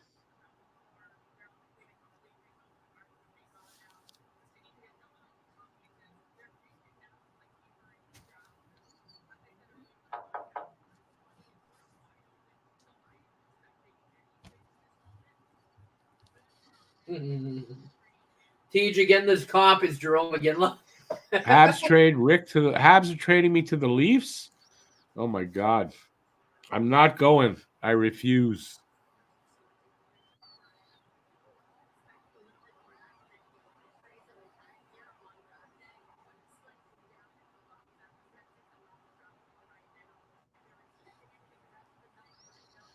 Let's see, where are we at now? 28. Calgary 28. That's next. I had Cern going here. It's okay, Matt. Don't worry about it. I know you're joking. I had Cern going here, but he's been picked already, so I don't know. Maybe it's where I always get this guy's name wrong. Chernyshov could go here. Andrew Basha I had higher, so maybe he goes here. I don't know what they're looking for. Calgary took. Did they trade down Calgary? Yeah, they got Parake. That's right. So I think they're looking for a forward. Chernyshov's a forward. Basha's a forward. There's other guys I had up here, but I don't think my picks that I made, like the last 4 in that draft, I don't think they were very good. So we'll see if any of them get picked.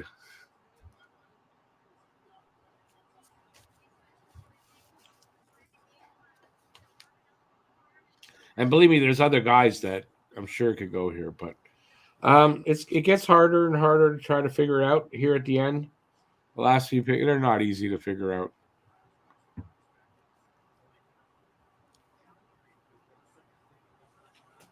Wow, Hughes is already having his post first round press conference because they're done. They're done for the round. Well, we stick it out to the end. We're done when it's over. Medved Green. Right. Gridden. That's a Matvey. little bit high, though. I thought Gridden was. I had Gridden as when we were doing the Habs mock draft. When I was preparing it, my first go over, I had Gridden. Oh God, do I have it? I don't think I have it here in front of me. I think for the fifth, no. Whatever's after the 57th pick, that next one, that's where I had him, I think. This is high. I think that's pretty high. I know he was higher than I had thought for my thing there, but I think this is a little bit of a high. I don't know if it's a reach or not, but I don't think that he was. I don't know.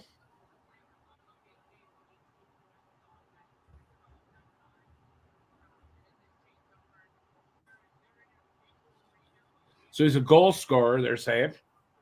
Not a guy that's, how would I put it? Not overly engaged in the play yet. When he gets the puck, he scores. That's how he just basically, this guy said about him. I'll have to catch the Hughes presser after I'll catch it on YouTube or something.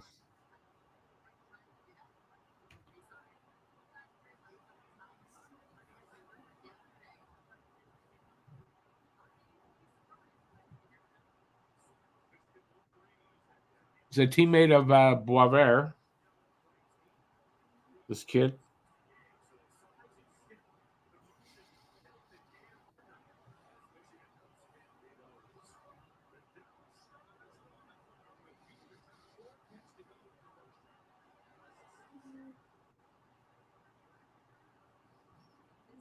Anyways, he's a goal scorer.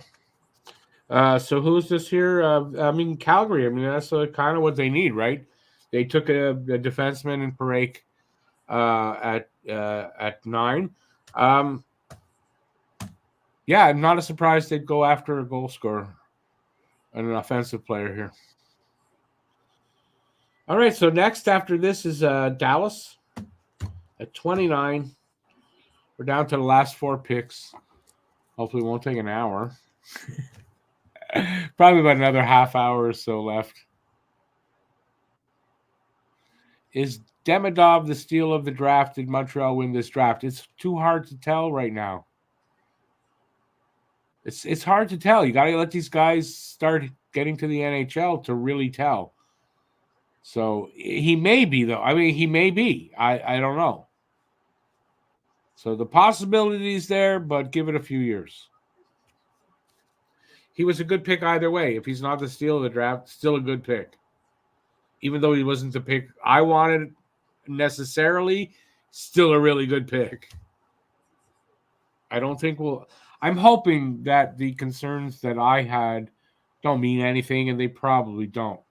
And that'd be great.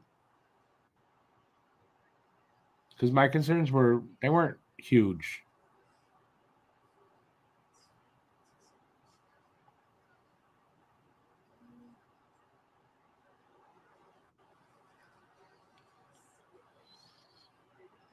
I'm hearing what they're saying about Gridden. High-end skills, scores, good hands, solid player all around. That's what is that Connolly? That might be Connolly, the GM of the Flames there. That's what he said about Gridden. Who did you want Habs to take? I wanted Iginla. But I preferred Iginla, but it wasn't Iginla or a bust. It was Iginla, Seneca, who got taken anyways before. So Lindstrom was there and Demidov, and they were left with Iginla was still on the board and Demidov was. They took Demidov. Next team took Iginla. I was close, but I mean, I'm totally happy with Demidov. I really am. And, during the season, last season when we first started to see the highlights of Demidov and all that, we were like, yeah, we want that guy. So, I'm not going to shit all over him. And he looks really good. I liked his little interviews that I saw from him. He seems to have good character. I don't dislike the kid at all.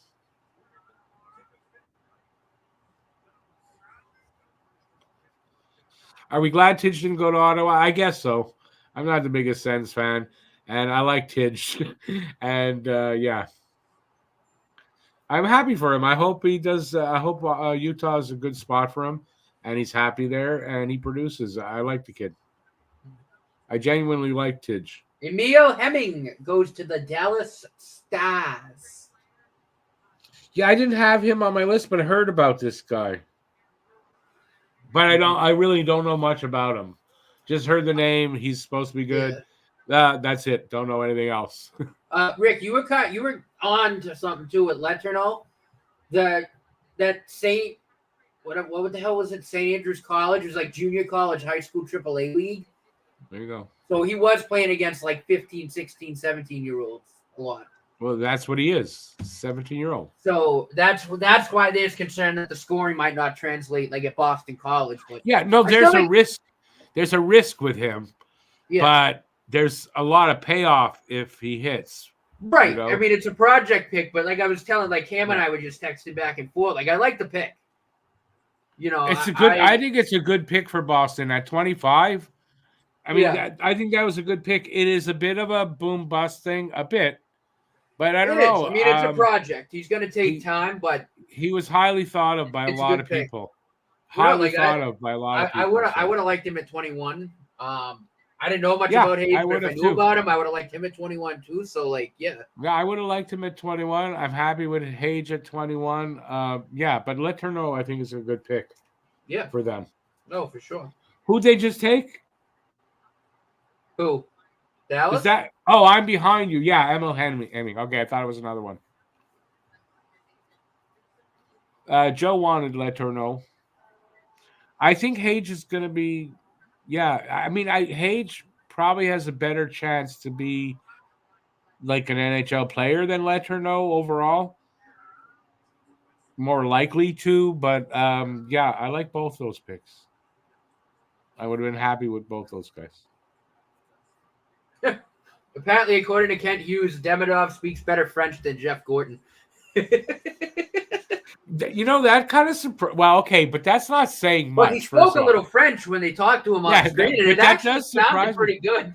I wonder why the French, though, a Russian kid, why it would be French. But he must be, maybe he took languages in school because he speaks English, he speaks French, Russian. I mean, he's a languages kid. He sounds like a very intelligent kid, too. Like, you know, yeah. No, I really like what I saw. I'm over the moon with Demidov and Age. Like, I'm so happy. I really liked that little interview that I saw at the I don't know where it was. I think it was there in Vegas like a day or two ago. It was probably yesterday. I thought, this kid, I like his character. I like how he answered some of the things he answered. I like the kid. So as much as I wanted to get him, but I like, and since I know that it's probably going to be Demidov, I'm glad I like the kid. Yeah, no, I mean, honestly, I don't know. Like, if we're talking grades, I don't know how you don't give the Canadians an A for the first round. Yeah, I mean, we don't know in the long run, but going, right immediately after for sure. Yeah. So far, I'll give them, an A. I'm not unhappy with these guys, because really neither of them. My concerns with Demidov are really kind of my concerns. It's not stuff I've really read a lot about. Yeah. They're kind of my own concerns here. And I've only read good things. I heard good, things to, highly thought of Hage. I'm not getting that out very well. Yeah, and I mean, look, I've heard nothing negative about Hage. So far, I've only seen one highlight package from Hage, but he certainly looks supreme. Yeah, the highlights there. Great, really good hands, good vision, good pass for the puck. As advertised, Yeah. No, I love it. I absolutely love it. They Hughes and Gordon, like I said, they did it again. I mean, they had another really great first round. Really great first round. Wait, Aiken says Hage brought up it was 3-1 in his presser. Really? In what way? Well, he's a Habs fan living in Toronto. Oh, yeah. I mean, it must be something like that. All his friends are Leafs fans. Right? He's from Toronto, Hage? Is that where? Or I got that wrong? I don't know why I think Toronto.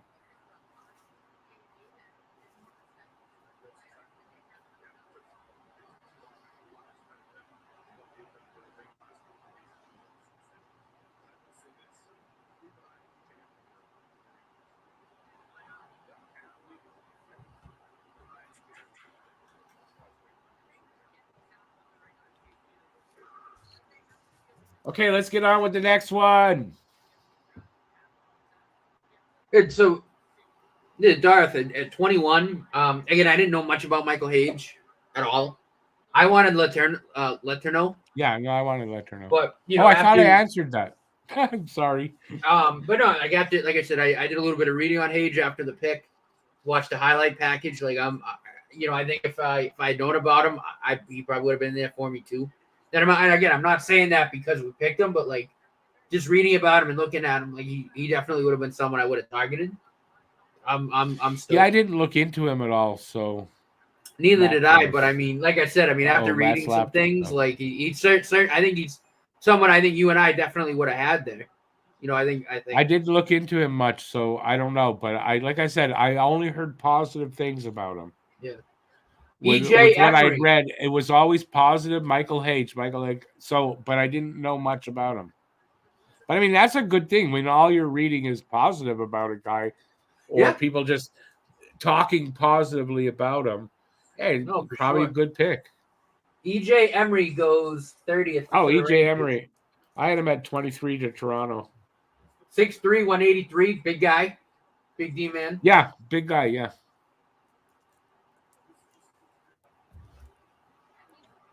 You know what? For Toronto, this would have been a good pick. From what I remember reading about him, I think he's the kind of guy that I believe he's a defenseman, right? Yes. Yeah, I think that would have been a good pick for Toronto.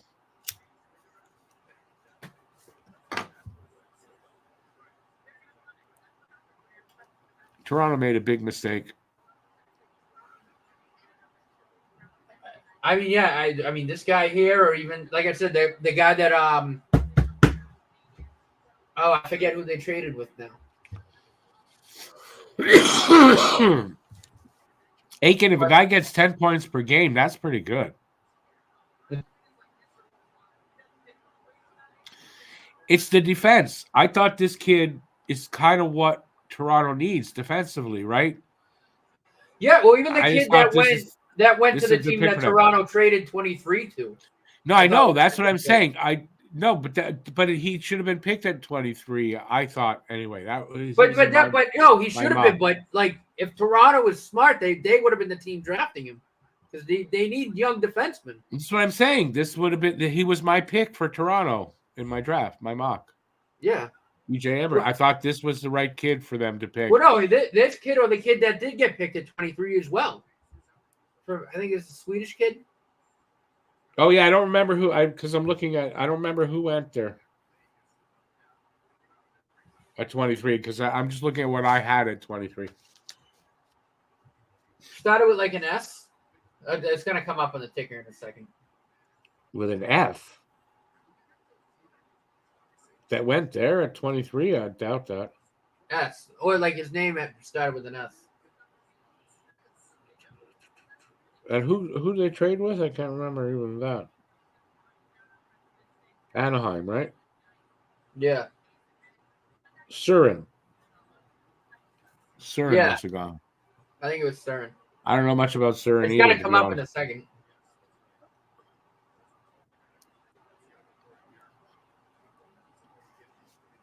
Oh, I see. They're running the Chiron. No, it wasn't Surin. Oh, it was Stian Solberg. Oh, yeah, right. I don't know anything about that guy. Very little, let me put it that way. Leafs around the clock. Could go Henry Muse. Could go Cole Hudson. If they're smart, they go defense. They don't need to add a forward here. I mean, they need to add something that they But that's need. what I mean. They could Right? add an At this offensive point. defenseman in Cole Hudson. They could add Muse. And like if you need a big defenseman like that, somebody you could add pretty soon. Why you drop down? So like why? You could have got a way better guy up at 23. I would think.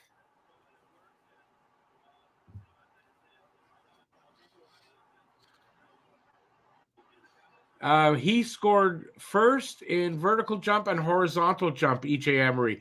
That's a really good sign of a good That's NHLer. a really good athlete. That leads to an NHL player more often than any of the other categories. Yeah. If a guy scores high in that, and he was first. Toronto missed out on this kid.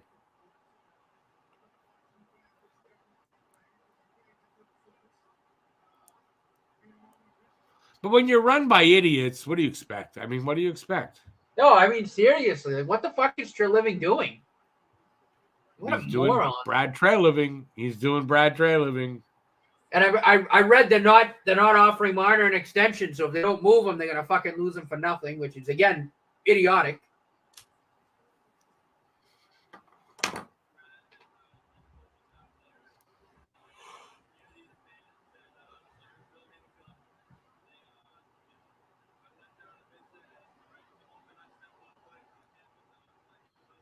Yeah, I don't know who's going to go here at this point. I don't trust what I've got here. I think they've got to go defense. And the guys I have here, I don't think I have any defensemen listed left. So I have no idea here. I know they don't got to go defenseman, but I think they should probably. If there's a good enough player, like I said, don't know who's here, so maybe there isn't anybody of that quality there. But then you shouldn't have dropped down because you're an idiot.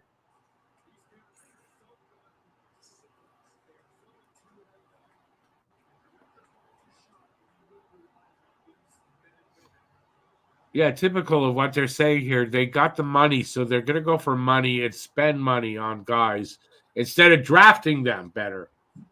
Oh, that's Toronto. Man, if I'm an Leafs fan, thank God I'm not. They're making the I'd pick. be mad. Imagine if they take a center here. But who? I don't know. I don't know who's here and who's what. It's going to be defense. If they take anybody other than a defenseman, it's stupid.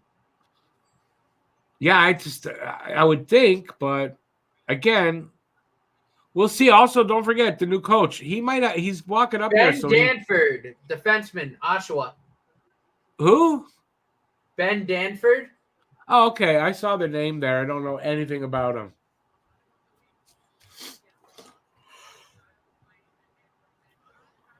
I saw the name there. Like I said, though, don't know anything about him. I'm trying to think of where I saw him ranked. 6'2", 191. I kind of think I saw him ranked around here. I want to say around where they're picking.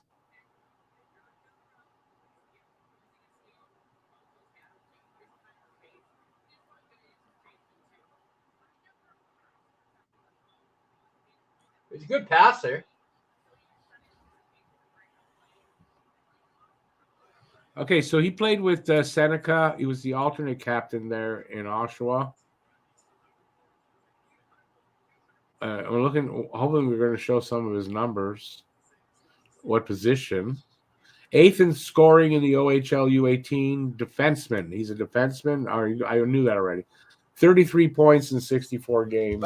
I love how they have showgirls taking like the suit jackets off the draft picks. Say that again about showgirls. Have you seen that? It's a showgirl meeting the draft pick to take their suit jacket. Why'd you say that? I don't get it. They're in Vegas, so they. Oh,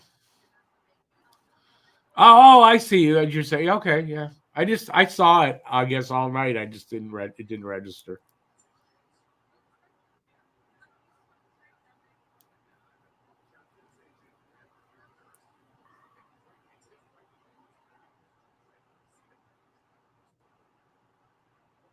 The Philadelphia Flyers are now on the clock.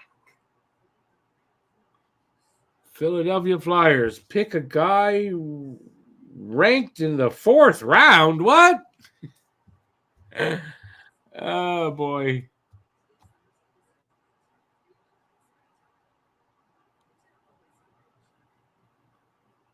Yeah, I think Toronto screwed up here. 6'1.5". I didn't see the weight. They flashed it too quick. They're not small.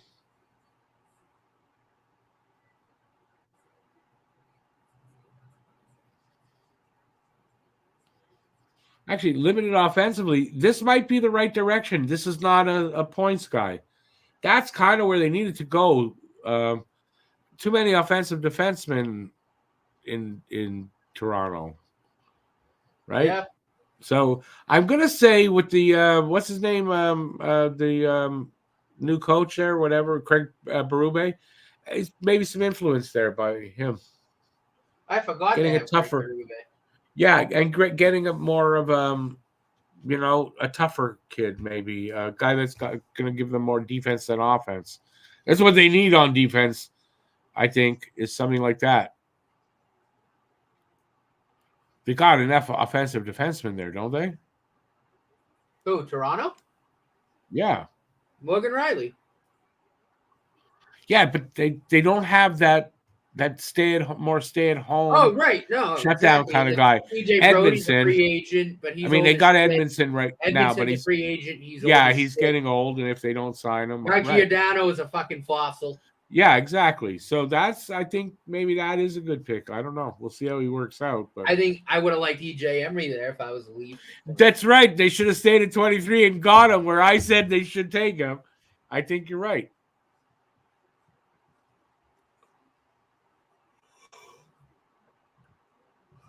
Well, we got one last pick here in the first round. Thank all the 9 people who stuck around all the way through here till the end. That's appreciated. Absolutely.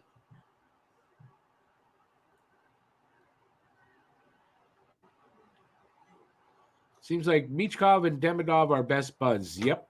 Apparently they're good friends. They're very close. I'm so happy we got Demidov. So happy. You know, part of it too, I'm happy we got that high profile, but you know, that top guy there that with huge potential. We haven't had one of those picks literally in a while. Exactly. And I'm happy that we don't have to worry about what people are gonna write on Twitter.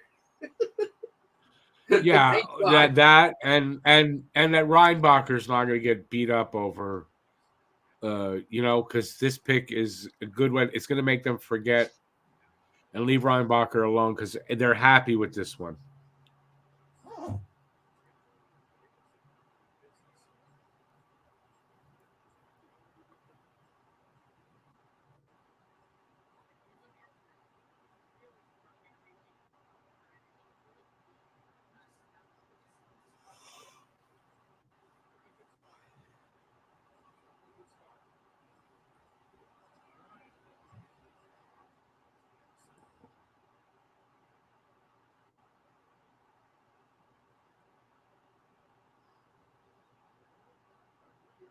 I don't know what Trey Living is talking right now. Sorry, that's why I've been quiet about Danford. I don't know. I think they made a mistake there. Anyway, I'm happy if they did. Listen, I'm happy if they made a mistake there. Just for the fans, I don't know. I don't think that it might be in the right direction, but I mean, why would they trade down to get? I don't know. He should have been just glowing over this kid. He wasn't really.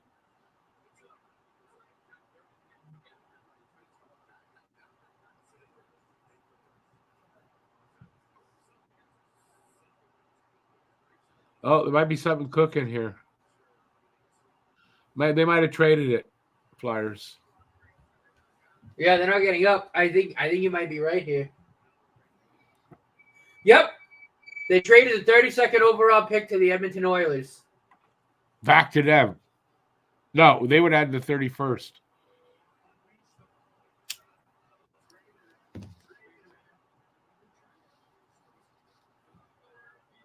Well,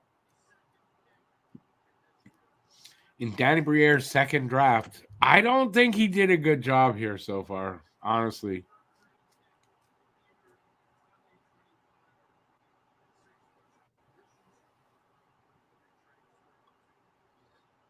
Flyers get the Oilers 2025 or 2026 first round pick. And that's it.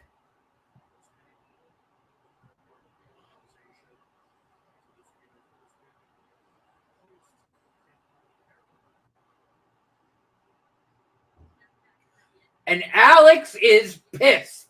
Well, because what is that? The Oilers pick's not going to be a great pick. No, it's gonna. They basically traded like 32 for this year for like 31 or 32 in next year. Or even it was 28 or 27, but it's not going to be a. It's not a huge like what? Well, I wonder if Alex is going to be raving about how he loves Danny so much. This after he this, tweeted, he goes, "Danny, you better have something rocking with these 6 trillion picks you're accumulating." I don't understand what he's doing.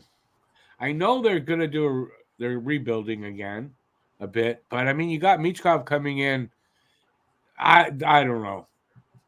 And the conditions probably like if the Oilers win the cup or something, then it's like a 2025 first. Something Yeah, like it depends what year. Yeah, no, I get it, but I mean it's not gonna be that improved an improved pick to make but that. They only have right. That's like they're.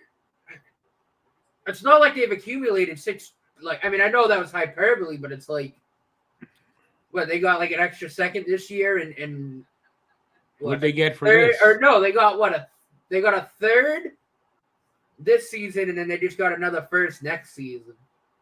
And the first next season is not going to be a good pick. Wait, all they did was switch first one for this year to the next. They didn't get anything else with that. No, for 32, all they basically did was take like the same pick, but for like next season. Okay, I don't know, man. I don't understand that. Sam O'Reilly to the Edmonton Oilers. Who? Sam O'Reilly. Oh, Sam O'Reilly. Okay. London Knights.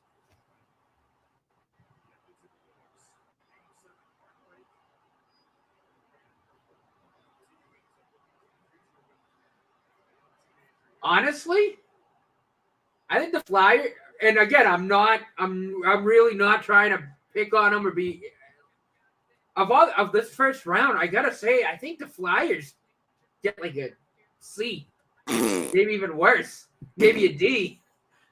Like of all the picks this round, like they reached 10 picks for Luchenko and trade the like, no, that's an F. No, he gets an F from my books. That's horrible. Like, yeah. Oh, the first round's over. Bad first round. Yeah.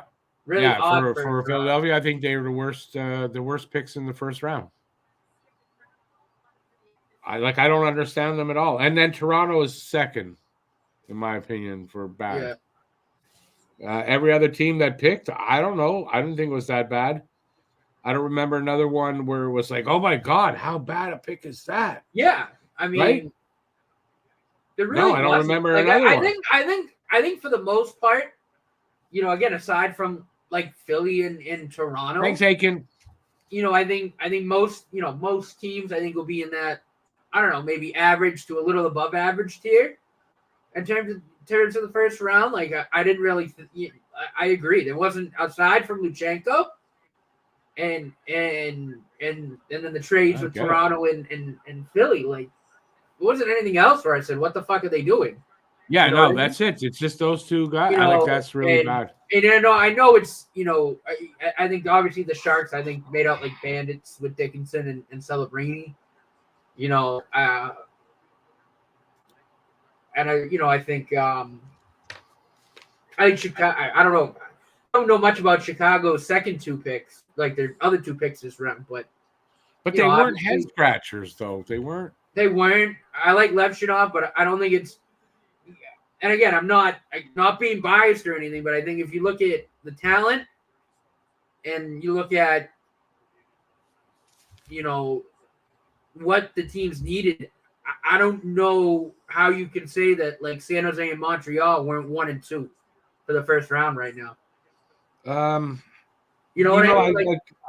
I got to see the list and everything go, to say exactly where. But I think Montreal's up there. San Jose obviously got Celebrini, so and Sam Dickinson, like that. That's really good. They did well. And no doubt they did well. No, there's some teams good. The only two that really were like, what? Yeah, doesn't make sense. You could say also but I don't think it was bad that much. Minnesota, why'd they give a draft pick to move up for nothing? Move up one spot for nothing. I don't get that. And that's part of the Philadelphia thing. But very Philadelphia and Toronto to me. They're the losers here of the first round. Like if you're rating teams, they're on the bottom of the ratings. Definitely. I think Montreal near the top. Yeah, I think they did well. All right. Anyways, we've been here for it's been 4 hours. I'm going to attempt to sort of break down the first round and the whole draft tomorrow on Saturday Hockey Talk. I'll probably be doing a little bit of the second and third round tomorrow in the afternoon, and where I'll talk more about, I guess, what I think here. But no, it's been 4 hours. We're going to take off. Thanks to everybody who's still here for being here. Appreciate it. But it's been a long night. But yeah, Montreal, awesome. Totally happy with their picks. And I hope they don't have a second round pick tomorrow. They traded that away. So they have a third, and I think they traded away a sixth.